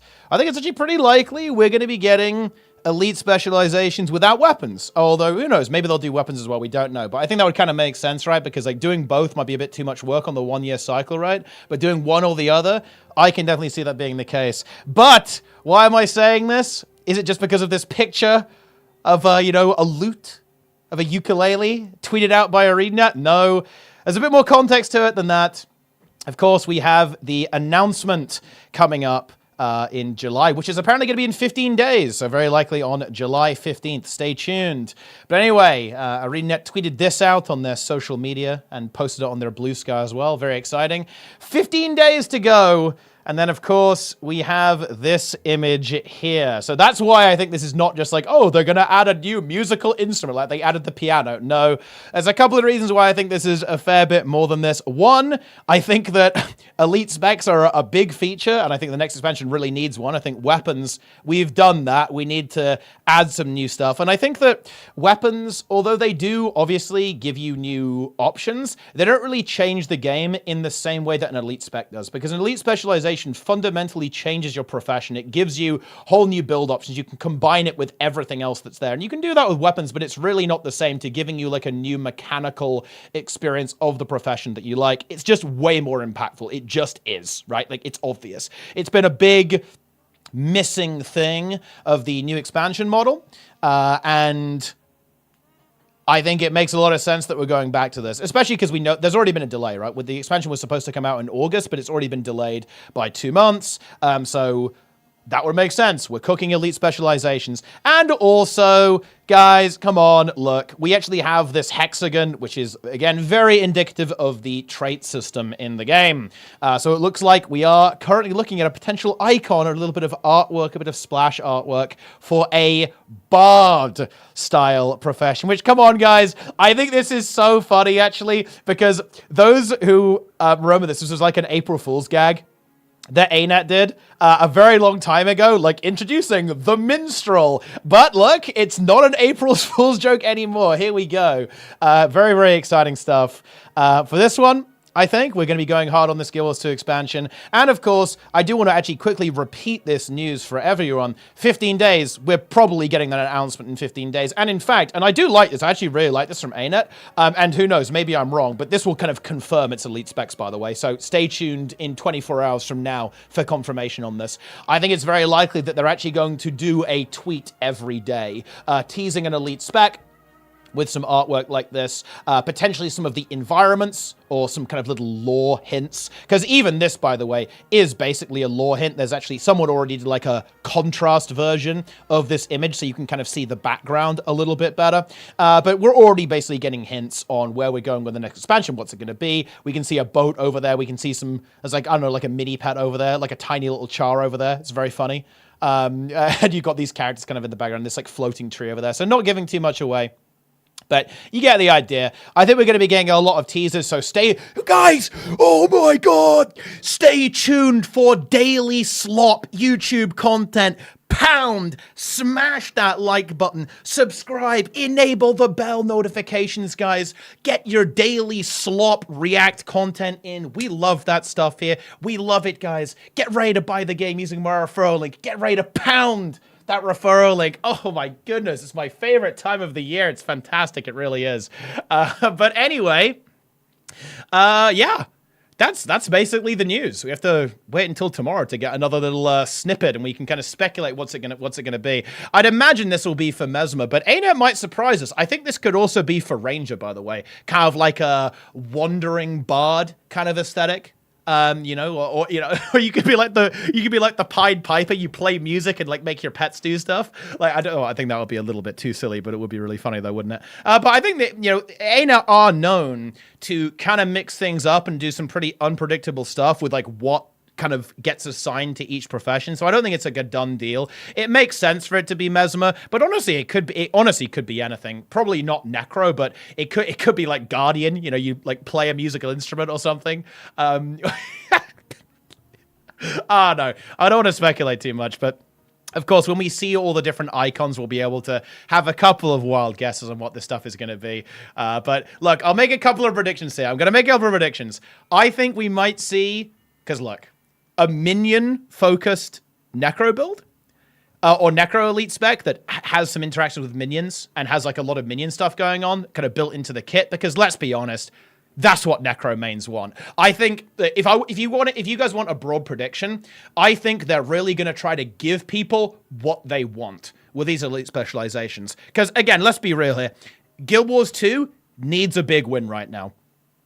Soto and Janthe was the new expansion model. We've been struggling. We haven't been having the best time. We need a big win, and I think they're really going to be trying to zone in on identifying what players want, what players are looking for, to give them like a really, really big boost. There's this uncertainty in the air with kind of like the future of the game and where it's going. So this has to be big. It has to land. It has to be a big splash. It's why I'm actually really happy they delayed the launch of the expansion actually by 2 months, because I think that it's really important that this one has an incredibly strong start and they give themselves enough time to have that content plan and deliver that throughout the remainder of the expansion cycle as well. So I actually love to see that, to be honest. And to be frank, you know, I'm getting ahead of myself here. We're talking about the expansion before we know anything, and we'll definitely know more over the next couple of days, next couple of weeks, and of course with the announcement, and then there'll be more news after that, you know, all the way through the summer, really.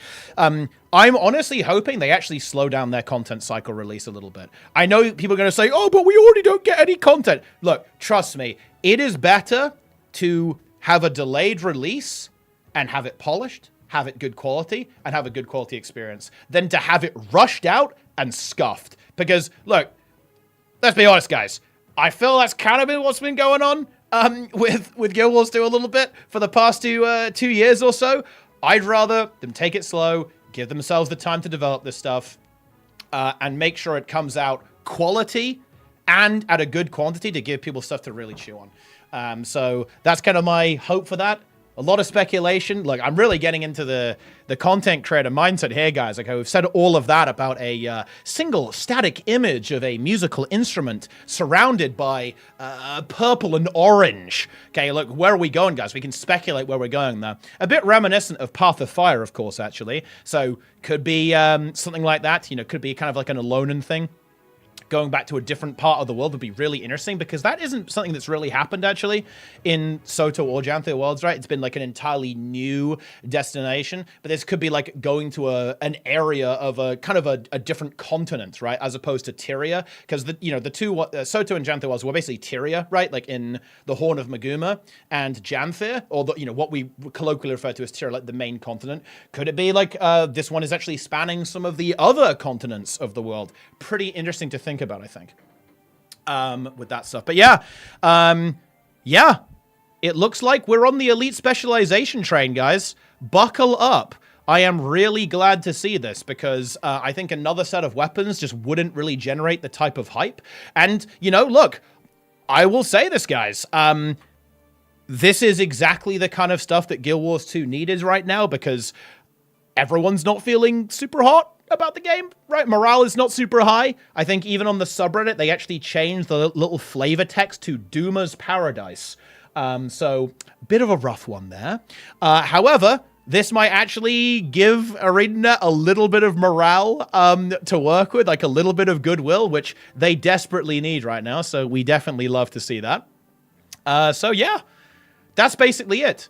I am expecting this to be daily updates, by the way, guys, and I guess I'll just say it. I will cover them. I will cover the news.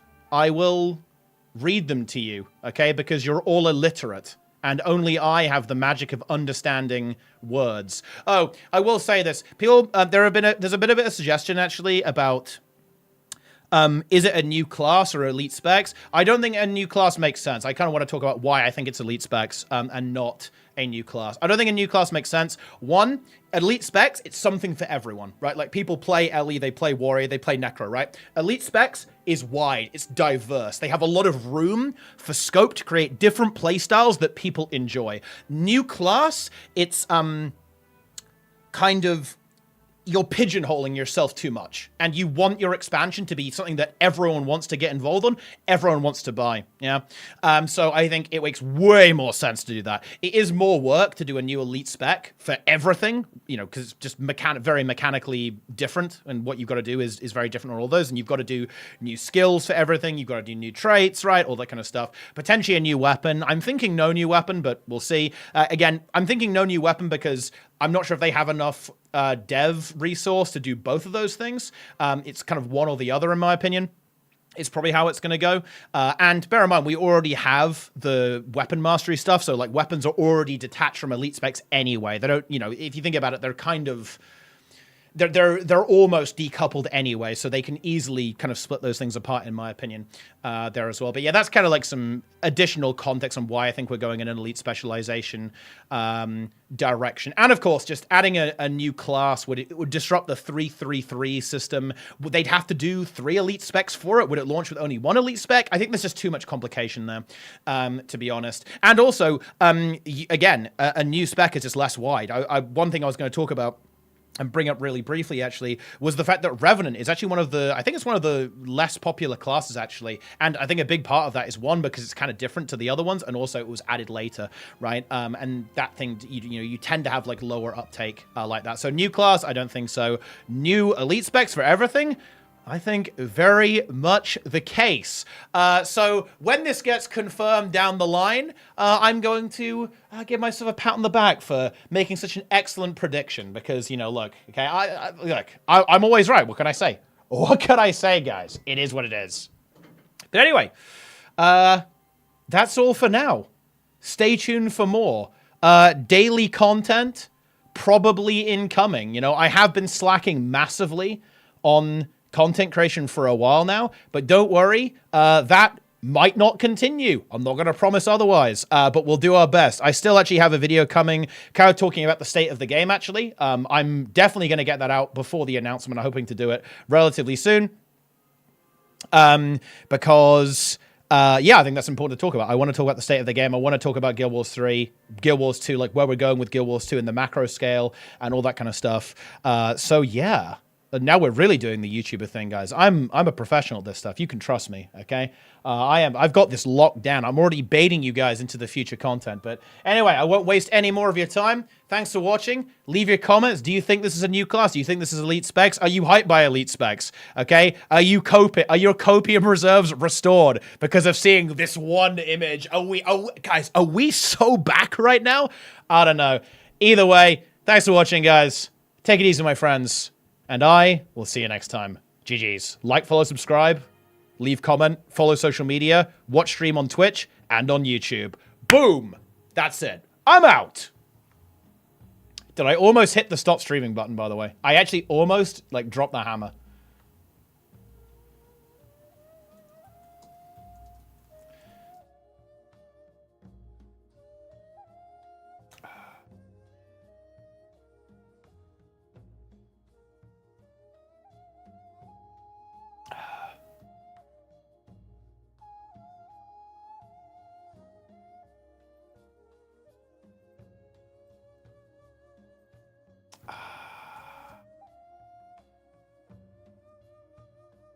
Huge. Elite specs equals slop? I mean, look, my YouTube content is slop, but it's the good slop. It's the tasty slop. It's like a warming soup on a winter's day. Because if you think about it, soup is slop, no? It is slop.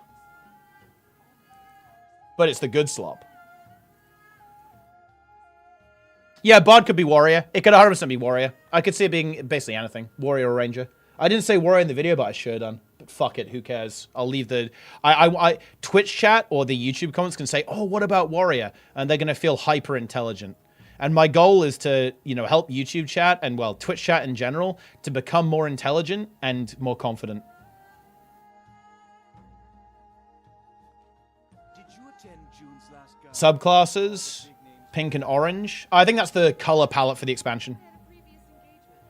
Probably. Exactly. I did leave it out. I did leave it out to get more engagement. You're right. That's true, actually. Dude, okay. I was linked this the other day, and will admit I'm a bit transfixed by it. Did you guys know there is like a couple of players dedicated to griefing Gaiala Delves? Did you guys know this? This is insane. This is genuine, like, look, I'm glad they're doing this instead of like, well, look, fill in the blank in real life, because this is just unhinged behavior. This is weird. This is actually weird. Who does this? Right?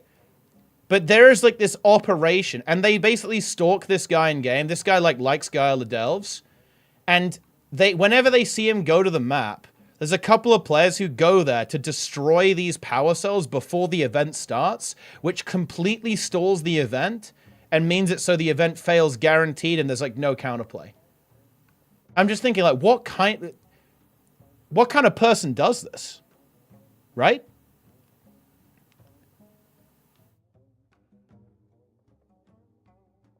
How is this based? This is weird. Yeah.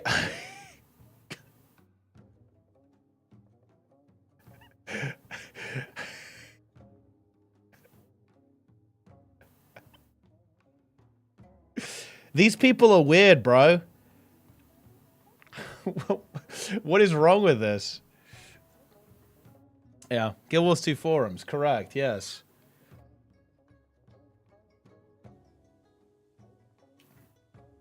Clog the tunnel? I mean, that's what they're doing, yeah, they're clogging the tunnel. They're doing what they have to do, I guess. Oh, dude, I really should do guild application review.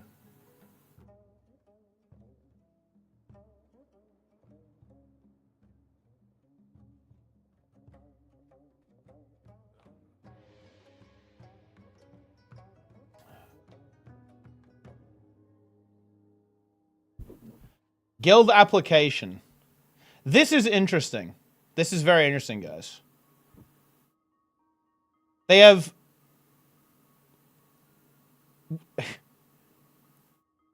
like 90 parsers on the first 6 bosses. 6 pars on Mug Z. 2 pars on Gallywix. What is going on here?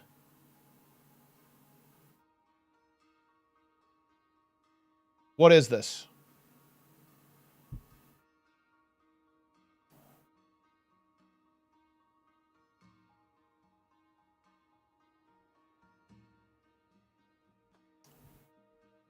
Liberation of Undermine roster review. I only do roster review if we get like world rank 180 to 150. Next to him.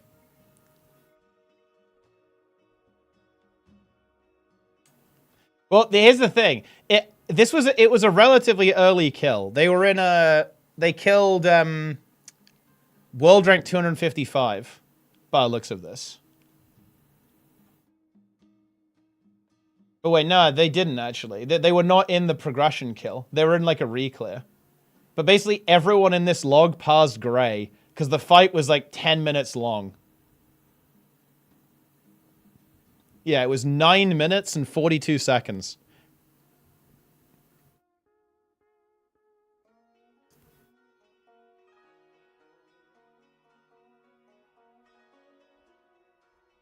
Wow, YouTube content? I really should. Like, if I need to get in on the action on like the Race to Worlds first. I really hope I get chosen to cast for Method, actually. That would be kind of hype. We will see.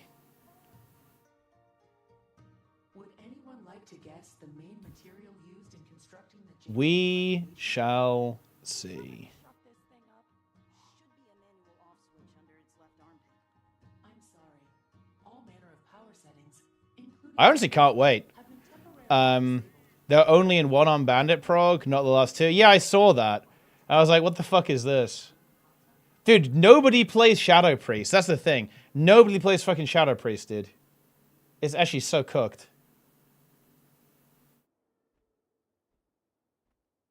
Hello, I am the Jade Heights Gatekeeper. I'm here to maintain a safe and pleasant environment for our residents. What do people say? WoW has trash grabs and no one cares. I don't think WoW has trash grabs. I think WoW looks really good. The art team in that game is excellent. But I will say this though, guys. I don't agree that Guild Wars 2 needs a graphics overhaul. I don't know. I actually don't know why people say that. Dude, maybe I'm just on crazy pills, but maybe I am a little bit Guild Wars 2 brain. But I actually really like how Guild Wars 2 looks. I do. I think it looks great. Still looks great even now. I don't know why people say this actually. I think it's one of WoW looking dated. Yeah, because WoW doesn't look dated, but I don't think Guild Wars 2 looks dated either. That's what I would say. I would argue Final Fantasy shows its age more than both. But again, it looks fine, right? Like, and I think their raid fights look really cool. But yeah, I don't know. Yeah, I don't know why people say that. I think it's a little bit of like self-gaslighting that happens. Like, the Guild Wars 2 community does this shit. It's fucking weird. Like, they will say stuff like, oh, nobody streams this game because the game just isn't fun to watch. I disagree. I think this game is actually really exciting to watch if it's done right. People will say, oh, you know, they will like, people talk the game down in like a really weird way in this game. It's weird. I don't understand. I don't get it. I really don't get it. To be honest. It's very strange. I don't fully understand. I think it's because I think the UI in this game is dated. That might be part of it. It's like this shows its age, I think. And the interface shows its age. But the actual game itself, I really don't think so. Age better than WoW? I think WoW graphics are completely timeless, to be honest. In classic and retail. The game honestly looks insane. Like some of the stuff they pull off, like Hallowfall is a good example of this. Undermine is definitely an example of this. And the next raid as well, Manaforge Omega, it looks incredible. They do some pretty miraculous stuff, honestly, with the art style in WoW. Like they really, the engine creaks and groans as the devs force it to bend to their will. Some of the textures, I mean, I'm not gonna lie, like MMOs are all old as fuck. You're not gonna be getting like this sick ass like 4K texture resolution or whatever, like on these games. They're too old. Yeah.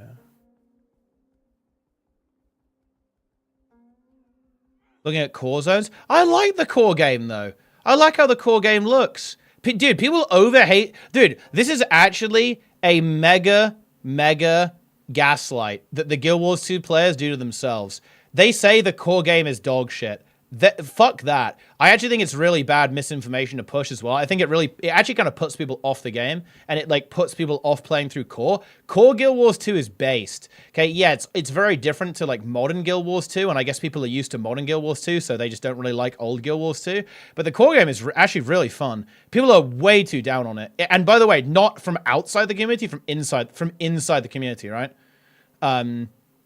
It's from inside, internal. Like, people are super weird about this. Like, the core game is just good. Yeah. It is a cell phone. It is a cell phone. Yeah, I don't know. I don't get it. Core game's based. It's very underrated. It's like the replayability of the core game isn't that good. Because basically all the replayability is in expansions these days, really. But the actual, like, RPG story experience is good.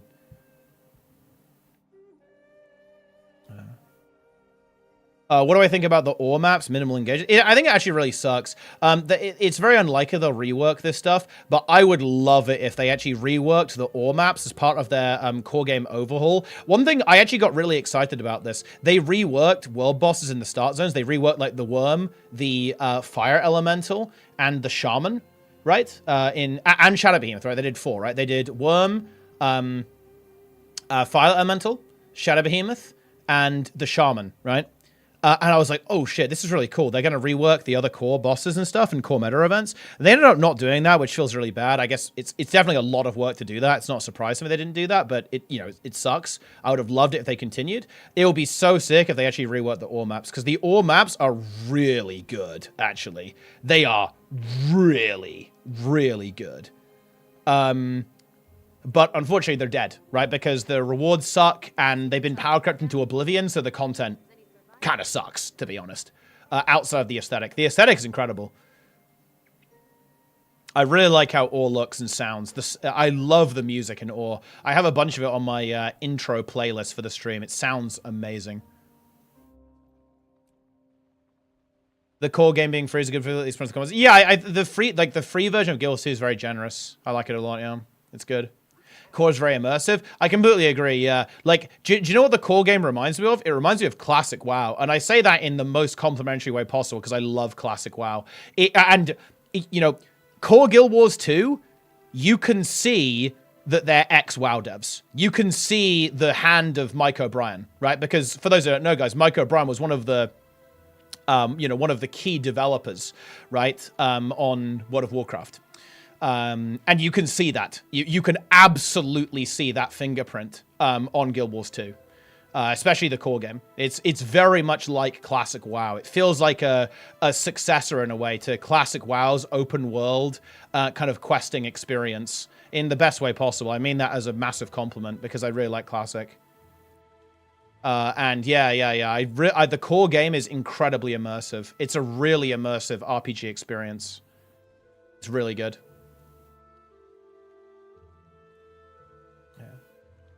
Big repeating grind. I mean, it is that.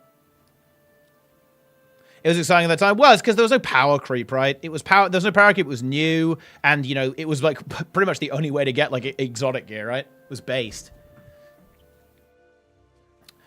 Core metas are kind of good considering it came out in 2012. Oh yeah, there's like good content. I think it's like a little bit power creep though. Like in particular, I feel like the ore temples have like really suffered from power creep. But there's like some really good like event content. Like in the core game, right? Like the world bosses and stuff.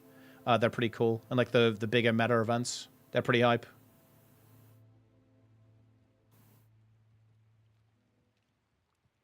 A bit quite over information over the comments that's not unresponsive. I think that's me, not a game issue. It's because Guild Wars 2 can feel a little bit strange at the start because there's a concept of aftercasts. This is very weird. Basically, he's probably talking about the fact that when you press a skill and you finish the cast, you can't immediately start pressing something a lot of the time. That's a bad ability. That's a bad example because this ability doesn't have a very long aftercast. But like some abilities in this game have like weird aftercasts that make them, until you get used to it, it feels very strange. Everyone, come! Big.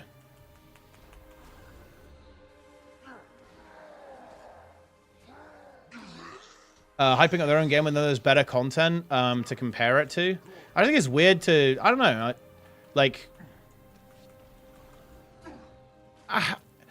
This to me is like a small... small MMO syndrome feels weird to me. And look, I'm going to come across as like an ego Andy here or something, but this is not something I have an issue with. Like, when I was maining Guild Wars 2... I never felt... It was never a problem to me that Guild Wars 2 wasn't as popular as WoW. Right? You know what I mean? And I feel like that is a problem to some people. And this leads to, like, really weird behavior. Like, kind of anti-hyping or kind of, like, insecurity about the game. And it's, like, it's very much, like, small MMO syndrome. Or smaller MMO syndrome. It's really cooked.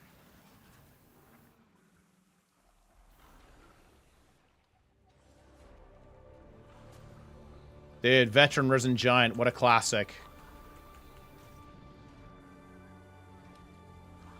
The true end boss.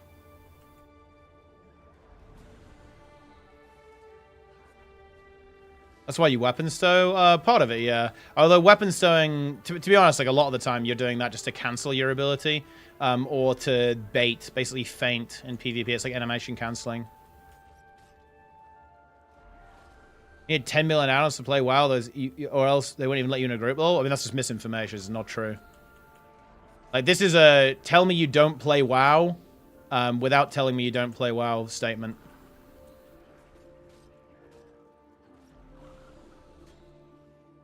Would you run a 5 kilometer, but each 1 kilometer you have to do an arc divider animation IRL? Listen, that's a big donation goal, okay? But if we have like a big donation for charity, we can do arc dividers. Zero to Hero might have proved him wrong. I mean, I can prove him wrong, but it's like, it wouldn't change anyone's opinion. That's the thing. I would like to do some content like that, but it would be like Zero to Hero. So, like, and I know people wouldn't like this because, do you know one of the really key points of negative feedback I've got on Zero to Hero? It's this.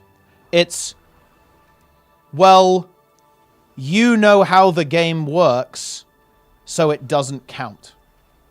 Right? I've got that, you know, similar comments like that express that sentiment quite a lot. It's one of the most common negative comments I get on that series. And you'd get the exact same thing in WoW. People would say, well, you're good at the game, so it doesn't count. It's like, well, what do you want from me? Like, what do you want me to do? Exactly. Like, how can I possibly change someone's mind? Like, if that's the response, right? Yeah. Yeah. Huge.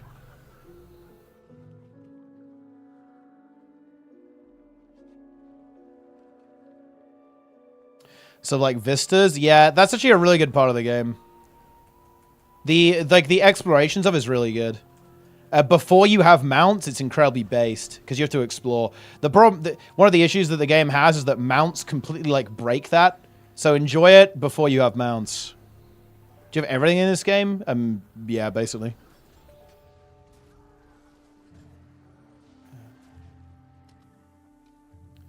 Not saying it's everyone's experience, just mine. I may be wrong, it's fine, it's just my experience. Yeah, but that's not your experience, it's not true. It's not your experience.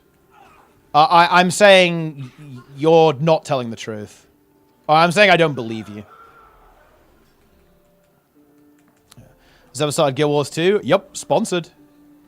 I think there's a lot of sponsors going around right now. Interesting time to do it, to be honest.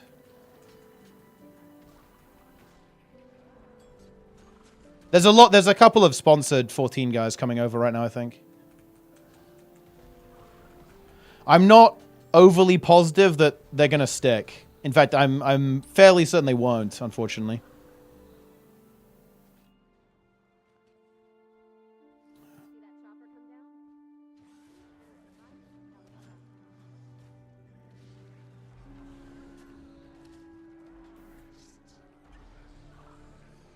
Huge. Hey, up for an adventure? Yeah.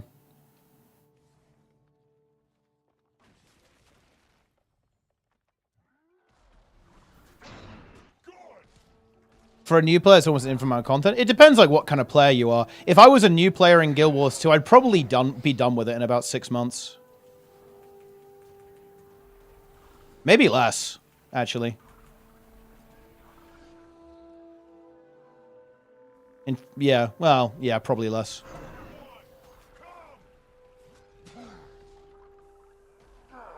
So it really depends, like, how much you play and, like, how hardcore you are. Yeah, about 6 months.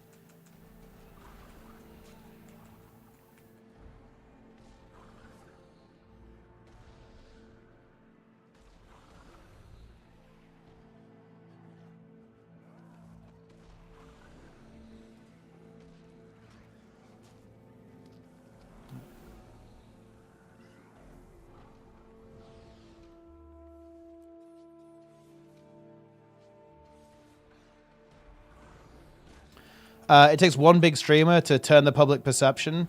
Well, I mean, I think it's just a little bit too late for that, to be honest, Grim.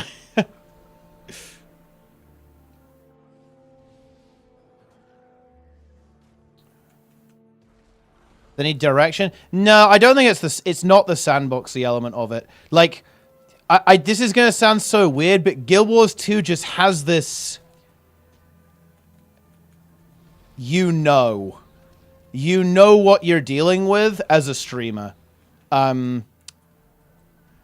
don't have the words for it, but I would if I had never played this game before, I would know. I'd know instantly. Looking at the scene, looking at the streamers, looking at YouTube, looking at the Reddit, I'd know. I'd understand the situation.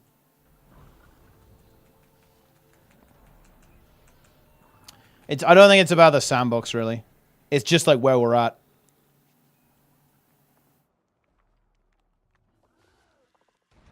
Yeah.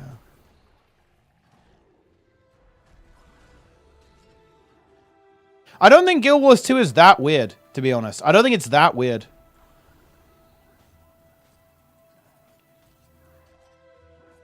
Especially modern Guild Wars 2, it's not that different.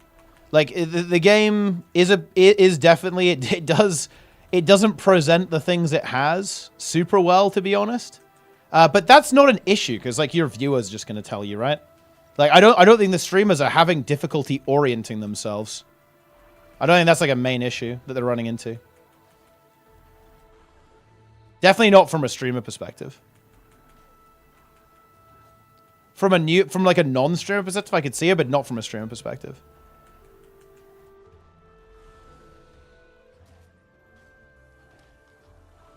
Guild Wars 2 marketing and sponsoring being about core Guild Wars 2. I always thought it's kind of a waste, not sure the cool 2025 version of the game. I think it is a mistake, yeah.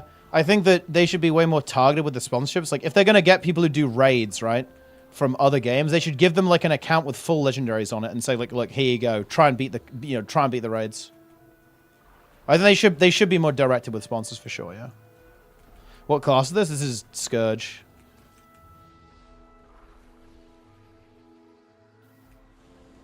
Is Guild Search converter speculating? It's very likely, in my opinion.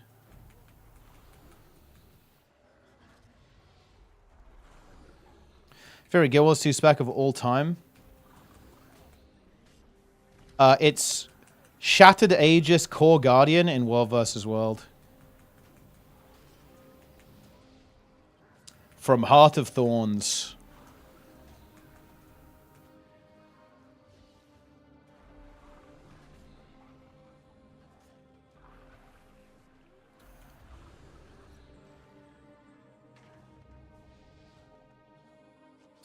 Huge.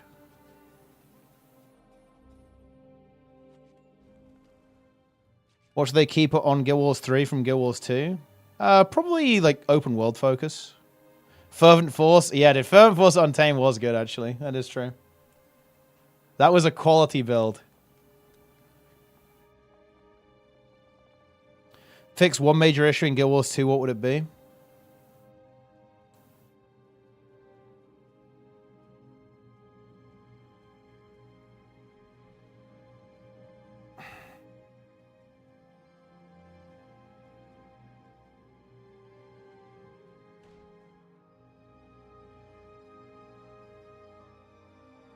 I think the biggest issue the game has is that people don't care about the game.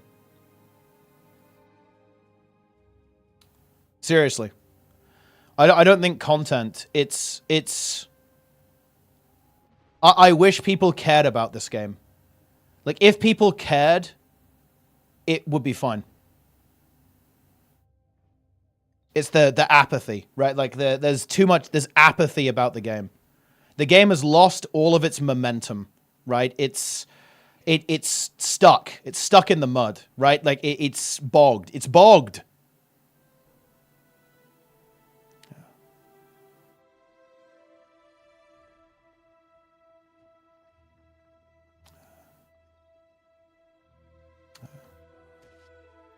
What do I like about this game? I like the systems and the gameplay. Boom, there you go.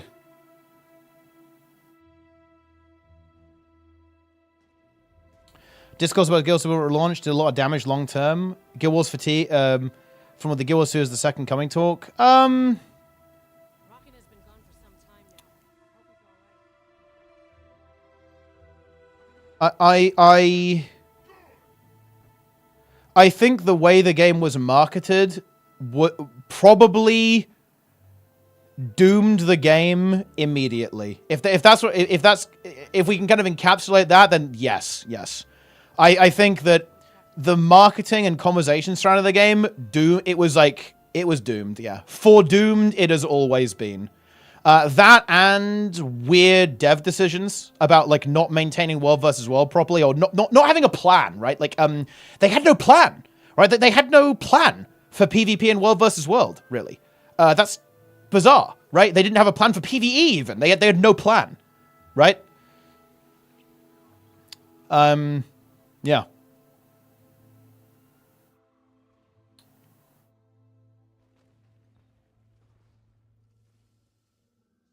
What was wrong with the advertising? It didn't do a very good job of expressing what the game was about. Guild Wars 2 on launch was kind of like a PvP, open world PvP game. I'm not joking, by the way. It unironically was.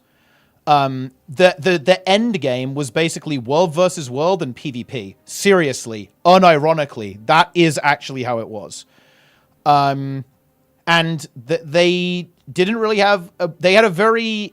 I mean, look, dude, I hate to bash ArenaNet for this, because their plan was so fucking based, okay? They said, we're gonna do bi-weekly updates. So they're gonna release an update every 2 weeks, and we're actually gonna remove content. The world is literally gonna change. Like, we're gonna change maps permanently. We're gonna remove stuff, we're gonna add stuff every 2 weeks. And that was like... they were trying to make the ultimate fucking game, right? Like, and this is what I miss. This is what I miss from ArenaNet. Like, oh, dude, they were so ambitious. Like, they came into Guild Wars 2 with a sledgehammer, and they were gonna smash the industry. That was their goal. They were here to rewrite the rulebook, tear it into shreds, and nuke it, right? That was their attitude. And that's what I miss from ArenaNet. Because it's not that way anymore. We're not rewriting the rules. The sky is not the limit anymore. We don't have that ambition, right? For the game. Like, that is what ArenaNet had.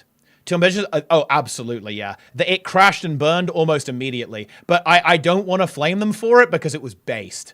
Okay?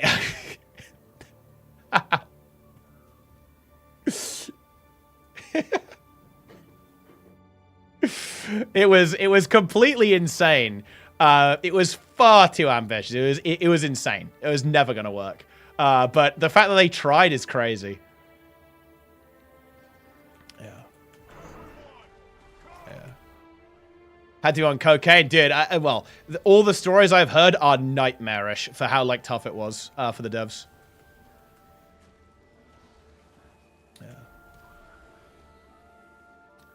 Amusement park MMO? Honestly, I don't think that's a very fair criticism. Definitely not of the core game. Like, of modern Guild Wars 2, I could kind of see it. But, like, classic Guild Wars 2? Nah, I don't think so. They made content there? Yeah, and I think some of their ambition was informed by how easily they were making content in Guild Wars 1. That didn't translate over to Guild Wars 2. That might be engine related, it might be tools related. It probably helped a lot that Guild Wars 2 is basically a 2D game. Because there's, there isn't a lot of Z-axis going on in Guild Wars 1. Oh, I think I might have said Guild Wars 2, but I meant Guild Wars 1. Right, that probably helped a fair bit with developing stuff and making stuff in that game. But yeah, they were probably very confident because they did crank out content in Guild Wars 1 like nobody's business, but they only had one playable race. That's a big deal, by the way. The skill system was simpler mechanically than Guild Wars 2, right? It was obviously very complex with all the combos you could do with secondary professions, but the actual skill system itself was pretty simple and straightforward compared to how Guild Wars 2 works. That probably didn't help either. It's like making stuff for Guild Wars 2, I think, is way harder than making stuff for Guild Wars 1. And my understanding is, again, the tools they have to make stuff in Guild Wars 2, yeesh, it's not quite as good as previous things or whatever, yeah.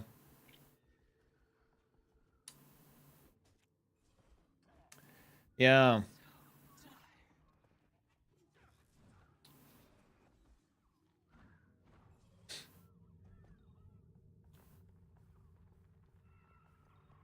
The sole dungeon dev. I think that's actually not that abnormal, though, Benjamin. I think that happens in every game. Because think about this, right? The dev turnover in WoW is massive, but they still slam content. So and there's, you know, devs come and go in these projects. And also, I actually have a bit of insight in this. I actually spoke with devs about this, Ben and with Cameron and Paul as well. They said, oh yeah, this is like industry standard. Like, it is not abnormal whatsoever for a dev to kind of move after shipping a product. Because it kind of makes, if you think about it, like, intuitively, that makes sense, right? Like, you finish the job and you go, okay, I'm now going to advance my career.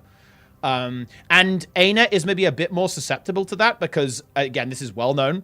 They don't pay as well as other, you know, development studios, right? In the games industry, or of course, you know, you're ultimately competing with Fang as well, right? Because, you know, you're competing with developers, right?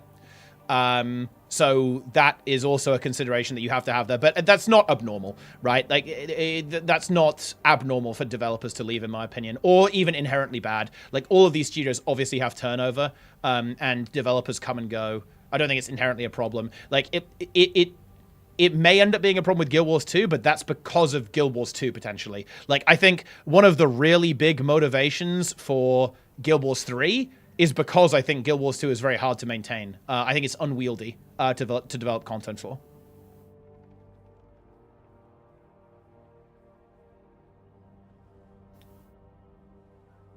Yeah.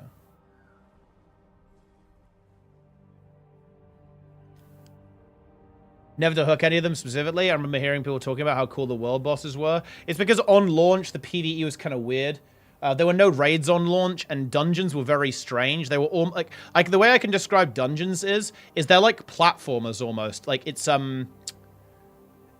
doing dungeons in this game is like a platforming game. It's like very different. There was no concept of a raid.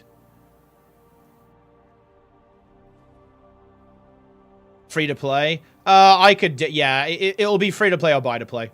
It will not be sub-fee. I would obviously prefer sub-fee too, but it won't be. And that's fine. You know, I'm not going to cry about it. It is what it is. I don't think it will ruin the game for me.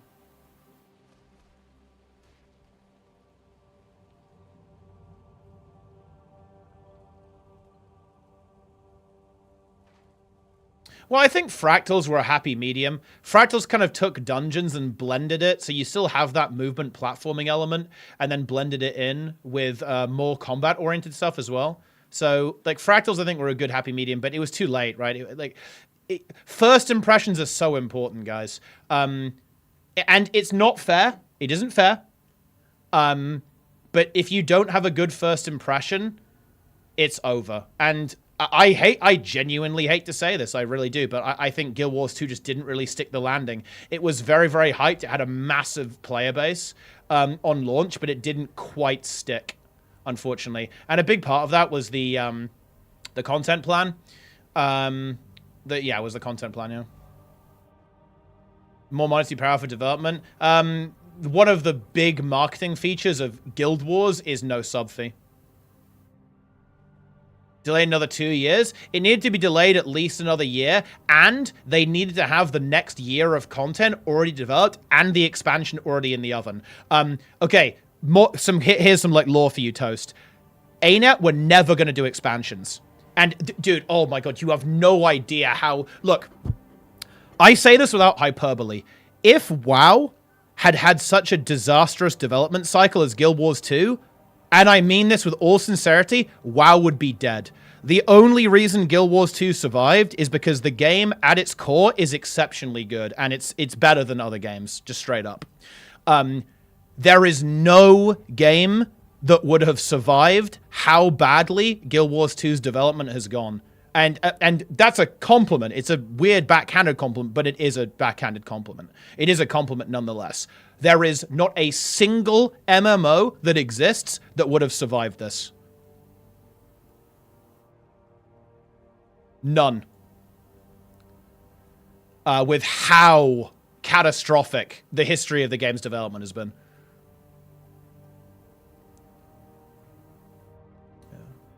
is not first impression to me. Well, of course not, because you played the game at a later time, Lily Livered, yeah? But the problem is that first impressions, when you launch your product, people talk. They share that information. And regrettably, it's misinformation, right? You know, people say, oh yeah, I was actually on the MMORPG subreddit the other day, and people were saying there that, oh yeah, Guild Wars 2 doesn't have raids. It has no PvE endgame. So if you want to get, they were saying it kind of in a good way. They were saying, oh, you know, if you want to have a casual anti-WoW experience, play Guild Wars 2. They have no PvE endgame, right?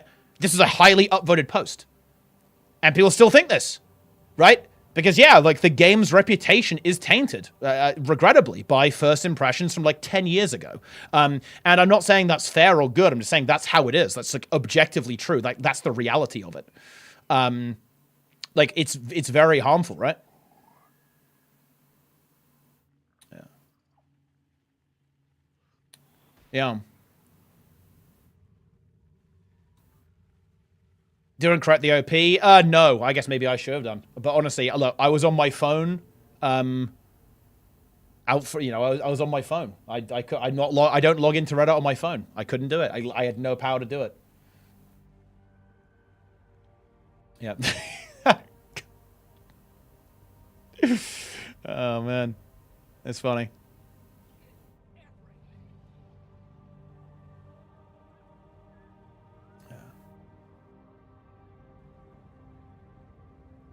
But yeah, that's the truth of the situation. Because here's the thing. So here, okay.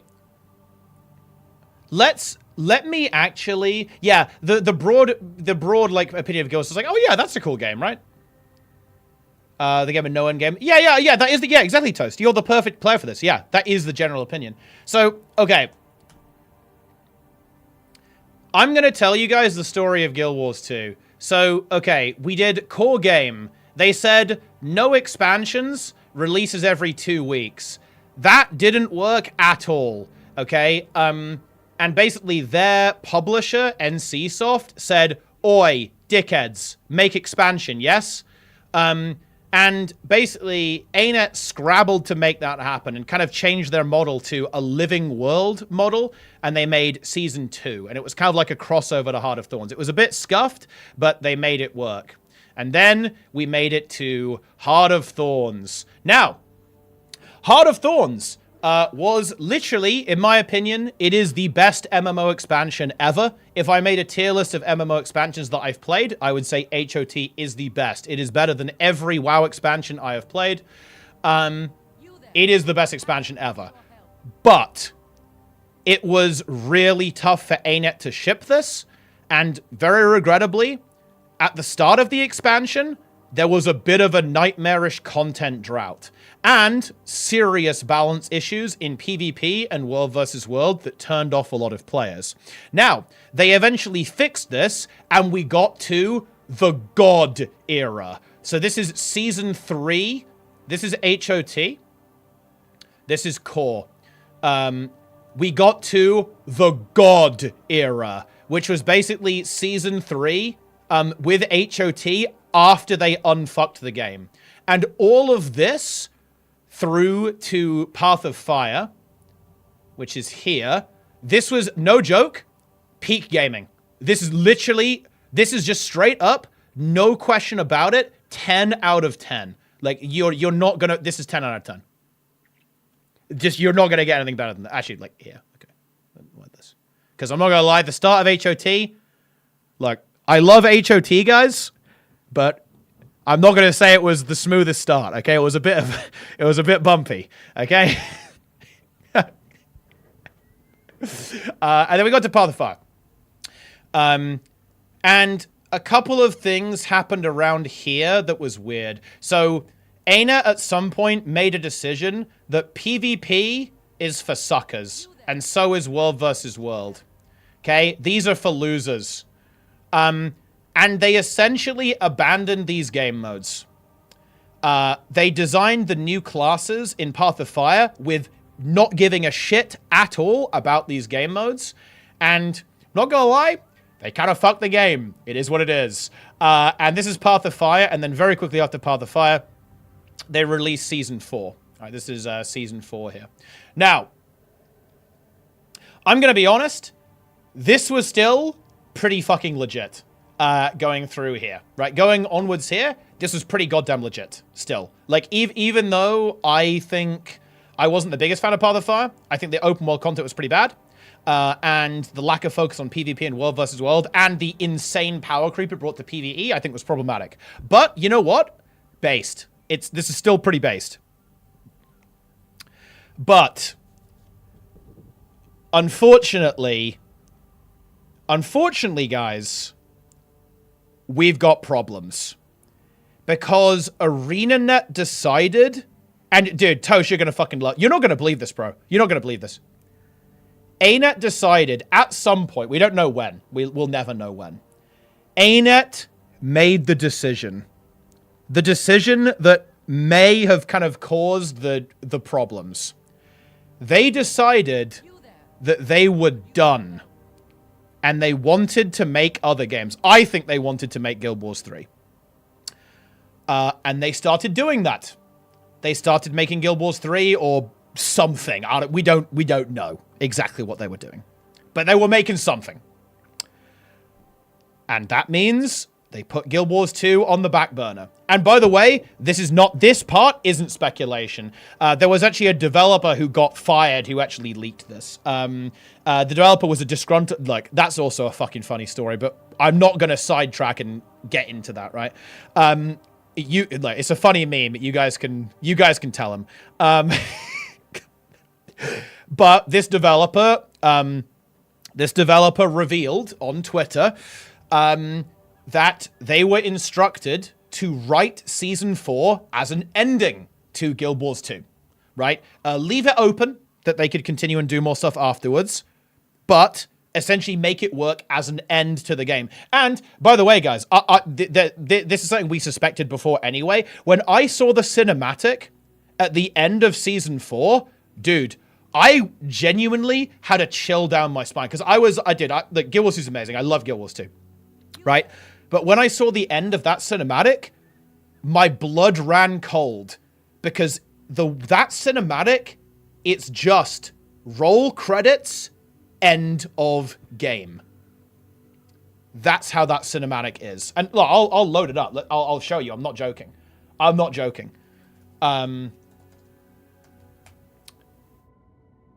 Okay. I don't remember it. Like, here it is. So this is the cinematic here. And you basically have this kind of moment with the dragon. And bear in mind, during Season 4, we basically solved the Elder Dragons, right? Like, we actually solved this. We essentially put all of them to sleep or got rid of them, right? And then at the end, you have this fucking brutal moment, okay, where you're looking up at this dragon that you've raised, and this happens. It's off into the sky. Roll credits, dude. Yeesh. Okay. Ugh. Brutal. But anyway. Yeah, this is the player character, right? And then camera goes up. Roll credits. Yeesh. But anyway, they decided they were done with this. And they kind of scuffed the game. And they made something called the Icebrood Saga. Which is basically... It was supposed to be like a... it's not really it's not maintenance mode. It was like sustain mode, like a lower level of development effort, right? Was what Icebrood Saga was supposed to be. But here's where things get really fucky. These projects they were working on, it didn't work out. And here's where things went bad. Halfway through Icebrood Saga, NC said, "Guys, what are you doing? Uh-oh." And look, they laid off 1/3 of the company. Ouch. Basically, there was a lot of game director juggling. It was Mike O'Brien. He was probably removed by NC, replaced by Mike Z. He didn't last because Icebrood Saga was a bit of a disaster because their studio had just been hacked to pieces by their publisher.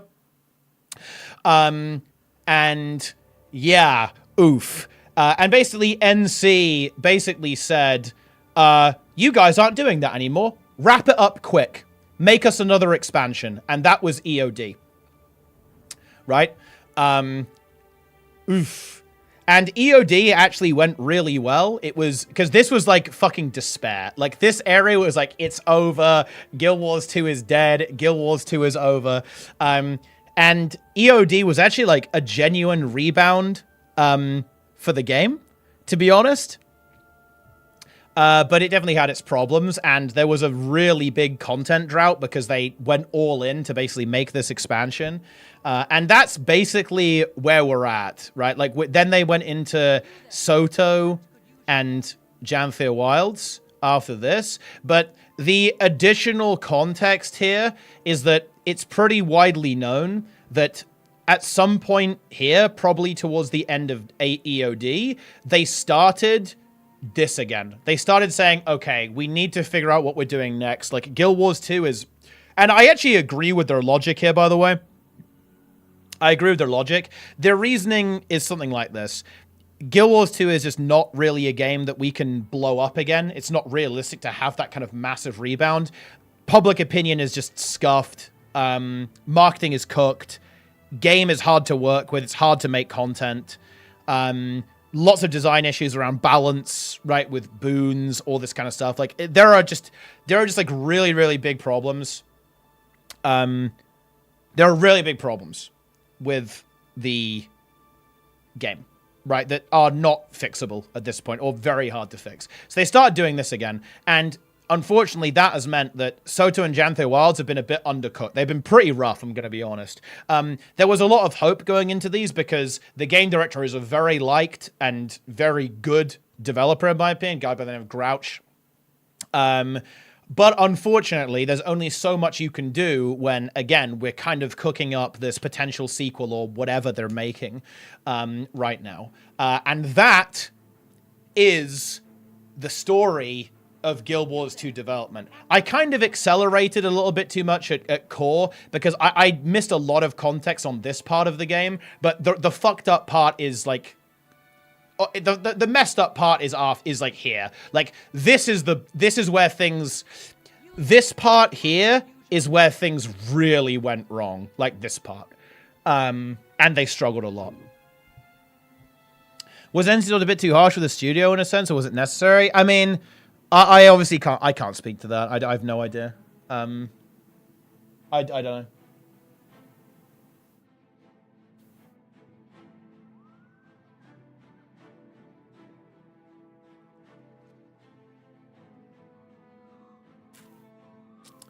Yup.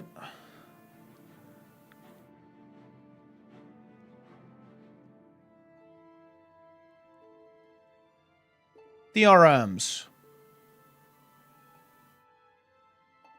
Oh, dude. Yeah, I forgot about the loot box drama. This was unironically really bad, by the way. I think this is actually quite damaging to the game because all of the big creators were in on this, like Jim Sterling and so on. Like, everyone was in on this because they released loot boxes for mount skins in Path of Fire. That was unironically quite bad, actually.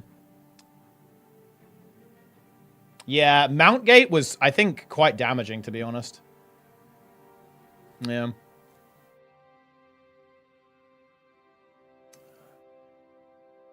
It wasn't a good look, right? It was a rough look.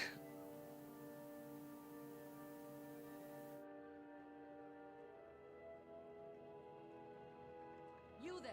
The Pact could use your help.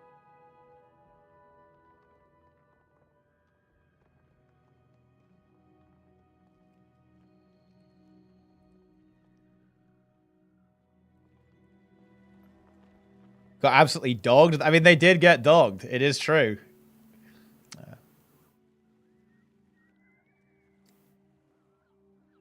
Ever financially stable without sub for your pay to win? I mean, it's just your basic cosmetics model. And you can buy gold. I think they make a lot of money from buying gold. They've actually lent into this quite a lot, actually, in the last 2 expansions. They've made stuff expensive so people buy gold. But yeah, people buy skins and stuff. And also, there's another thing. So... This game is annoying as fuck unless you swipe a bit. Like, it's pay for convenience, right? Yeah, there's Kuma skins. They sell Kuma skins. You can Kuma in this game. People love to Kuma in this game. You can buy gold, right? And this game is annoying as hell if you don't spend a bit of cash. Yeah. So, yeah. And they sell expansion. They sell there's box price, right? There's still a box price.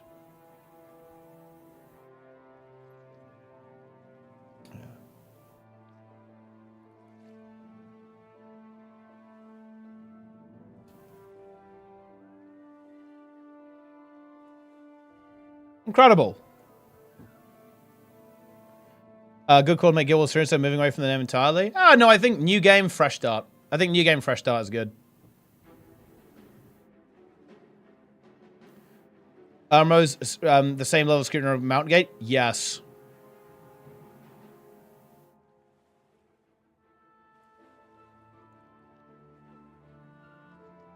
The difference is that the other games just well, or at least WoW doesn't give a fuck. Okay, like this is actually saying WoW is such a problem. I'm not even joking, dude. WoW is such a problem because WoW is too big to actually care about this stuff. Like, they will almost certainly do 3-day prepaid access to the next WoW expansion, which is cancer, by the way, and dumb. But they're gonna do it because what are you gonna do, dude? You gonna play another game? Didn't think so, buddy. They'll sell that stupid Brutosaur, because what are you gonna do, dude? You gonna play another game? Didn't think so. And yeah, I don't know. Like, Blizzard is immune to shitty, to backlash on their shitty consumer practices, unfortunately. They're too big to, they're too big to be affected by it. It's actual cancer. Are you married? I'm not married, no.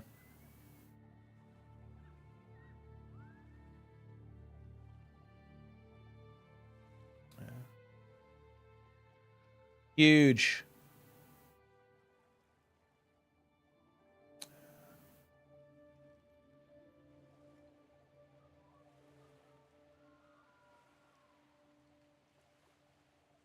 Waiting out, I'm just like floating around on my fish mount.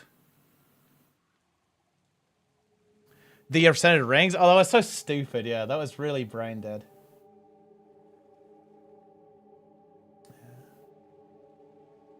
That, you know, that's actually a really good, it's actually a really good point, 8 Jaron, yeah. Like, Guild Wars 2 was actually released at a really bad time because they were kind of at the dawn of live service as like a dominant model. And as a result of that, they kind of fell into some pitfalls that they should have watched other games fall into first. That's funny. Do you elite specs? Probably, yeah. Looks like I am.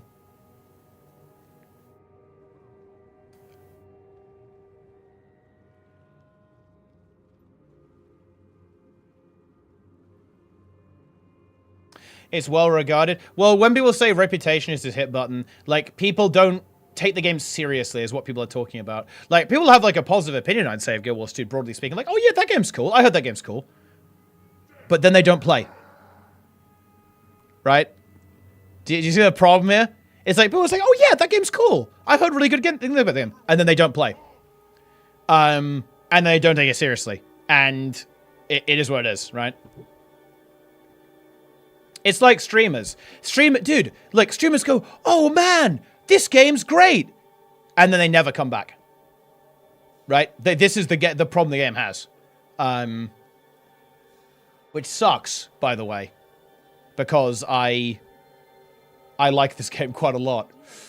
I mean, dude, this is maybe like a topic for... Okay, I tell you what, guys, I'm going to commit to it now. Okay, I'm going to commit to this now. If the next X-Pack, guys, is the last Guild Wars 2 expansion before Guild Wars 3, which is not impossible, by the way, I will make the Guild Wars 2 nuke. Okay? And not a negative nuke, by the way. I will make the video that laments the fact that we're in the wrong fucking timeline and Guild Wars 2 was the chosen one. Okay? That's what I'm talking about. Because I will die on this hill. New World, in my opinion, was a potential chosen one. But no, Guild Wars 2 was the chosen one. Like, it was the chosen one. It should have been the game to basically dethrone WoW and fundamentally change the MMO industry. Seriously, it should have been. It really should have been. It clearly wasn't. Well, I mean, I mean, obviously, retrospectively, it wasn't the chosen one, but it was. Yeah. Ready to review the skit? It's good, dude. Me and Grim are gonna fucking co-write the ultimate nuke. Yeah. Holy Trinity makes no, dude. Do you know why I want to make this nuke? Because people say this shit all the time. Dude, I hate this. People always say, "Oh yeah, if Guild Wars 2 had been more like WoW, it would have been better." No, that's not why Guild Wars 2 ran into problems. But look, okay, look, I've got to tease you guys a little bit, right? Like you'll see the truth in the actual video. Okay, me and Grim collaboration at long last. Yeah. People say that. People do say that. Yeah. People do say that. Yeah, absolutely. I mean, someone literally just said it in chat. Like, so I mean, yeah, they do. Oh man. It's so big. Nah, it doesn't. And I say that as a Guild Wars 2 simp. Guild Wars 2 it will not recover at this point. Well, no, okay, what do I mean? It won't. It's not gonna be the next big MMO. It's just not. It's just not. And by the way, like, clearly ArenaNet doesn't think that. Otherwise they wouldn't be cooking up a new MMO thing, right? Want WoW reskinned as a new MMO? They do, but it's important to recognize why people want that. People want that because anytime anyone has ever tried to do anything different, they failed. That's why people say, oh, just give us WoW with a different skin. Because WoW worked. And WoW has a very, very simple plan. They make stuff, and they keep making it.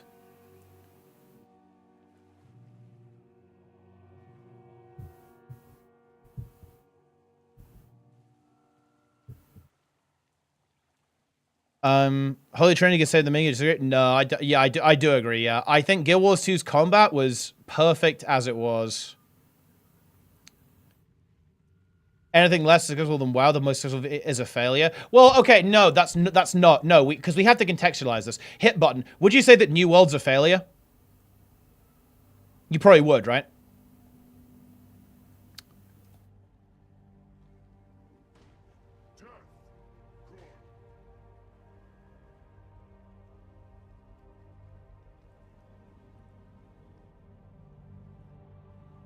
New World, I wouldn't like to judge. Well, let me tell you, New World is a failure. But why? Combat was bad? Wrong. Combat was good in New World, but don't need to debate that, because I want to explain the context here. New World is a failure. Why? This is actually really not bad. Having 6,000 people logged into your video game at the same time is kind of big. Right? If I was an indie dev or a smaller developer, like a small studio, let's say a studio of 50 devs, I'd be happy about that. 6K people logged into my MMO, my PvP game at the same time. Dude, we take those, right? But here's the thing. Compared to how much like went into New World, this is a complete failure, right? Like, they were looking for hundreds of thousands. They were looking for, like, at the absolute worst case, 10x this, like 50K people logged into the game at as a peak on a daily basis. Like, this is compared to like what it kind of should have been based on like how much went into it. This is a catastrophic failure, right? And this is why I say that. I mean, calling Guild Wars 2 a failure is hyperbolic. I wouldn't call it a failure, because that's just I think it's overly negative to frame it that way. But Guild Wars 2. Like, Guild Wars 2 right now is basically the game you play when you're bored of your other MMO, or if you just want something to do on like your other monitor, like while you're watching Netflix, right? To me, that is so fucking brutal compared to how good the game actually is, right? Like, Guild Wars 2 being like the official side MMO is horrific to me. That is like, how did that happen, right? This game is so good. It has like insane PvP and world versus world, like, and the open world is really cool as well. How the fuck is this basically like essentially like an MMO light mobile game, right? How did that happen? That's why I say it deserves so much more. Yeah, that's like the positive framing of this. Like, yeah, Guild Wars 2 is not a financial failure by any stretch of the imagination. Like, saying that would be delusional. Like, it makes millions a year. It's obviously like successful, right? And it like pays the bills, keeps the studio on there, and they make more stuff. But dude, the game deserved so much more than this. Like, it does not deserve to be like the meme game you play when you're done with your other game, like the side MMO. It's so much better than that. It doesn't deserve this. And it also doesn't deserve the level of apathy that it has, okay? Like, the truth is that people just aren't that invested in the game. And I just think that's so sad. It's so sad that that's what happened. That's where the story ends. Is that people are just like, people are pretty apathetic about it. It's like, yes, whatever, right? Like, who cares? It is what it is. It's just, it's just Guild Wars 2, right? It's only $25 a year, right? Like, okay, fine, right? Like, the fact that that's where we're at is just, damn.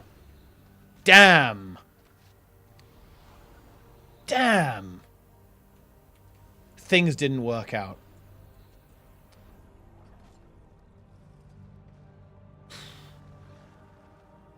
Don't like tab target. I mean, yeah, that's fair. Like, full act. I'm actually kind of I'm actually a little bit of a fan. I actually am a bit of a fan of full action too. I really like New World Combat actually.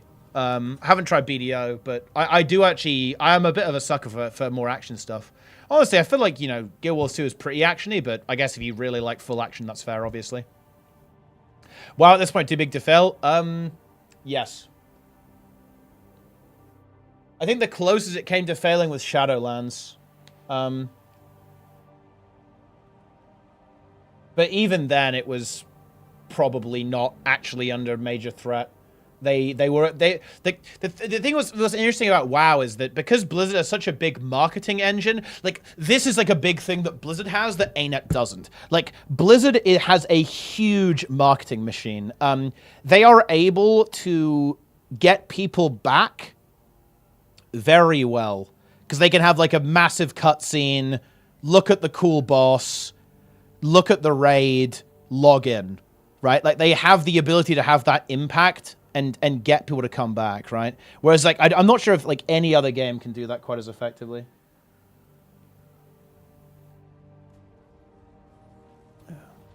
Yeah, Shadowlands was not good. Classic was definitely a huge win. It was a huge boon for WoW. Yeah. For sure. Yeah.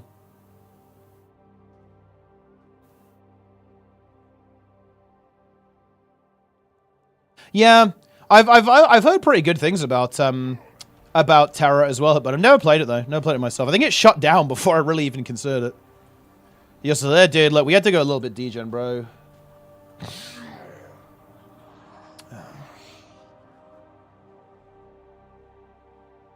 Falco, 5 gifted subs. Daily 5 gifted subs. Josh, I tell Terra, dude, look, I like Josh. I feel like I've got a simp for this guy. I have to. I'm going to go White Knight him, dude. Because he's getting triggered by stupid YouTube comments. And look, is this normal, guys? Is this what simping is? I feel the need to actually like go to his comment section and like scream at people. Because they say the stupidest shit and it actually gets to him. And it's like, bro, he's such a nice guy. Fuck off.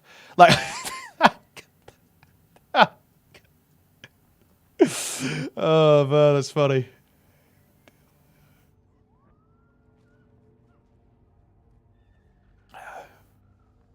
Yeah, maybe it's time for the White Knight arc.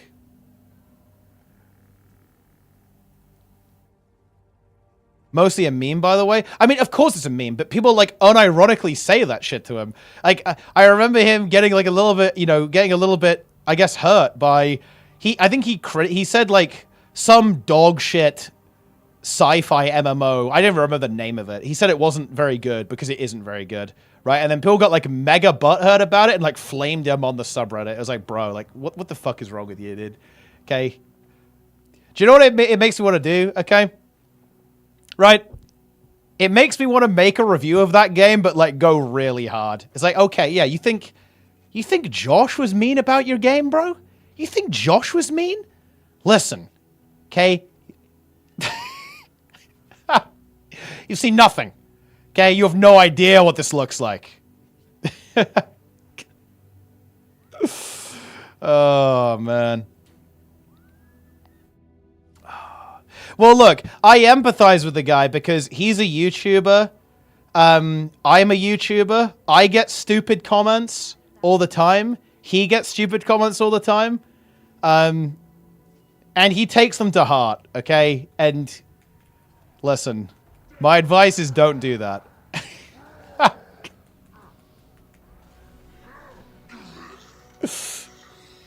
It is what it is.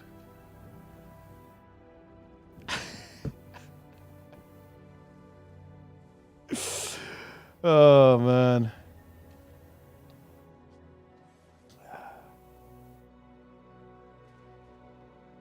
Why is Guild Wars 2 being called a Cyberman nowadays? Because that's how most people play it, annoyingly.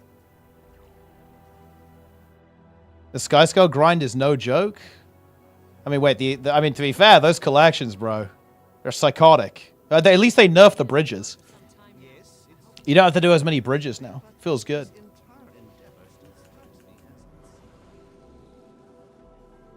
He's mentally broke. Wait, what is he broken by, actually? What is he breaking to? Wait. All the currencies? Right, more than just gold. I thought it'd be easier. Wait. I'm a week in? I've only bought this. Wait. What? What is this guy doing?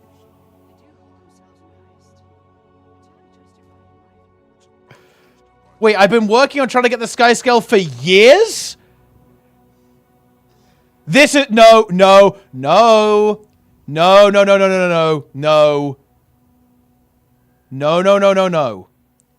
Word, number. No, this is AI. This is fucking AI slop. This is bait. This is bait. I've found them all to be extremely competent. You are too generous. Wait, this is a real person. Wait, maybe is it?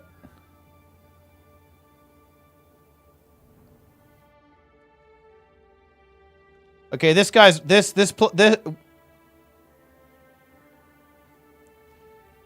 Okay, there's some weird stuff in the history here. Rockin' has been gone for some time now. I just don't believe this is a serious post. This is a fucking troll post, okay?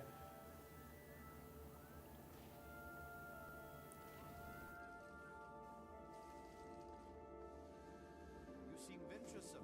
I cannot reconcile the noble concept of progress with warfare and bloodshed. Be pragmatic. Not again. Think of what we do Tar here elemental as Oh shit, the slimes. Secure the lab equipment and take cover.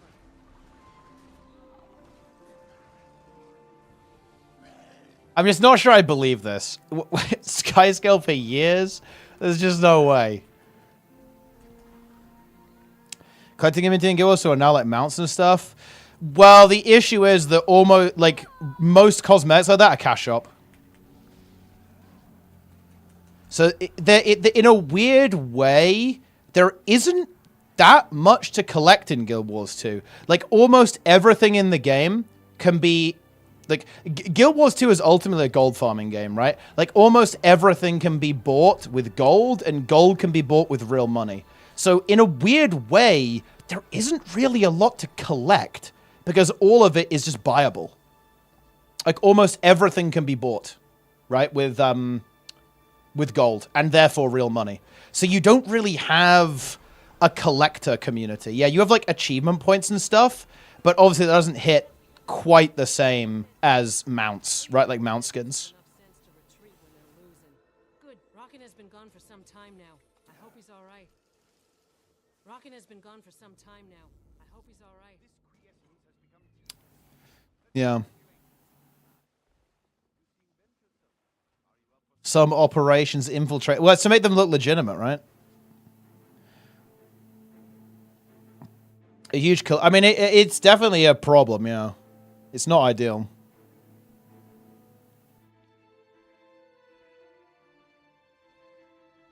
But ultimately, a lot of the game, especially for the majority of the player base, comes down to like gold farming. Like farming open world and stuff.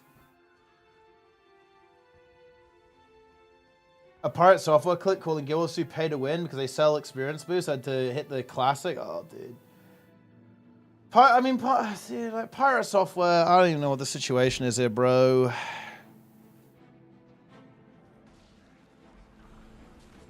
I think. I'm not sure I entirely understand the pirate software situation. It's like. Well, I think I do. I think it's very easy when you're being attacked. It's like very easy to completely lock down and like not want to be receptive to feedback. And I think being really charitable, actually, what I would say is that he's been attacked. He feels very defensive, and the internet is a really bad place for personal growth. It's just a really bad place for personal growth, right? Because he's obviously getting a lot of negative feedback, a lot of it valid, right? You know, I think, you know, his approach to stop killing games was pretty bad. His approach to, obviously, OnlyFans was also really, really bad, really toxic. And he got criticized for that. But, yeah, I don't know. Like, I'm not here to make excuses, but I think it's not entirely unsurprising it kind of goes that way, because the internet can be, like, a pretty mean place, right? It's not the best. It can be hard to take negative feedback sometimes.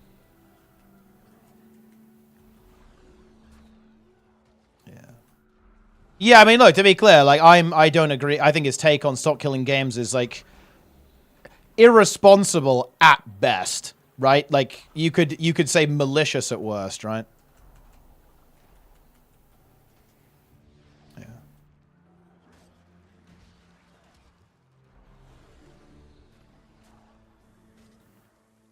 Every content creator comes out of the woodwork to pile on. This is kind of what I mean about the internet being a little bit toxic, is that because it's views, it's easy content. Like, it's an easy win. Like, I do actually want to talk about stop killing games a little bit. I'll probably, you know, get something together and get my information together and we can talk about it a little bit on stream and discuss it. But I'm not going to talk about Pirate because it's just kind of cringe. Yeah, I think it's because it's, like, easy content, right? Like, shitting on Pirate is socially acceptable. And the truth is that people like shitting on other people. And when it's socially acceptable to do it, like, everyone's getting in. Yeah, it's very low-hanging fruit, right? Was his chance to redeem himself? I think it opened up more negatives. I mean, real talk, like, that's honestly, like, realistically, like, Pirate just needs to do introspection, in my opinion. And I think friends and family can help him do that. I don't think any of us can.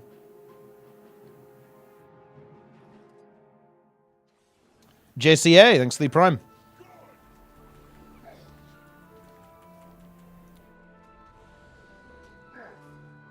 But yeah, he could have had a redemption arc on Dr. K, but like, I've seen that stream as well, and like, realistically, yeah, he just like doubled down, right? But again, like, that's the thing. Look, okay, to be fair, and I realize I'm being aggressively charitable here, but I think it's important when you're dealing with stuff like this, and also I'm a bit of a contrarian, I admit that. Guys, there is a huge difference between speaking a therapist in private and basically admitting mistake or fault in public to people who fucking hate you. Okay, these are two very, very different things. Like, if it had been private, that's a different situation. But it was public. It was live. Right? It's a very different situation than talking to someone and like them helping you work through your issues in private with confidentiality.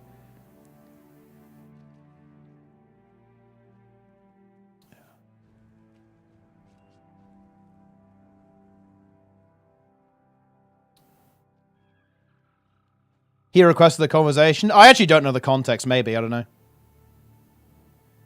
Yeah, no, yeah, that might be true. I mean, that is interesting if that's the case, actually. But no, I don't know the context. What are you working on right now? I'm just like running around in awe because I like awe. Yeah. And yeah, people like drama, right? Like, in Pirate Software is a fucking drama machine, dude. And it does happen. He has some. Again, like I said, like the acceptability part is important because he has some pretty bad takes on the OnlyFans situation, obviously. And yeah, his take on stop killing games is just yeesh. Like, it doesn't look good. It's pretty bad, isn't it? Right? It's yeah. Not sure about that one, Chief. Would you play Classic Guild Wars 2 or its core Guild Wars 2 and Fractals? I think I'd play HOT Classic. Core would be fun for World vs. World, I think, but I'd play HOT Classic.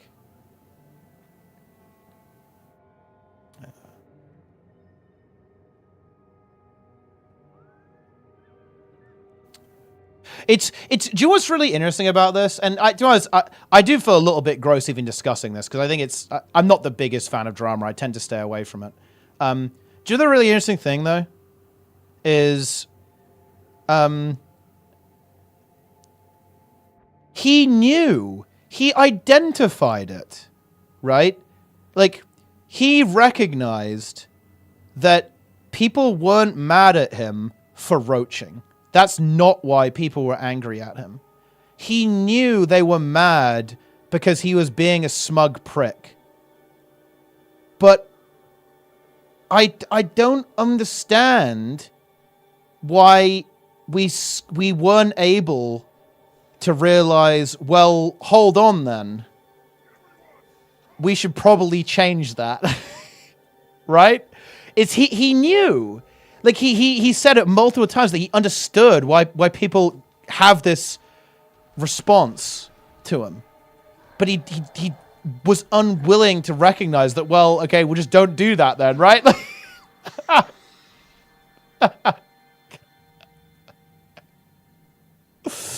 I don't know. It's weird. It's really weird. Yeah, dude. If he just said, hey, I'm sorry, guys. I got heated. That's my bad. Boom. Nobody is ever going to mention. He'd be memed. People would like say, but dude, lean into it. Sell mana gem. I'm deadly serious in this. Dude, make a fucking mana gem t-shirt. Mana gem mugs. Right? Mana gem hat.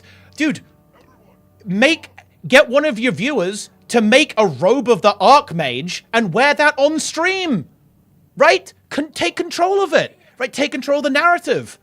Yeah, roach plushies, dude. Come dress as a fucking roach on stream, dude. Just own it. Like, have some humility, right? It's like, dude, it's not actually a big deal, right? Yeah, you fucked up and you were kind of an asshole, but yeah, take accountability and move on. Like, nobody cares, right? In like 3 weeks, it's like a stupid meme. Right? At that point. It doesn't make any sense. It's just bizarre. You're very small and very adorable. Oh, it's very kind of you. Yeah. Publicity is good publicity. The thing is, though, I think it was really bad for him, though. I don't think... Dude, he was owning in OnlyFans. Like, his view count was crazy. Like, he doesn't perform nearly as well in other games. He still performs really well. He's obviously a big streamer. He has, like, a very healthy YouTube channel, a very healthy Twitch channel. But he was owning in OnlyFans. And then he wasn't. That guy, because he fucked it up. Yeah.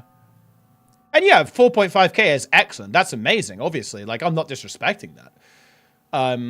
You know, that's way more than me, obviously. Like, he's a very large streamer, very large creator, but, like, I don't think it really worked out for him to do that.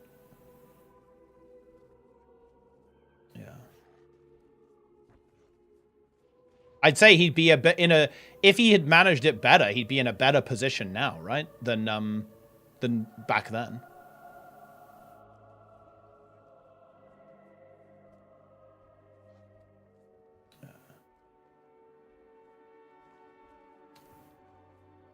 Yeah, I don't know.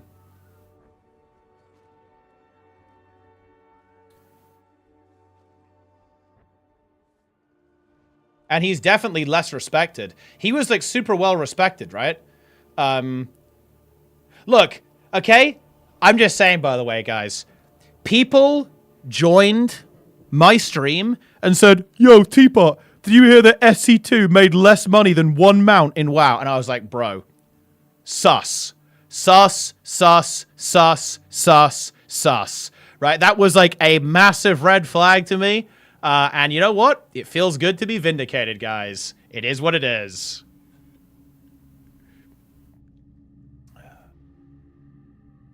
I'll talk about pirate software and like all the drama with Stop Killing Games. Although, dude, I think it is really fucking funny. Okay, I love that, dude. I love this shit because he obviously doesn't like Stop Killing Games. Obviously, that's fine. That's his prerogative. But I think it's really funny that this drama actually might end up getting it passed, right? Like he dude, like him being a dick to Ross and the Stop Killing Games movement, unironically, might get the legislation passed. That's so fucking funny. Like that is poetry. That is oh, chef's kiss, guys. Poetry in the real world. You love to see it. You really do.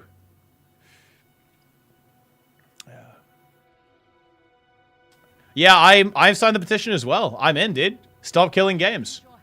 I will try and do some content about it as well, actually. Who hates it? Pirate Software. He's pretty clearly indicated that he hates it. Yeah. He doesn't like it. Which, by the way, is fine. You can dislike a piece of legislation. But, you know, you should tell the truth about it, at least.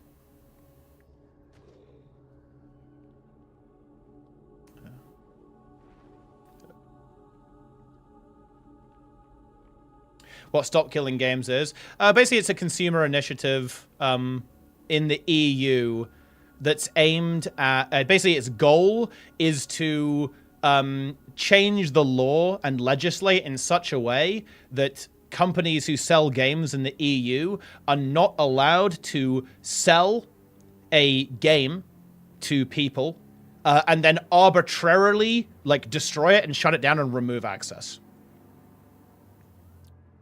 That's like the gist of it. That's not quite precise enough because it doesn't necessarily apply to things like subscription games, for example. It's kind of more aimed at games that are kind of like it's anything that where the game can like be shut down remotely and you can't access it anymore. Like I think the example that people always give is like this I think this car game, The Crew. That basically just got deleted by Ubisoft, right? I think they're in court about that, actually, funny enough. Well, and that's kind of, you know, that's a good case to point out for this exact reason. But basically, they ultimately, like, deleted this game, right, from existence and essentially rendered it completely inoperable. Even though, of course, it has, like, a single-player experience as well.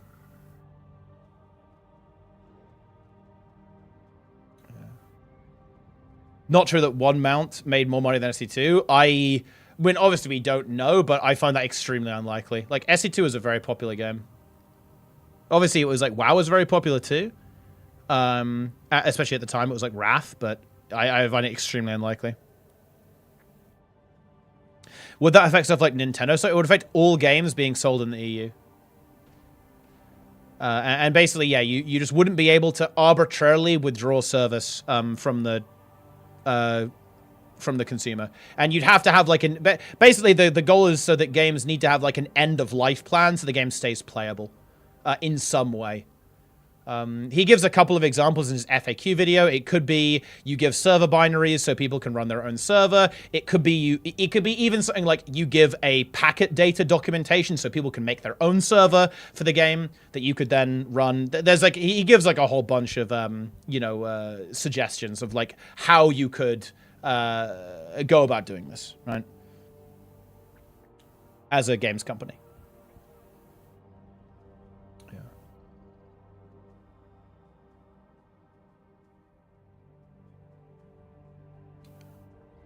And of course, it wouldn't. I believe it's not retroactive. So in other words, it would apply to new games, really, because obviously that's not necessarily realistic for games that currently exist now and aren't designed with that legislation in mind. Because obviously, if you've got a game that relies on loads of third-party microservices and like different components, like packaging that is not.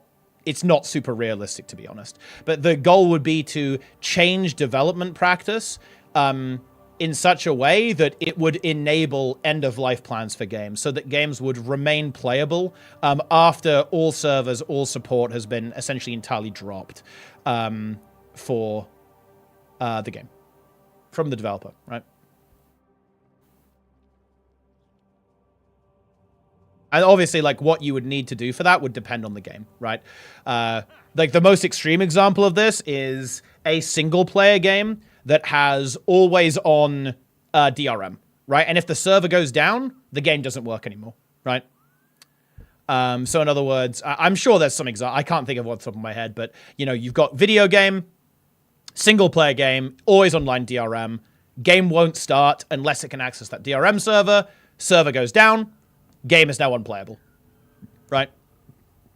And there are games like this, regrettably, right? Is what it is. And yeah, I feel like Diablo 4 would be a decent example of this, because of course Diablo has co-op, and I feel like, yeah, it has co-op, but ultimately it's kind of a single player experience, right, to an extent. And yeah, like if those servers go down, like the game might not be playable anymore, right? It's just gone. It's like literally dead. It just doesn't exist, and you can't play. And basically the legislation would be aimed at preventing that from happening. So that, you know, when the game's end of life is here, the game would still be playable in some form or another. You'd be able to, in some way, access the game. Yeah.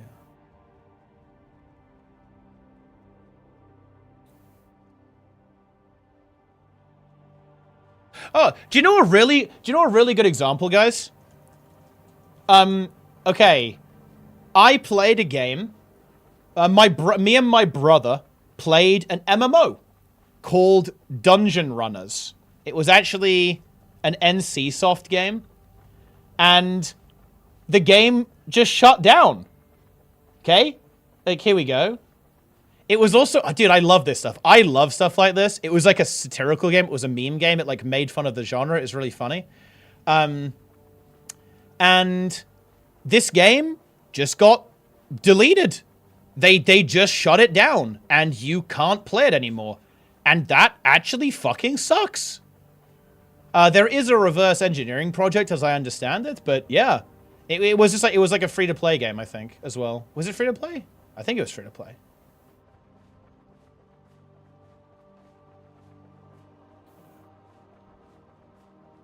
Dude, NCSoft said it'll be refocusing its efforts on big-budget, top-tier MMO OGs.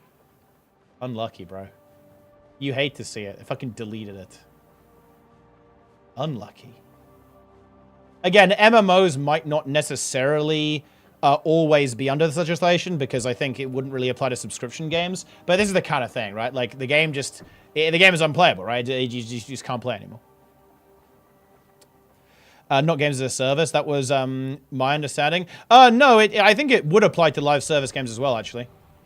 Or it would aim to, yes. I think the caveat is that it wouldn't really apply to subscription games, because subscription games are like a little bit of a different case. But the goal would be for it to apply to live service games. Yeah.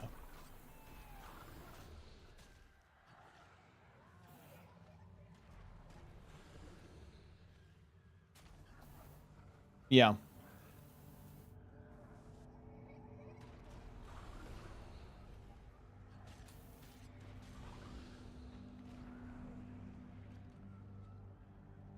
But obviously it is a bit situational. I never played WildStar. I never played that shit.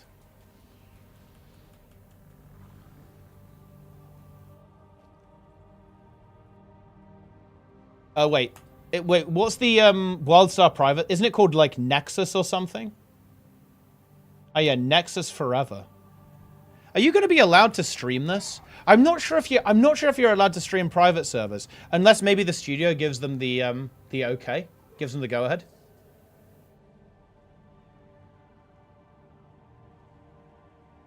Is this the one, guys? Is this the private server? This I'm not sure. This is not looking good. This might not be the right one.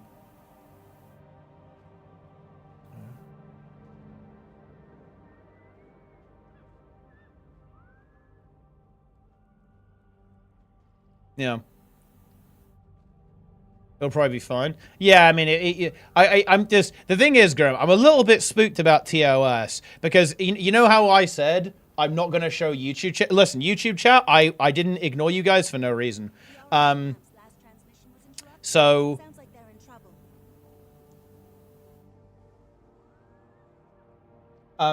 it was against TOS. I read the TOS about multi-streaming. You can't show YouTube chat in your Twitch chat.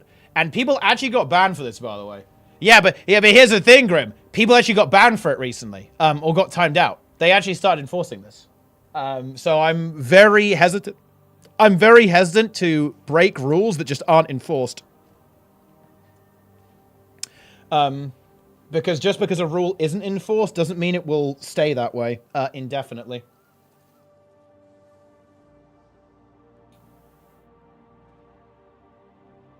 We're not doing anything here anyway. Listen, I love YouTube chat. Shout out to YouTube. I do have you up on my monitor. Guild Wars 1 wiki and type sword in. What the fuck are you talking about?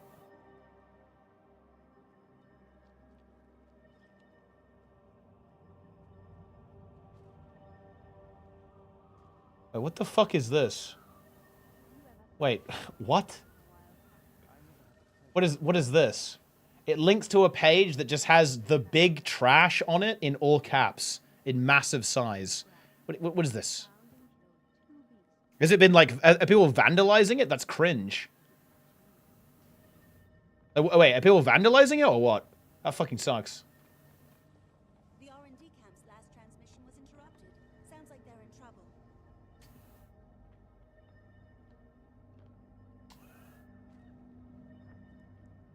So I'd kind of want the company to give like an official stance, and if you're at the stream private servers, but I'd play WildStar if I'm allowed to, for sure.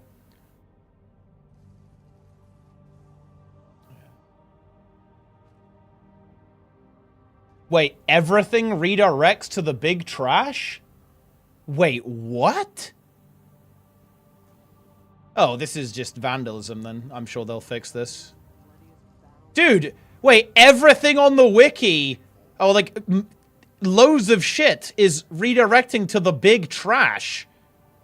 What? Dragon Arena redirects big trash. PvP is safe, apparently. Okay, this NPC is also safe. Okay, it's not everything, I guess. Yeah.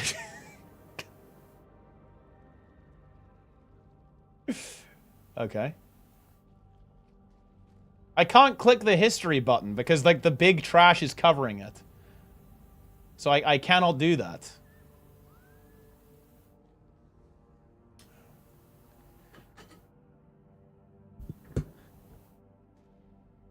Oh, yeah, it is vandalized, yeah.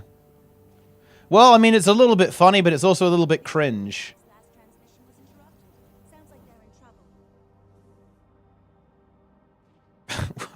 Dude, wait, who's doing this? Can you see who's doing it? Whoa, wait, that's IP address. Jesus. Let's not show that.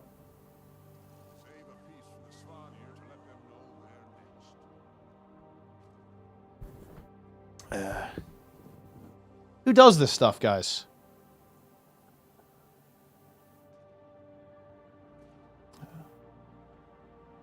Looking to play the Guild Wars 2? I'd say the big thing about playing Guild Wars 2, get in there and immerse yourself. Don't worry about doing stuff right or doing stuff wrong. Log in and play the game. Boom.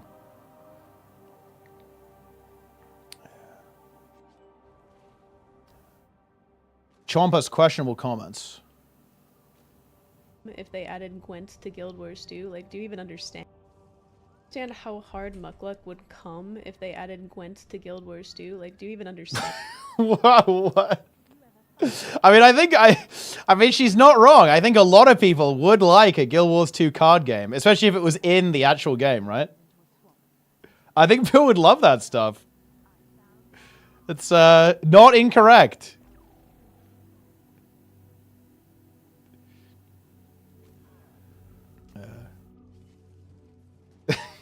Rockin' has been gone for some time now. I hope he's all right.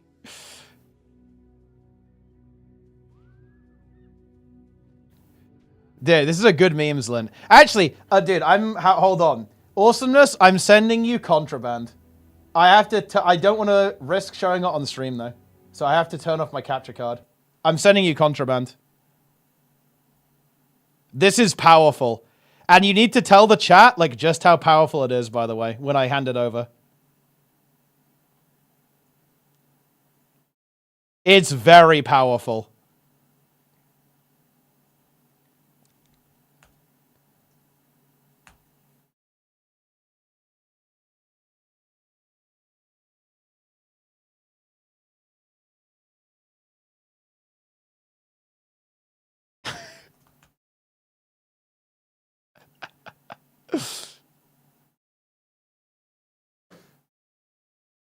Okay, we're good.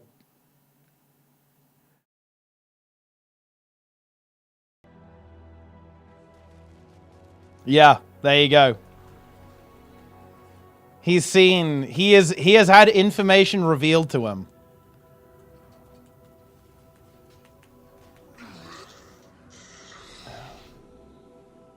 Enjoy.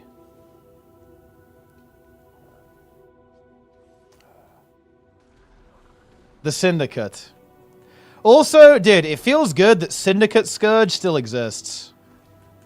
Doesn't that just feel great, guys? How does it feel, guys, that the Forbidden One, here's the only build template that matters. How does it feel, guys, that the Forbidden One lives? Wait, what sigil should I use on the Forbidden One, actually? I guess, I mean, Torment Sigil is pretty good, actually.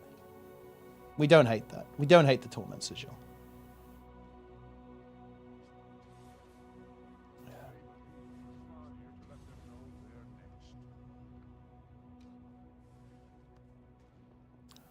Stacking corruption on stuff? That's honestly an option, yeah. I don't have infusions in this, hold on.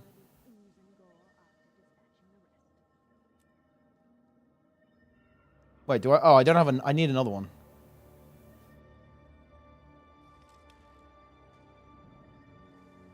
Are you kidding me? Oh, okay.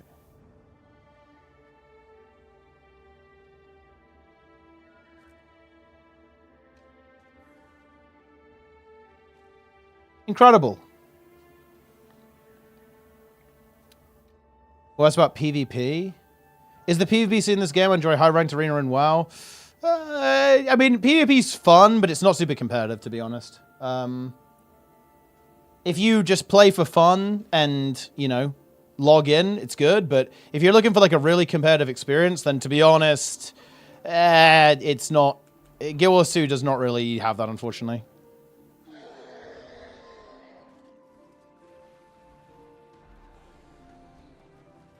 Boom.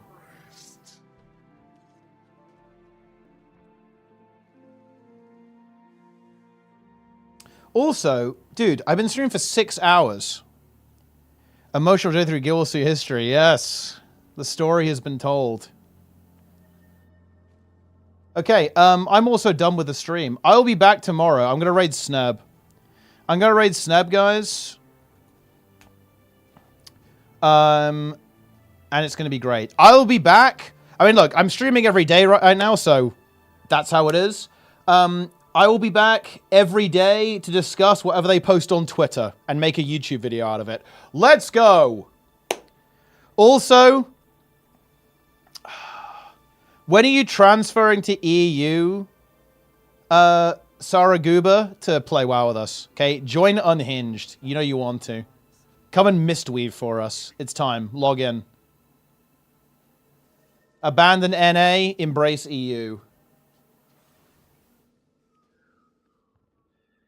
But that's it. Sad snap, guys. Follow, subscribe. I'll see you guys tomorrow, yeah? Take it easy. I'm going to try and fix the goddamn... Actually, no, I don't think I can fix the stream. I'm working on fixing the stream. I'll see you guys then, okay? Good night. Follow, subscribe, give me your money.